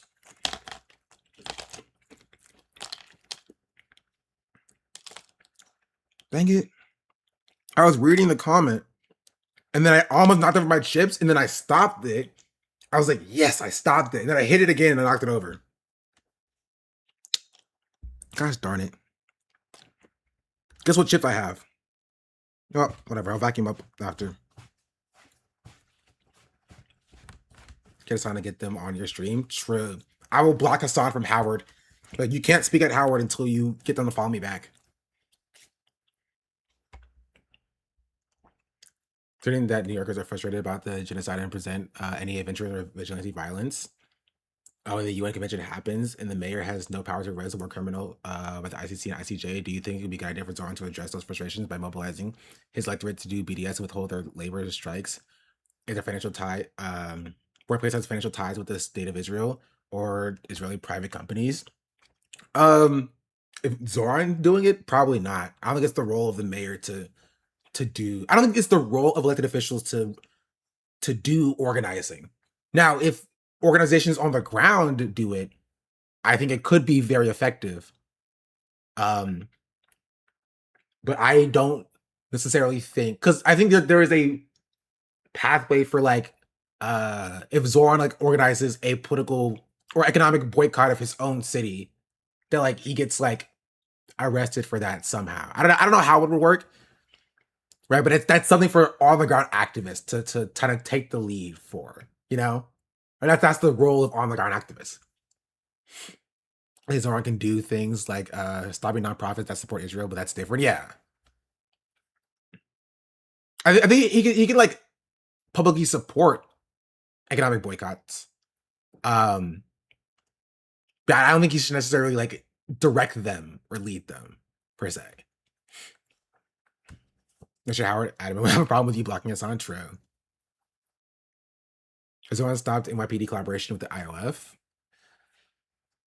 I mean, freaking Tish is still the commissioner, no? Oh yeah, fine. We'll talk about Hank Green. Made up. But it does mean that there are things that matter to a Does this mean that words aren't made up? No, words are definitely made up. But it does mean that there are things that matter to a community of brains creating language together. That does not mean that booba naturally means round in the secret language of the universe. It means that when humans are asked to attach sounds to things, the sounds are not blank. They matter. There's a thing in there that matters, and that's very cool. A better way to say it, and I appreciate the push. There's a more radical way of taking down the lobbyists, making it rain for them federally. Undoing Citizens United, but like, you know, that's not going to happen. Classifying AIPAC as foreign influence would be the quickest way to do it. Like actually as a foreign lobby, because there would be different rules that AIPAC would have to play instead of having like being able to throw money unilaterally and infinitely basically in American elections. Something like that.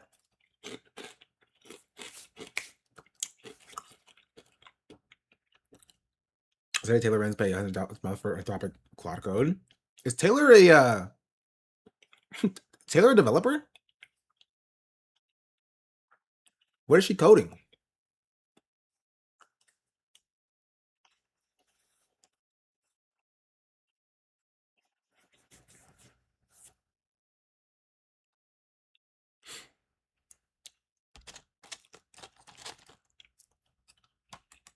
Is a word is a human invention, and human inventions are made by bodies and brains working together with the systems that they have, including the sounds that they make and how that feels inside of the brain. A better way to say it, and I appreciate the pushback. A better way to say it, and I appreciate the pushback. And I appreciate the pushback. So it will come as no surprise to anyone who's followed this channel over the last few years. I am a big hater of AI, and many people hate AI primarily for environmental reasons. And I hate that too, and that's very valid. But I've actually always hated AI because of what it does to us as a human, species, I guess.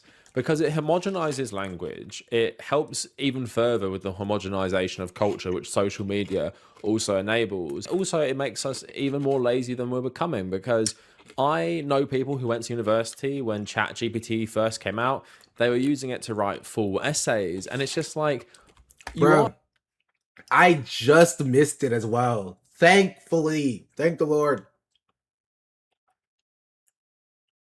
I just missed it. I graduated in 2023, right? ChatGPT was just on the come up, right? Probably for like the last semester or so. So it was at the very tail end of my of my college career. Political science, computer science. Going back to uni, yeah, but I think as a master's student, grad school is a little bit different, right? I think grad school is a little bit different. right? For like professor expectation. Like they're gonna like if you're going into college now as an undergrad, they're gonna treat you like freaking a little baby and watching you as like the little baby, make sure you don't cheat. In grad school, they're gonna be like, if you cheat, you're just gonna be gone, right? So I can handle that. I just won't cheat because I don't cheat.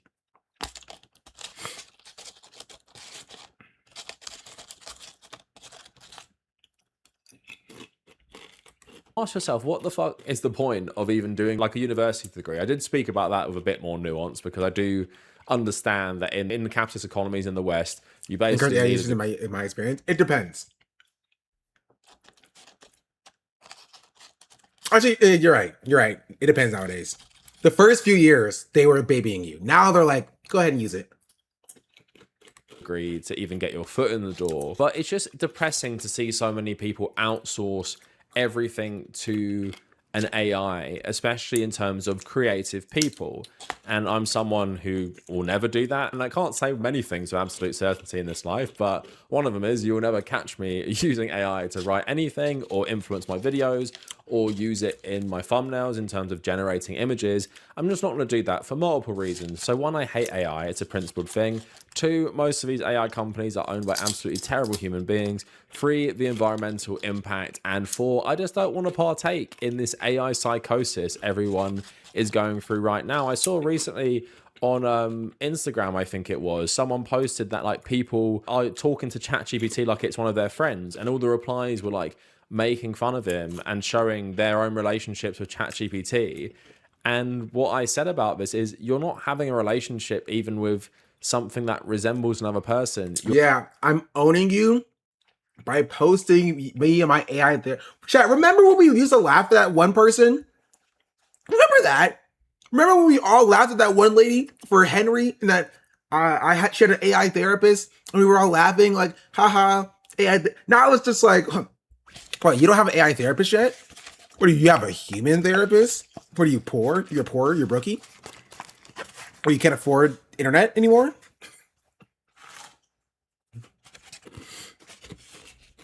You're having a relationship with yourself. AI is a mirror. It's not another person, and it's a relationship completely on your terms with no one who will challenge you, call you out, or push back. So again, it's like looking in the mirror and thinking, I don't want to use ChatGPT for therapy. Just talk to yourself. That's why I don't get it, right? Just talk to yourself. That's what I do. And I turned out fine, right? Yeah, right. Exactly. I've always talked to myself. I've never been afraid of talking to myself. I literally sit, like, minding my own business. I walk around my house, just talking to myself. Full conversations. That's how I actually make my scripts. When I was writing video essays, I wrote my scripts by talking to myself. That's how I made sure my scripts were conversational.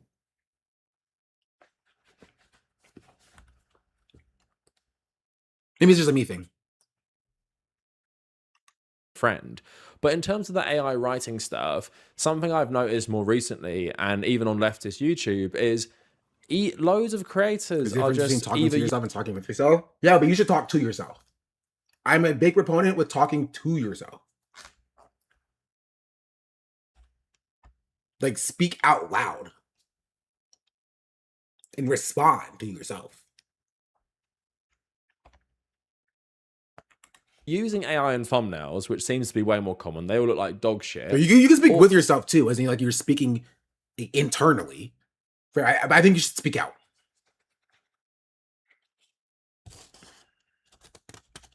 Or they are actually using AI to research, which I can understand in some regards, and I'll speak about that a bit later, in terms of Google search has this like automatically on. But obviously if you catch someone using AI extensively for research, you'll start maybe question what they're actually saying from that research.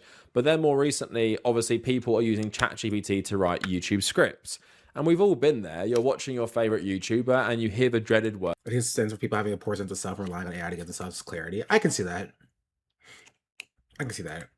It's not just X, it's Y.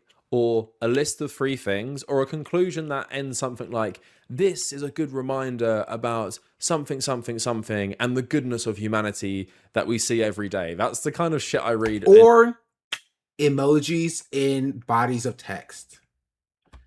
Nobody uses emojis in bodies of text. I just putting it out there. Right? There are circumstances where some people might use M dashes. There are circumstances where some people might say if it's not X, it's Y. Not often. But I'm telling you right now, if you're writing like full bodies of text, unless you're like texting or whatever, nobody is opening up the emoji keyboard. Yeah, emojis in Python code lines. Emojis in Python documentation. It's not happening. It's not happening. It's not happening. In lots of environmentalist pages about like gorillas that I follow on Instagram. It's just so annoying to read the same shit all the time. But recently, someone who's been caught using AI scripts is Hank Green. And a clip was going viral on Twitter where he seemingly read out a response from ChatGPT. You can't catch me using AI scripts because I don't even make YouTube videos anymore. Got him. Sorry. Rest in peace, my YouTube channel. Which was saying something like, and I'll play the clip later, like, oh, you were right to push back. And he read it out like it was part of his script. And he basically admitted that he did this. And his fans are insanely disappointed. I've probably never seen such a fan outrage and backlash to a creator using AI. But I do want to talk about that today more broadly and talk about, you know, why these people are so angry. Because I think to a lot of people, there's like 2 camps, isn't there? There's like people who really hate AI, like myself, and it could be for a variety of reasons, and people who don't really even think about it and see it as a normal thing. Like, I have friends who use AI and send me AI slop, or even like family members, and I always tell them it looks like garbage. But I think something we don't think about as people who hate AI is I don't think we're the majority culturally, and there are so many normal people who are just so... That's why I think I slightly disagree. Because I think it's right now, currently, I think it's 50-50. I think it was like 70-30 last year, anti-AI to pro-AI. I think it dropped down to being 50-50. Right now, I think it's really 50-50. It's very 50-50. And I think in 6 months, it might be 30-70. As like, because I think people are going to be more like, whatever. You feel me? My personal experience, people are more pro AI. I think it's very dependent on what you mean by pro AI. Like, I think again, there are like a lot of authors who hate AI writing in ChatGPT, but will use AI music in Suno. There are a lot of like people like coders who will use like AI coding, or so who use AI. Coders love AI coding; they love it. There's a lot of musicians who hate AI music but will love AI songwriting, you know, or AI image generation. There's a lot of artists who hate AI image generation but will love AI, like ChatGPT. Does that make sense? Or like music, or like game devs who will like, you know what I mean? Who like I'm an artist, so I hate AI images. I hate AI images. Generated images, Jimages. But I can't make music, so I had to make some. I had to make the AI generated music. Jimages is great. But did I just create a new term? Did I just make that up? Did I just create a new term for generated images? Jimages? Lock it now. I never heard of Jimages until right now, because it was a misspeak. Recently, Boy George made a pro Z reggae AI generated song. That sounds like the worst thing to ever exist.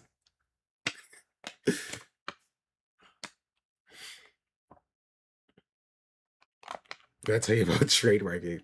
Worst part about all this is the government will come in and erode the remaining privacy that we have in names of regulating AI. Population will gladly agree because at that point, people will entirely be entirely dependent on it. Yeah. I'm pro AI, trying to AI, nothing else. I do. Oh, chat. Remember last year where I said it. I think that the term. I think that the switch came for a lot of people when it came to the Charlie Kirk AI. Because that's the same thing, by the way. It's like I hate AI until it's that one very specific thing. And you may be joking, chatter, but some people aren't. First, it starts to become AI, but only for memes. And then it becomes AI ironically, and then it becomes AI unironically.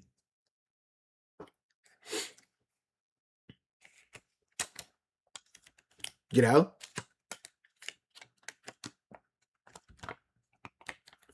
It won't, not for me. Lord, thank you for the raid. Fruit Love Island. Taylor, one of the people who's literally pro AI. Her opinions on AI are insane. I've seen Taylor's opinions on AI. You can tap in a hole in message in Instagram to generate an image from the text. Again, my opinions on AI have been very specific. Is that like, if you use AI for like your work, like at your job, I get it, right? Under capitalism, productivity is everything, and if you don't use AI, you will be out productivityed, and you will be pushed out, right? There's only so long you can avoid automation. You're like, no, I'm not going to use the cotton gin, and you will be eventually cooked. You know, it's going to happen.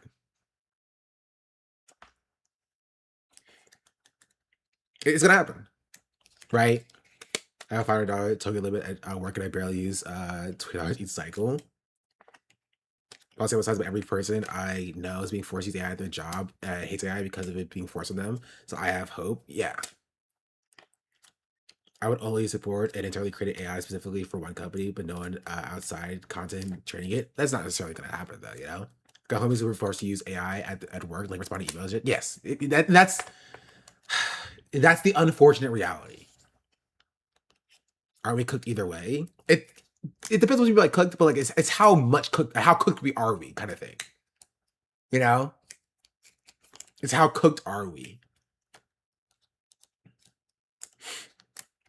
That was how ineffective anti-AI activism is. I think a part of how ineffective it is the fact that people give it up so quickly. What's the audio stuff behind you? Oh no, that's just a printer. It's how I make my Magic of the Gathering proxies. Tyson Brothers was recently falsely accused of using AI to write. His printer.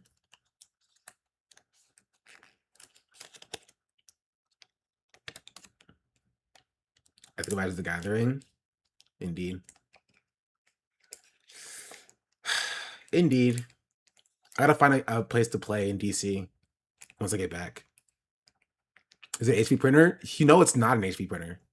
Making and selling fake Magic the Gathering cards? No, I'm just making them so I can play with them.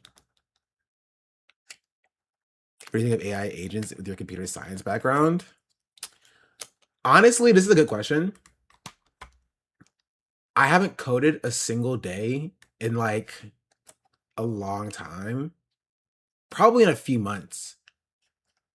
Right? Not because I'm using them, but because it feels bad to code, knowing that they exist. You know what I mean? Like, it feels like I'm wasting my time actively developing in my free time. Because I know for a fact that I can just open up like freaking GitHub Copilot and get it done faster.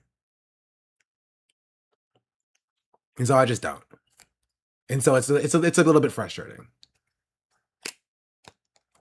But I don't have to code anymore for my job because I quit my job. And so streaming is my full-time thing right now. And so maybe my opinion would be different. But for me, it's just that so much it's just pointless feeling and noise.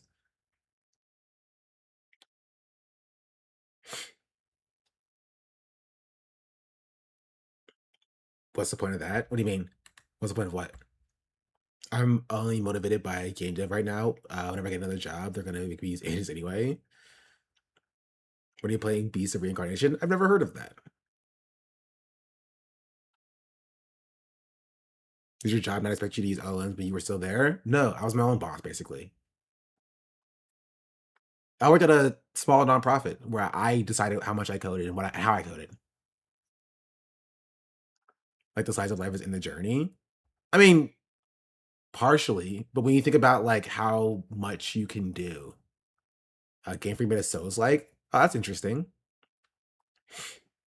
right? But think about it like this, right? When I can spend 20 hours coding something, because again, I'm not gonna say that like I haven't messed around with AI coding agents, like especially when I was at my other job when they first came out. Like again, that's how I know how it feels to use it. You feel me? Like when I sat down, I used it, I coded it, and it feels like again, it feels like cheating in Minecraft. I said it last time, last stream.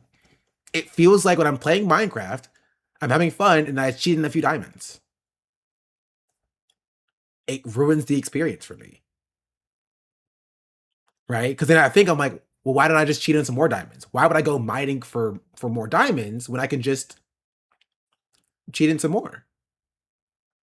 Right? Why would I go mining for more diamonds when I can just go cheat in some more?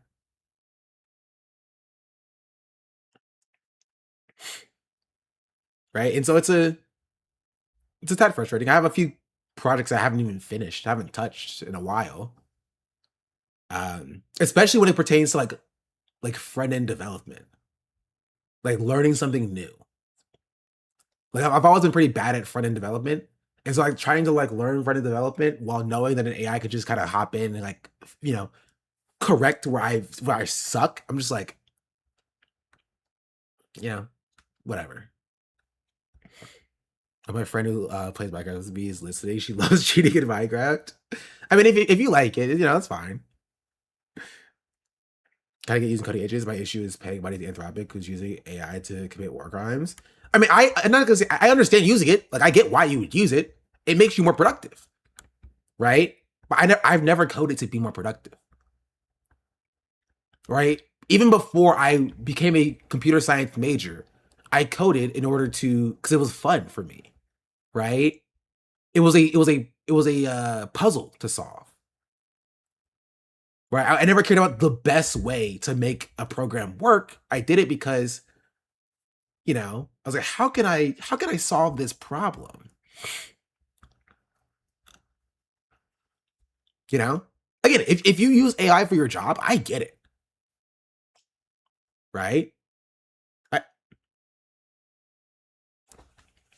Nix is here.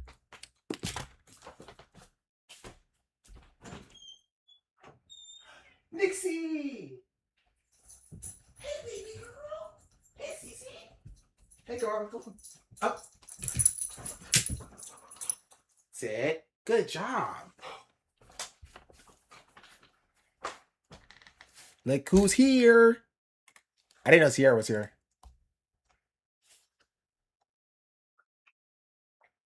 Look, guys, it's you.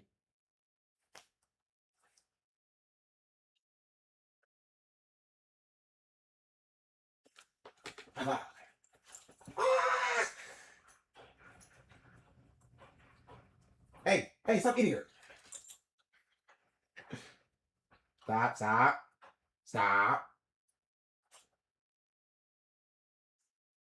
Stop. Hey.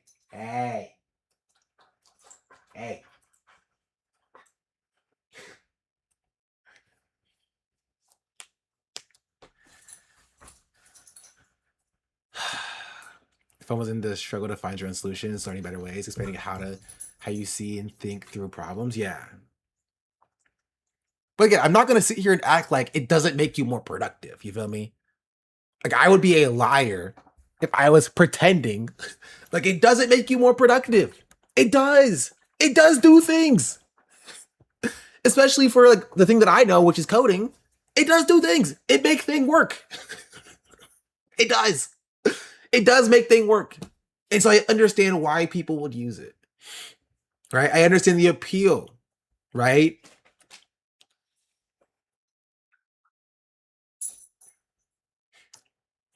But like, sometimes it doesn't, so it doesn't get to ask why it don't work. Yeah, true. Right? I get it. But I will also say, do you think it slows actual learning? Why would you actually learn? It can just do it for you. So yes. I think it doesn't slow. I think it stunts learning. I think it stops learning in its track.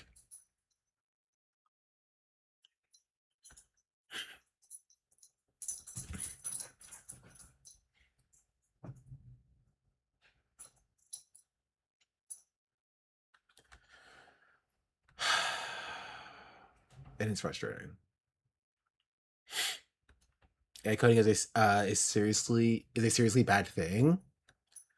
I don't think it's as bad as like I think it's the same level as bad as like AI writing and AI image generation and AI images, if you will, or AI music, right? If it was just a tool, as people who love AI like to say it was just a tool, then it wouldn't be a problem, and you wouldn't see it as much as you do. That's the way I feel about it. Right? If it was just a tool, you would be fine with me not wanting to use it. If it was just a tool, you would be okay with people opting out of it. Right? But it's not just a tool, it's the new normal that people are trying to make.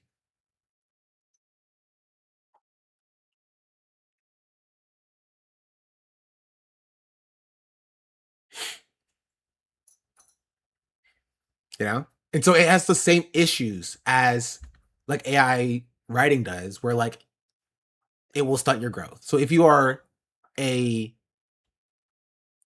programmer, I guess maybe it is technically worse, because like, do you want a networker to be AI trained? Probably not. Do you want a cybersecurity person, analyst to be AI trained? Definitely not.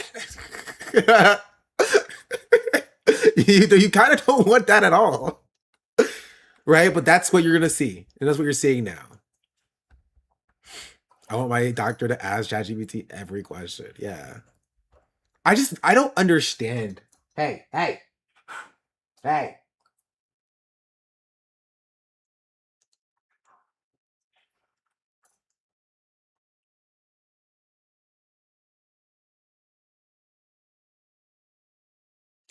Yeah. Actually, I just lied. I do understand it. I do. I understand it. You feel me?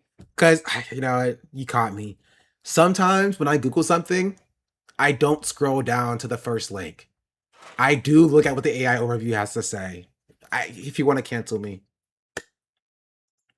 I do.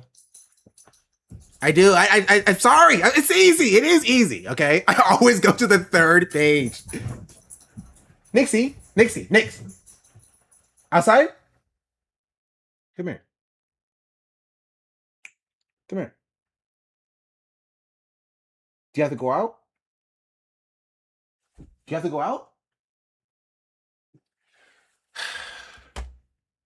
I turned it off, overview plugin, and I coded by hand. That's actually smart. Why I left the left.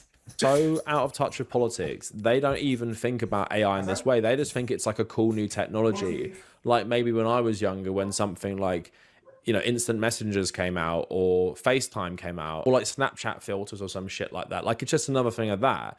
And they don't think about any of the implications. But I think AI writing is the most sinister, I find, as someone who likes writing a lot and as someone who's more creative, or I think I'm more creative. I hate AI writing the most. And although it might not be the most damaging, because AI video generation, I think, is probably the most damaging thing coming out of this AI boom and stuff, I do understand why people hate it so much when someone they love and respect uses AI, because I've been there. Because I've been watching leftist creators I like, and then I hear that dreaded word. I hear it's not just X, it's Y, and a list of 3 things. And I know they're using AI. The one reason I won't name these people is because I know that will just start some sort of YouTube drama. And what will happen is people will say that they're not using AI. And I think people are catching on a little bit, and I think leftists are better at this, that they adapt the AI scripts to make it not so transparent.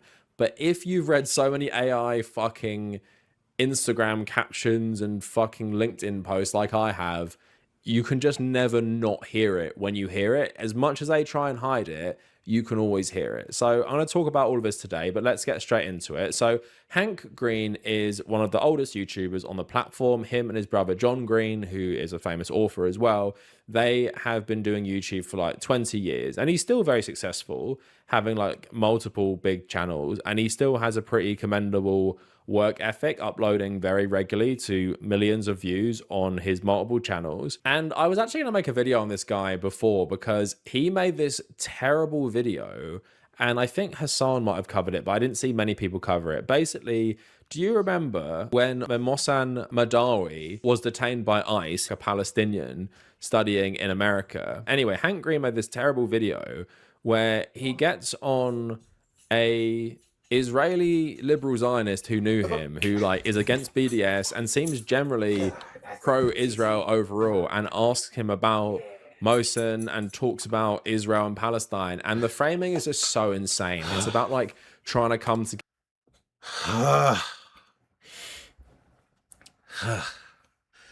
She just used AI ChatGPT to rate tests.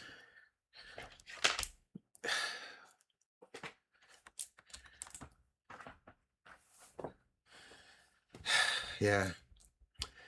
It's so cooked. It's so cooked. I think as someone who has worked as a chef and done recipes research, it's really hard nowadays to use the internet, search for recipes and blogs. This is AI side, especially the most obscure recipes. It's everywhere. The internet theory was an omen. It is dead internet theory. Yeah.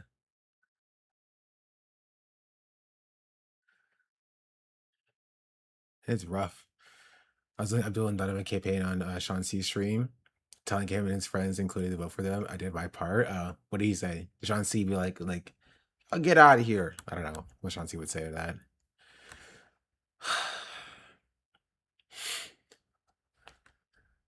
Together and like forget our differences. The video was in such bad taste. It could only come from someone who's a liberal. So if you want to cancel him over something,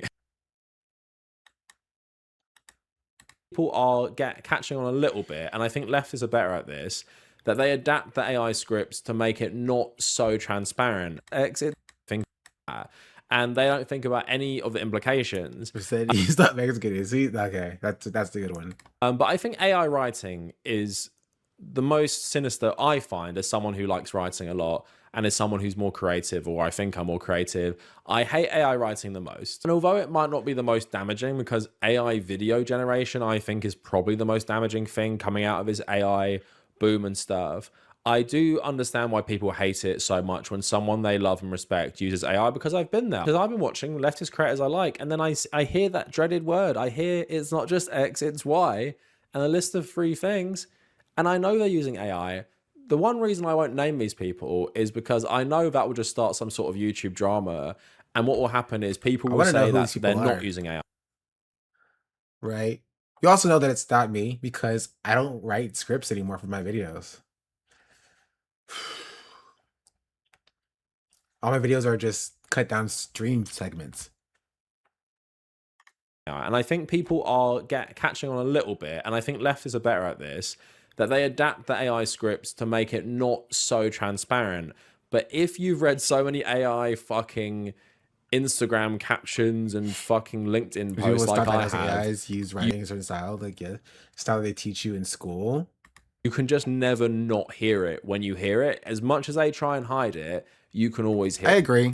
I will say, it is the emojis though. Gosh darn it, if you have emojis and bodies of writing, I know you used AI. That's the telltale sign for I know specifically. Because if you are writing something that is written on a computer, you are not using emojis. You're not doing that. You are not using emojis. You do not have a emoji compute like a keyboard installed on your PC, right? And two, you're not copying and pasting emojis from these copy and paste emoji sites. You're not doing it. It has it by default. You have to separately like install it. Like you have to press like specific keys. You're not doing that. You're not doing. I'll tell you right now. What about Mac users? I don't believe you. Well, first of all, Mac users don't exist. So I'm going to talk about all of this today, but let's get straight into it. So Hank Green is one of the oldest YouTubers on the platform. Him and his brother John. Anyway, I think we got the point of this. You know, it's Win died.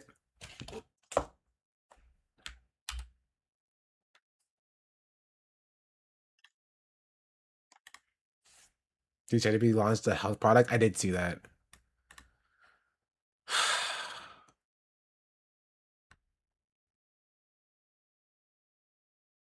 I think I'm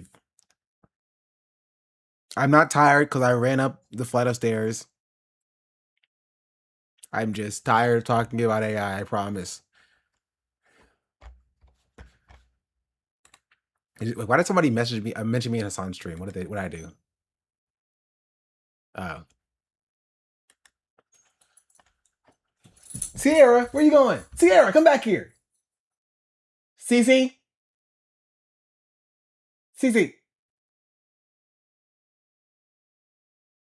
Well, she's gone. Up. Okay, my computers are to freeze.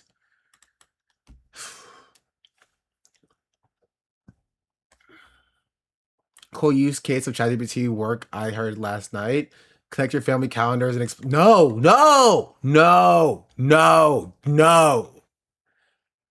Immediately. No.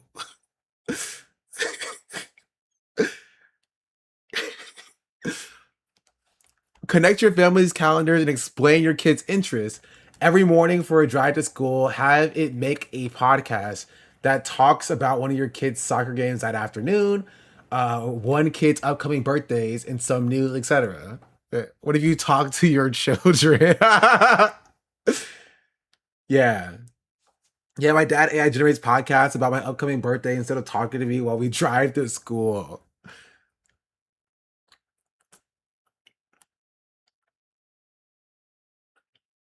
Yeah, this is like most of the use cases for AI, by the way. Again, there is a very specific, very slim use case, right? That it's useful for. That is like at your job that you need to keep up productivity for. Like outside of that, it's just like you're just doing yourself a disservice, right? And I get it, right? Because if you were here, chat, we were on the earliest curve of AI here, right? Being a developer, I was aware of the technology before a lot of the public was aware of it. We delved in it, we talked about it, we discussed it, we engaged with it, right? We looked at it. It's like it's nothing crazy. Right? You're like, oh yeah, I use AI to like look up recipes for me. Yeah, so can Google. I use AI to make a calendar for me. Yeah. So can Google. Like you're offloading the few times your brain actually has to think to do stuff. Like I use AI to make a shopping list. Like, okay, does it know what's in your refrigerator? No. So it makes a perfect shopping list? No, I have to like take some stuff off of it and add some stuff to it. It's like, so you have to like, basically you have to make a shopping list. So your AI just gives you a random shopping list. You just have to add, you're just making a shopping list. You're just doing all the work yourself anyway.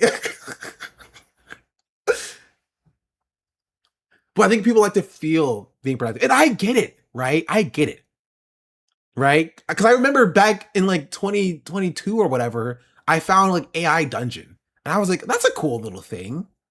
Like it's like a little AI like dungeon master for Dungeons and Dragons. Like that's a cool little thing. I thought it was a little cool, like a little cool little technology. Right? And then I left it at that. Right? I was like, that's cool. And then I left it at that. I didn't think it was like, this is gonna change my life, right? This is gonna change my life. I was like, that's a cool thing. And then I moved on. Like a game thing, AI used to be that, just made for in games. Yeah. But now it's like we need to like shove it into like a new package for every little thing. You know? As you have the internet with like 20 toolbars, all with Copilot buttons. Don't remind me, those sucked. I remember it too. There's like 20 like different like things. Even before I knew the adverse effects, that was why I was like using AI.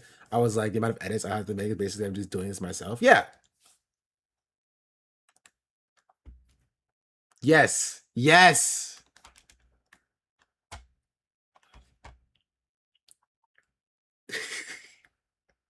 This era. They're shoving this everywhere. And again, could there be a conceivable use case? I'm not somebody who is like, there is never a situation where it can't be slightly more convenient to use AI than finding the information.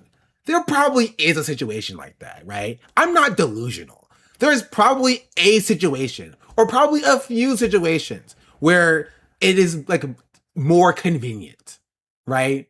To put something into ChatGPT. But by and large, you are going to open making a habit out of using AI. You are opening yourself up to putting yourself in the headspace to make things worse for yourself in the long run. Does that make sense? Right? To like find or to create like an obscure poem for your grandmother for her 107th birthday, right? ChatGPT may be able to do that to some degree of success.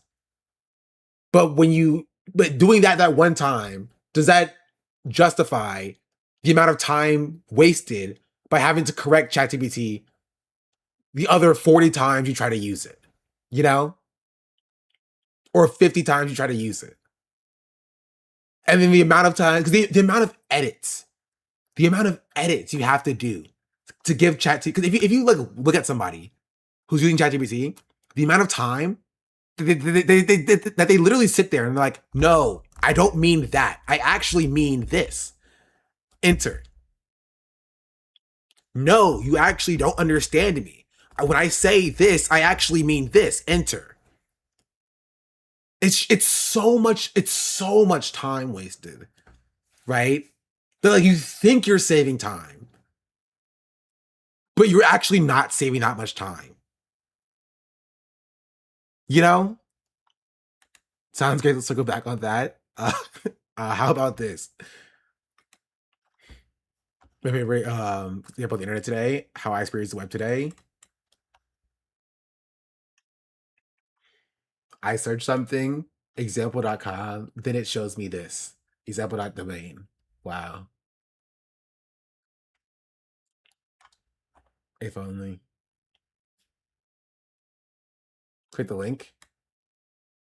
Oh.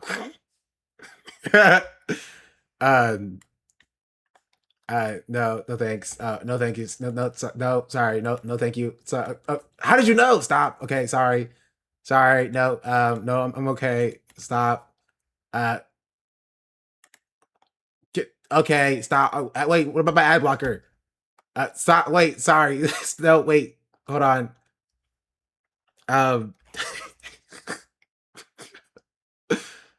What is a good website? I like the website. So it's gonna give you a virus. Click to play. Sinus content not available in your country. How can I help you? I can't even type on this. Send.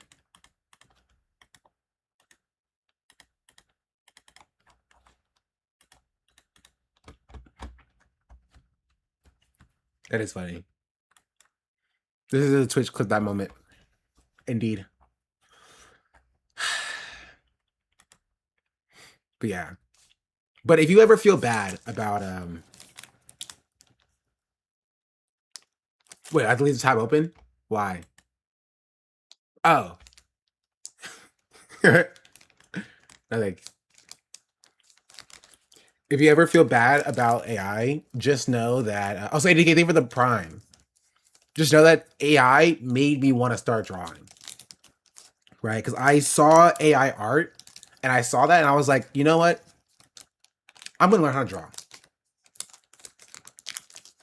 And so keep that in mind. Is that hope is not dead. It's not lost.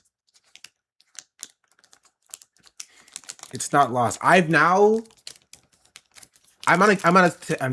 I have this protein bar that I stole from the pantry. I don't even know if it's good or not. It's Hershey though.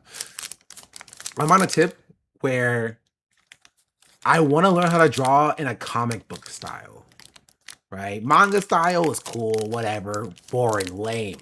I want to learn how to draw freaking my favorite comic book character. Guess who it is?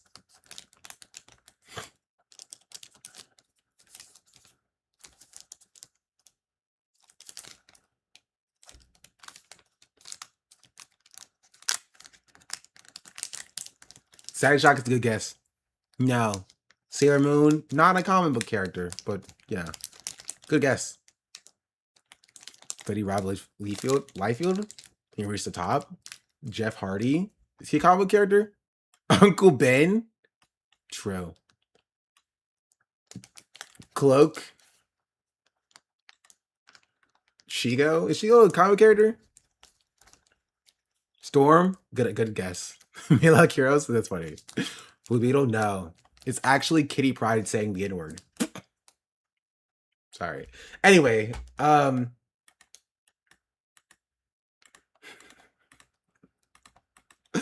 were we talking about? Any final thoughts, chat? I gotta go study for the LSAT. I'm taking the LSAT in a few days.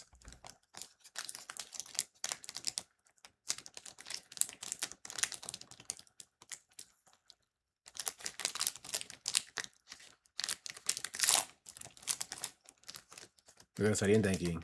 I have to do my argumentative writing. You best believe I'm gonna put if it's not X, it's Y in there.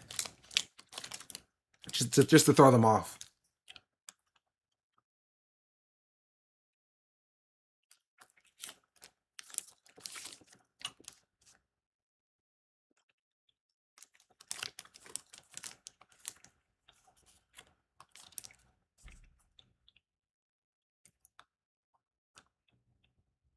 It's actually not that bad. Good, that's the thing. Wait, why was the bar exam in Washington canceled? You didn't just stream, you broadcasted. And for that, you're an innovator. Stop. It's not great.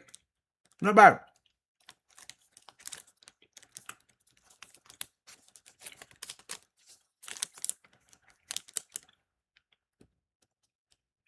Something stupid. I want to know why it was. Why though? Let me see. Bar exam.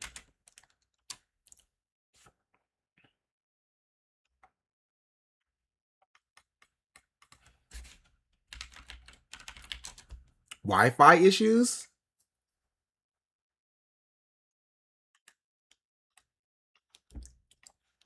But I'd be pissed. So the Washington bar exam has been canceled, and I spent $1,000 to register for this exam. I spent $4,000 on Barbary, and then I spent 90 days approximately just doing nothing but studying for this test that I come, and then it's just not administered. And then they have technical difficulties. They tell me to push it, so I push it. I spent another $150 to stay an extra day, move my bus, and then they email saying we're done. It's just not happening. This is wild. So the Washington bar exam has been canceled, and I spent I'd be $1,000.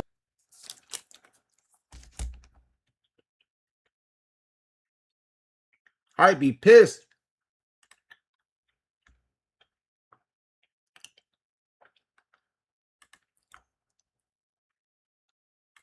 I love this video. You cheated. As of now, everyone in this room's test scores from last week have been tossed. They've been developing test questions for a brand new exam that you are going to take to make up for last week's scores right now. By some miracle, you all managed to score even better on yesterday's exam. We're gonna take another exam with questions written by me and me only, which means I'm also the only person in the world who could help you cheat. And guess what? I'm not gonna do that.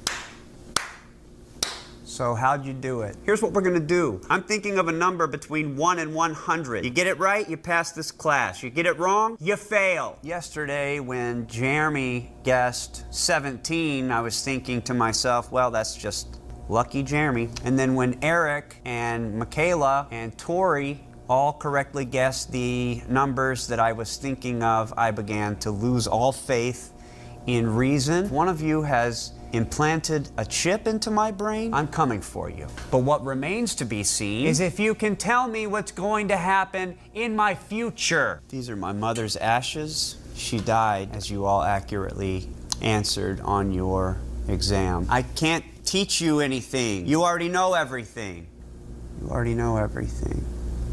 What are the winning Powerball numbers this weekend?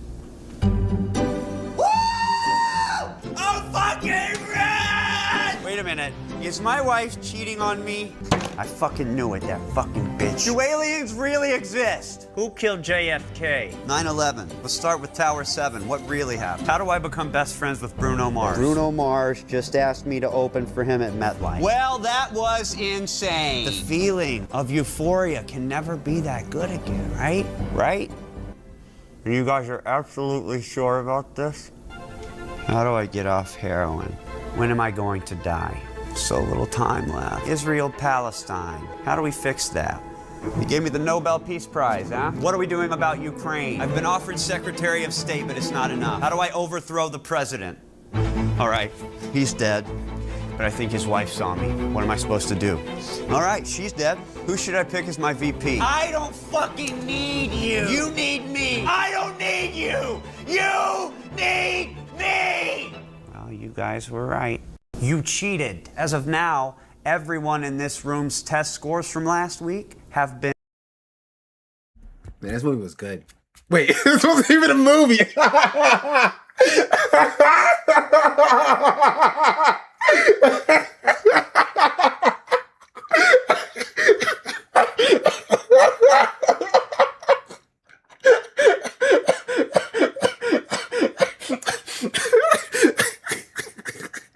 Bro, I was completely serious. I was 100% genuine when I said that.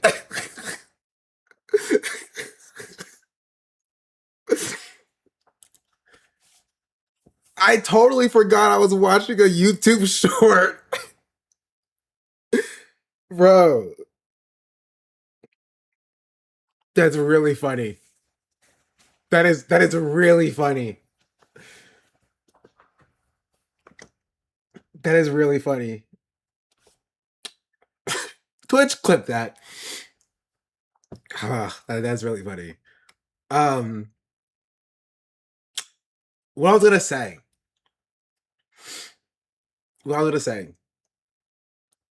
Is this reminding me of a movie I watched yesterday? Did y'all watch the movie called Disclosure Day?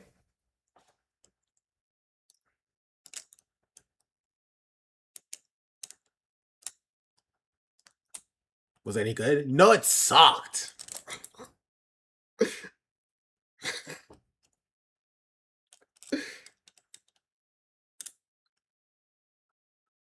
The silly Steven Spielberg one? Yes.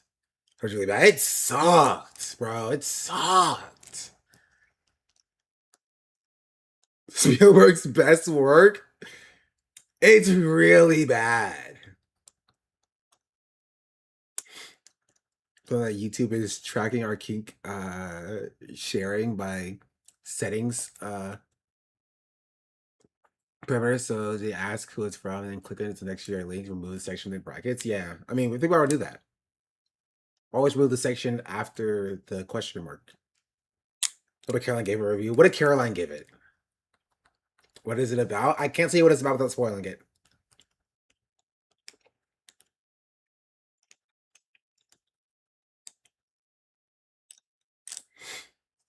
Why don't you watch those movies in the Discord so we can watch too? It's a good question. Y'all said it sucked. It does suck. It sucks. It's really bad. It starts off relatively interesting, and then it devolves into being trash. It's so trash. It's so disappointingly trash at the end. The movie ends, I'm sitting there like, that sucks. Connery's Pants gave it a 7 out of 10. Nah, it's max 3. Max 3, maybe 4.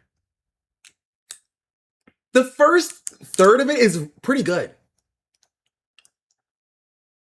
We'll call it the worst movie ever made. The first third of it's like pretty decent. I'm invested in it for the first third of it. And then it goes off the rails as like just abysmal. Does it have any so bad it's good appeal? Not really. Please watch Will's review. Send it to me. And she's so sad. Aww.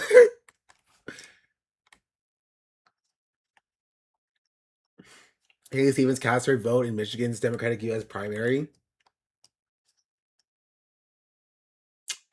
do you think she voted for? Whether it was so bad it was good level bad? I don't know if I go that far. It sucks, bro. It's really bad.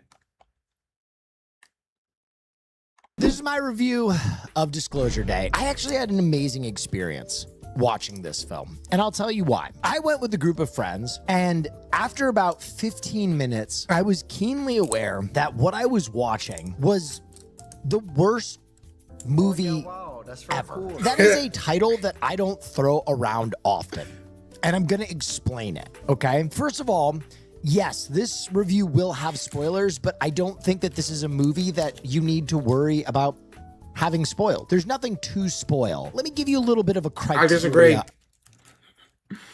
I had no idea what this movie was about. And man, was I confused. I had no clue what this movie was about. And I was so confused. Isn't it a sequel or technically a sequel to something? To what? What is it a sequel to? I watched the movie. Did you not see a single trailer? Nope. E.T.? See, that's a spoiler. And I had no idea. Close Encounters? Oh. On why I think this is the worst movie ever made. First and foremost, a lot of people will point to movies made by like insane people as films that should be qualified as like the worst movie of all time, right? People will throw in like Tommy Wiseau's The Room or things that are like barely a movie at all. You know what I mean? Like, I don't give a fuck if some fucking maniac rented a camera, filmed something, and said it was a movie. I like Will. I feel like me and Will could chill. And my biggest regret about leaving LA is that me and Will never chilled. I thought we'd have very good media discussions.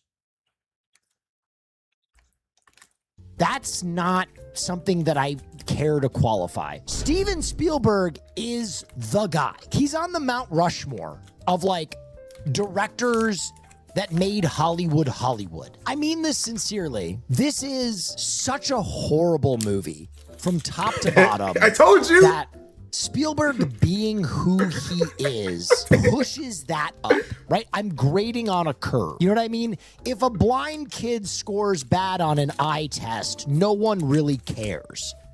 If a sniper scores bad on an eye test, I want to watch his Supergirl review because I also saw Supergirl. I watched Supergirl yesterday. Wasn't as bad as people said. Wasn't as bad as people said. Wasn't great. That was okay. Yeah, that's my take. Hey, CC. Hey, come here. Come on, go over here.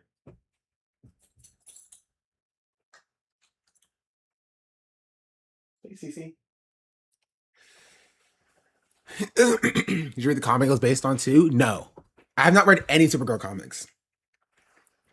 I've read mostly Spider-Man comic books. Spider-Man is my most read comic character. Spider-Man after probably tie with Green Lantern. Batman's pretty high up there as well. And then X-Men is Spider-Man other ones. X-Men, a few Justice League here and there. I'm not a big fan of Justice League comic books, unfortunately. They're just not my favorite. Teen Titans, I do love some good Teen Titans comic books. Flash comic books are also pretty good. I just kind of just read whatever I can find at a comic store sometimes. So I just have literally a bunch of random. Oh, sorry, I lied. My most read comic book series is Power Rangers. That is by far my most read comic book series. By far. What up, great collab? I want you to hear you talk about movies. The Hickman's 2004 and Spider-Man are my favorite Marvel comics. Brother had the first Power Rangers comic. My TMNT, like Turtles and Guys of the Comic now. I've heard a lot of good things about TMNT. TMNT has had pretty hit or miss media, but like pretty hits most recently. I think the same way that I think a lot of media gets a lot of characters wrong, I think it's very hard to get TMNT characters wrong per se. So the characters are in like live action are not that bad, and the animated series are also not that bad, and the comics are the comics are they're freaking good. But I haven't read The Last Ronin. Last Ronin's on my list. I didn't know if Power Rangers had comics. I think Power Rangers is definitely the second best way to engage with the comics are the second best way to engage with Power Rangers in media.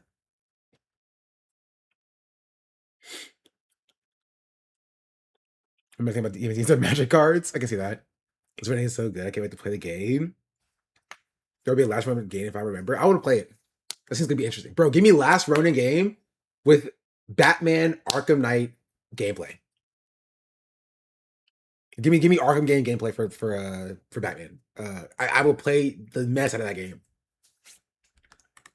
it really impacts his career. And Disclosure Day is a disaster. I'm going to do my best to organize my thoughts. I think the best way to approach this review is to give you a real time. Is this worse than Megalopolis? 100%.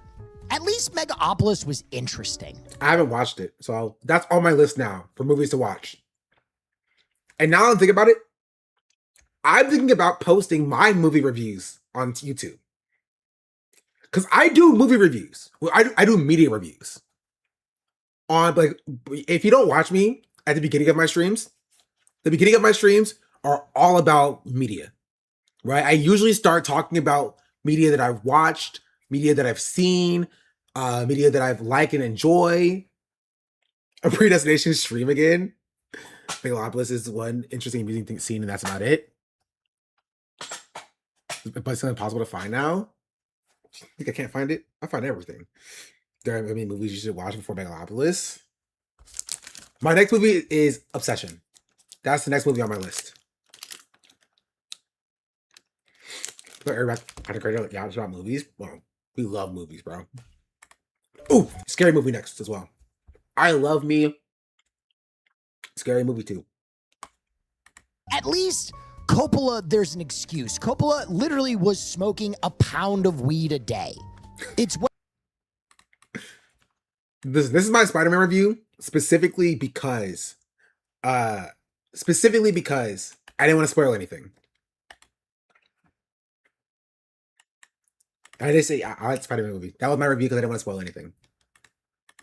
Well documented that Coppola was smoking multiple joints every day on set. Like, there was no expectation that Megapolis wasn't going to be a fucking disaster.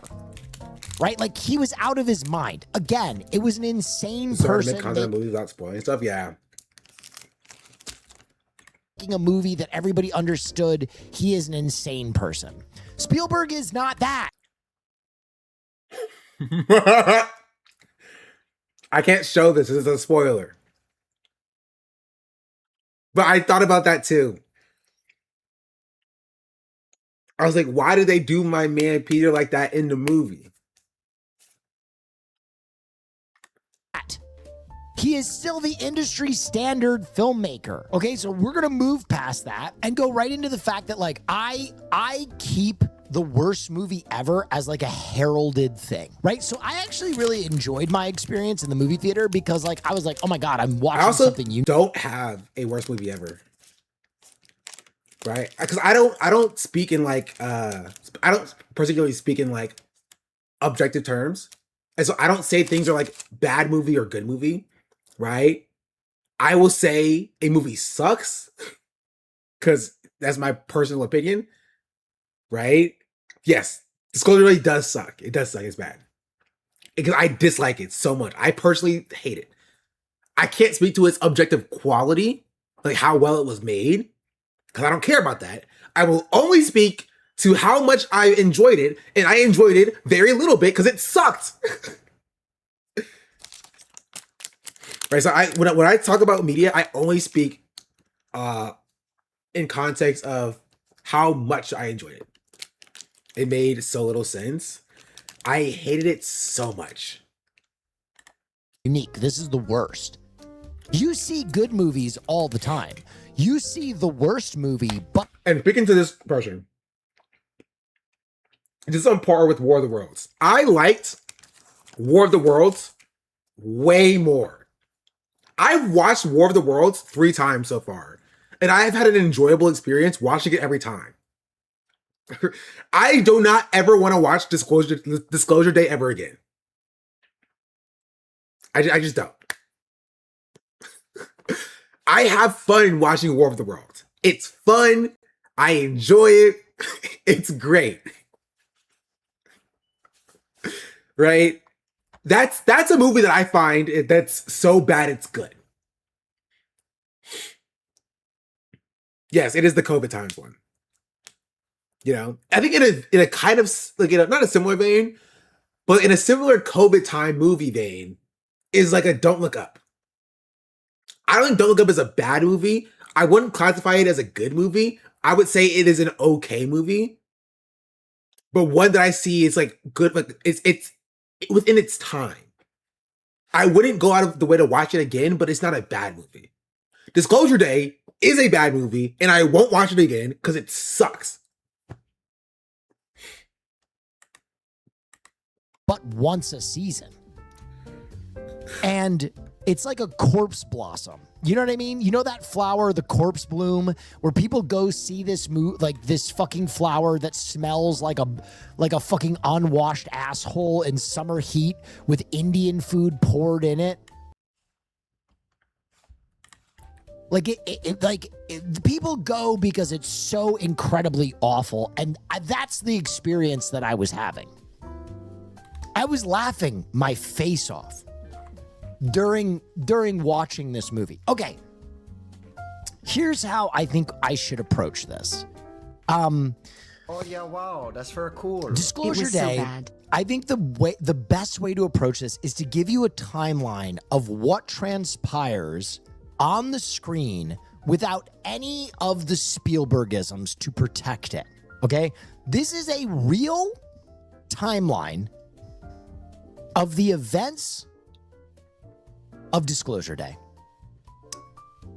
2 children in Kansas City are kidnapped by aliens. Okay.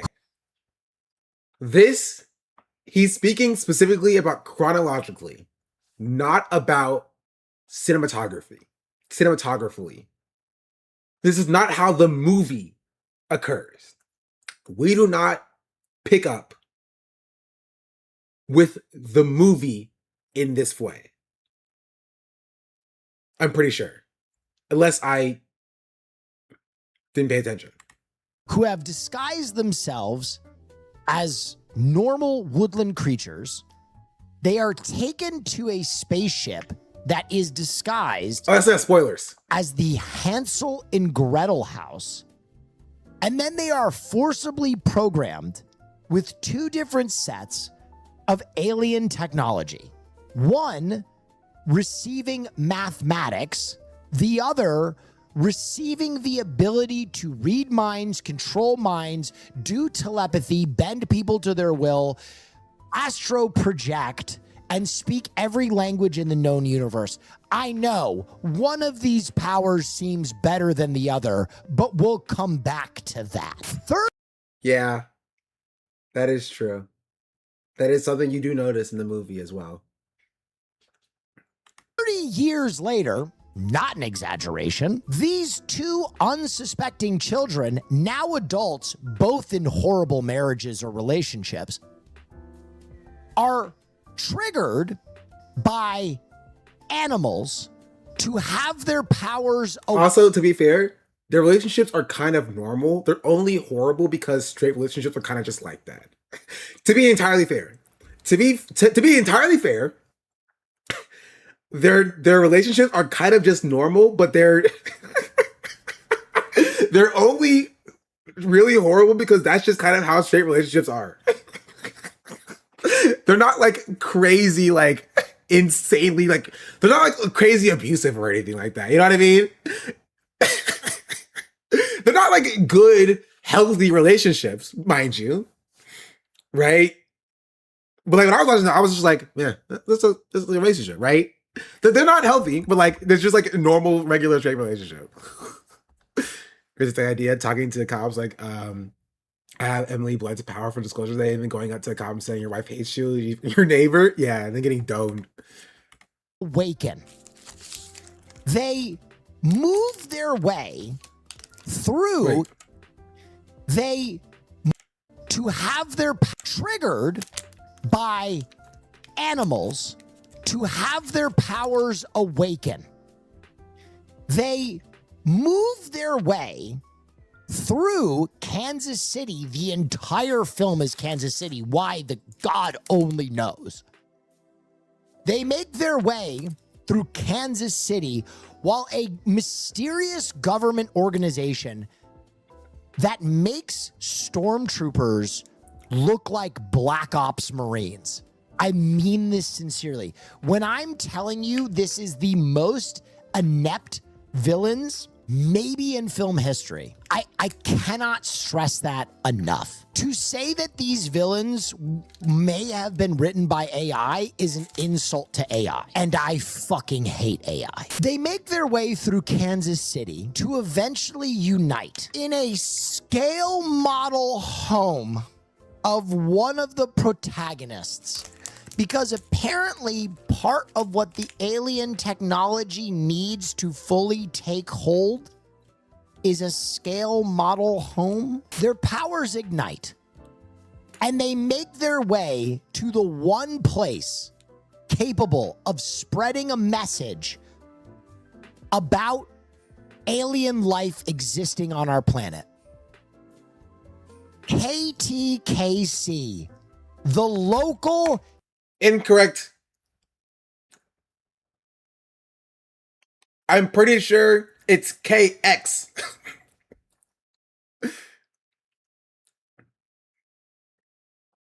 I'm pretty sure.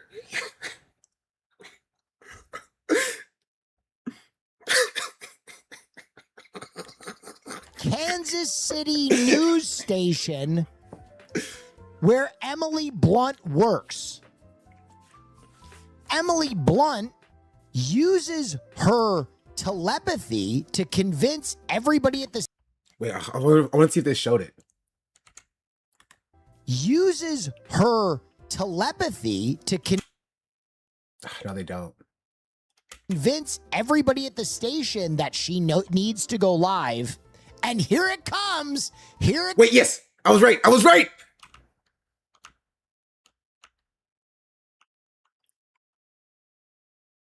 Oh, it's KCXE. I knew there was an X in it. I knew it. Here it comes.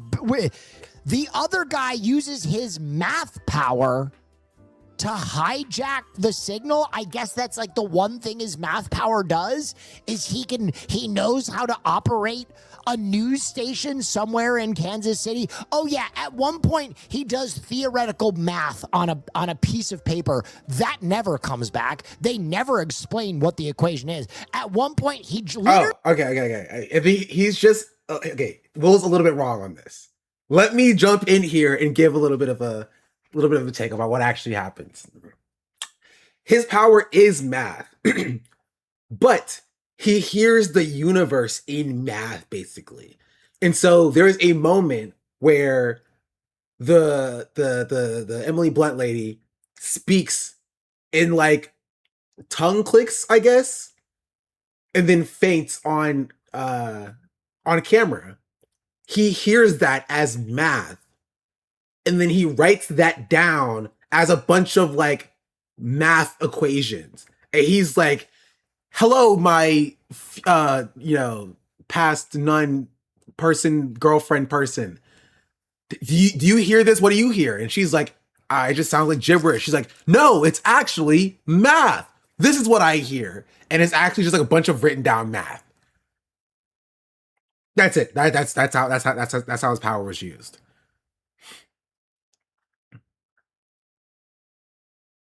That's why he understands every language, because it's all math. Yes. Right? But it also doesn't make sense because she has been shown in this movie as being able to understand literally every language as well. The only time he's really ever been useful is, spoiler, when the alien at the end of the movie talks to him and then he translates that to her to then tell the world about whatever happens, which he wouldn't have needed to do because she can speak every language anyway. Right? So why didn't the alien just tell her that? It really makes no sense. He is kind of useless, right? He really did get the short end of the stick because his powers do kind of suck. Just scrolls some fucking algebra and goes, it's coming back to me. It was more that she knows the other language, the other person knows it, being telepathic, if I remember correctly. Oh, that makes sense. That makes sense, I guess. Rival did the language stuff better. What theorem is that, bud? We're all listening. Let's not get distracted. Let's get through the end of the movie. They hijacked the Kansas City News Department, and what he has been smuggling the entire movie is footage of aliens. Woo! Oh my God. The first piece of footage of which is Richard Nixon. This is not a joke. This is in the movie. It's Richard Nixon getting drunk and showing existence of alien life at Area 51 to Fatty Arbuckle. I'm not making this up. I wish I was making this up. And there's footage of Nixon on a tarmac, and Fatty Arbuckle comes up and is like, hey, Dick, why you got me out here in Vegas? What the fuck is going on over here? And presumably Nixon is like, oh, Fatty, you're gonna love this. Let me show you this. That is a really funny Nixon voice. That is a really funny Nixon voice. Okay, that's really good. That's really good. Fucking aliens, Fatty. Look at their little gray dicks. Here, you can touch them. They're dead. You want to grab their little gray dicks, fatty. I know this is a state secret, but I'm in deep with Watergate already. That happens. That happens. That is the first image of an alien that you are given in this movie is Richard Nixon getting drunk and showing aliens to some unnamed 50s or 60s celebrity. Fatty, you can stick your finger in their alien asses. They have 2 buttholes, Fatty. We can do some... I will say, again, his timeline is a little bit off. They show that a little bit earlier, but he's not wrong. That does happen. That is the first part of the movie where we see aliens. Peruvian cocaine off their big gray heads. Moving forward, they hijack the news station. They send their signal out of footage of aliens. And for some reason, it goes to another news anchor who's like, oh my God, what we're seeing are those children? Oh my God. Ladies and gentlemen, we are not alone. By the way, I didn't even tell you guys, they cut away from World War III, which Spielberg doesn't even tell you what nations are included in this war. At one point, he vaguely just goes, why are the Koreans upset? Oh, World War II. And the only other evidence they have of this war happening is a shot of Russians sitting on a tank, watching on their phone the news broadcast from Kansas City. What are you... Suka Blatt, I'm trying to get World Cup on phone. Why I have white bitch in Kansas City? What? Insane. Insane! Insane! Okay, now here's the end of the movie. This is the best part. This is the best part. I spoiled it. They show this footage of aliens, right? And then they wheel in an alien that looks like Michael Jackson in a wheelchair. He's like, with an iron lung, and he stands up and is like, he just shows up. So ladies and gentlemen, I want to make something clear. The aliens' plan to reveal themselves to humanity was to kidnap and forcibly mind rape two children with superpowers, have them go about their lives, destroyed lives, mind you, for the next 30 years, so that they can wake up, hijack a news station in Kansas City, and play clips that they've stolen from the government, all so that he can walk on camera and be like,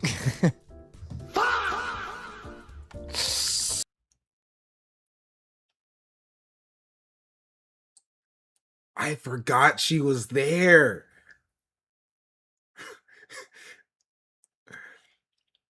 The chatter said, oh, Nixie's so cute. I was like, what?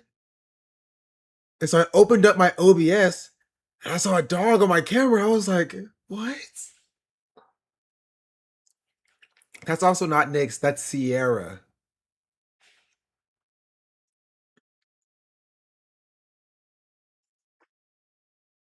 Hey, Sierra. Cece. Cece, you okay?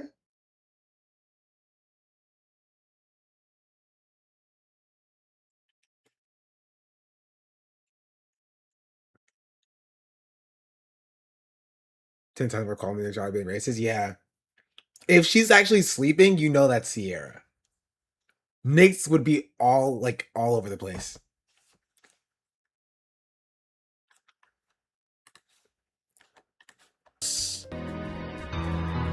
I'm here, baby. I'm here. Perfect plan. The dumbest plot the world has ever managed. I mean this sincerely. We're not even into the actual structure of this movie. that makes it so diabolically shitty, because the movie doesn't start at the beginning. The movie starts smack dab in the middle. It starts at a wrestling match. It starts at a wrestling match because apparently this top secret government organization thinks that the best place to do a handoff of the most important state secrets in history is SmackDown. This is not a joke. It does start in a wrestling match, but I like that choice, to be fair. I like how the movie starts. It's interesting. It pulls me in. And then it goes downhill from there. It starts in the middle of the action. It's like, oh, unique intrigue, right? It starts at the middle of the action. They do this handoff. The guy is standing there holding this weird foreign object. You're like, what is that? And everybody's like, whoa, whoa, whoa, don't do it, bro. Like he's holding a gun. He's like, what is that? He's like, don't use that. Don't you dare use that. You don't know what you're doing with that. You're going to kill us all. And by the way, if you watch the movie, that device doesn't do anything. Genuinely, that device it's never shown to be dangerous. Like later in the movie, a random guy picks it up and he just turns invisible. Right? Like that's literally it. It doesn't do anything. So why were they acting like it was a bomb or something? Didn't that guy die? No, he didn't. Right? He just like he fell over. Actually, to be fair, we don't know if he died. He just kind of I just don't know what happened to him. I thought he just fell over or whatever. It was never confirmed that he died or whatever. But like, even if that guy died, they were acting like he was holding a bomb, right? Like he was holding a gun or something. Like he could damage the agents with it, right? But like, no. He was holding it like it was a gun. He was like, get back or I'll do it. And everybody else was like, whoa, don't do it. Like if it just killed the guy who used it, then they would just let him use it.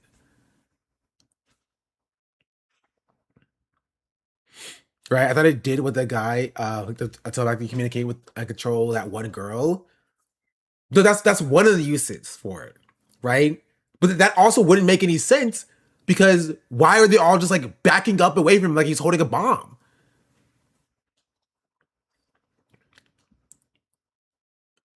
Did the device go invisible too? It's not supposed to. No. It doesn't make any sense. They were acting like the device was dangerous, was going to cause damage to them. Because they were all running away from it. It literally makes no sense. It literally makes no sense. Makes absolutely no sense why they were acting the way that they were acting during the first part of the movie. That it was useful up to the person with the protagonist being able to use it to maximum effect. Maybe, but they also didn't know that at that point, right? They didn't know he was special until halfway through the movie, which is why they let him get away with it. Remember? Because like the old guy tried to control the main protagonist, and he was like, "You're a freaking experimental or whatever," right? Because he didn't know that the main guy was got abducted too. It literally makes no sense. It literally makes no sense. Like I thought maybe because the main guy knew his ex-partner. Nah, it didn't make any sense. Anyway, any final thoughts?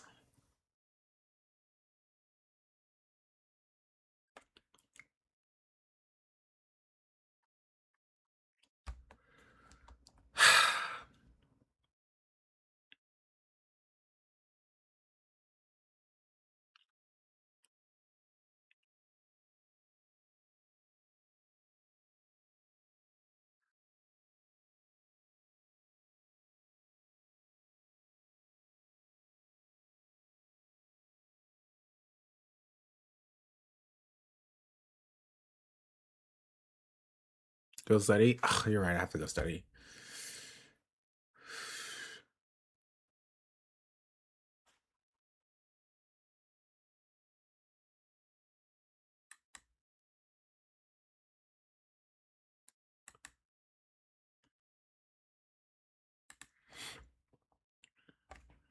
even reading at all. Hope we get a 180. Oh, I'm not getting 180, bro. I appreciate that, but I don't think I'm getting a 180. I'm aiming for a 165. That's my goal. We're looking for 165. LSAT, yes. Could be gaming time after studying and doing your homework. You will be getting gaming. No. Ooh. No. No, not gaming. When you taking it this week. Loki logic games were easy. Oh, chatter. Chatter. You're old. Logic games doesn't exist anymore. It's not a thing.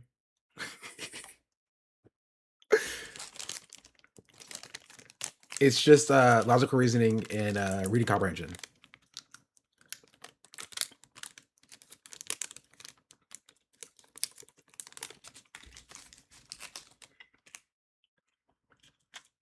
No, that is absurd. He's gonna tell me I'm old. I just have to let you know. It's a safe space here. Blood is our gas now, so they gotta make the outside hard. Yeah. Anyway, we'll be covering. I guess before we go, we can look at. Dang, there's still 50 people in YouTube chat. What are y'all here for? Bye, YouTube chat. Adios.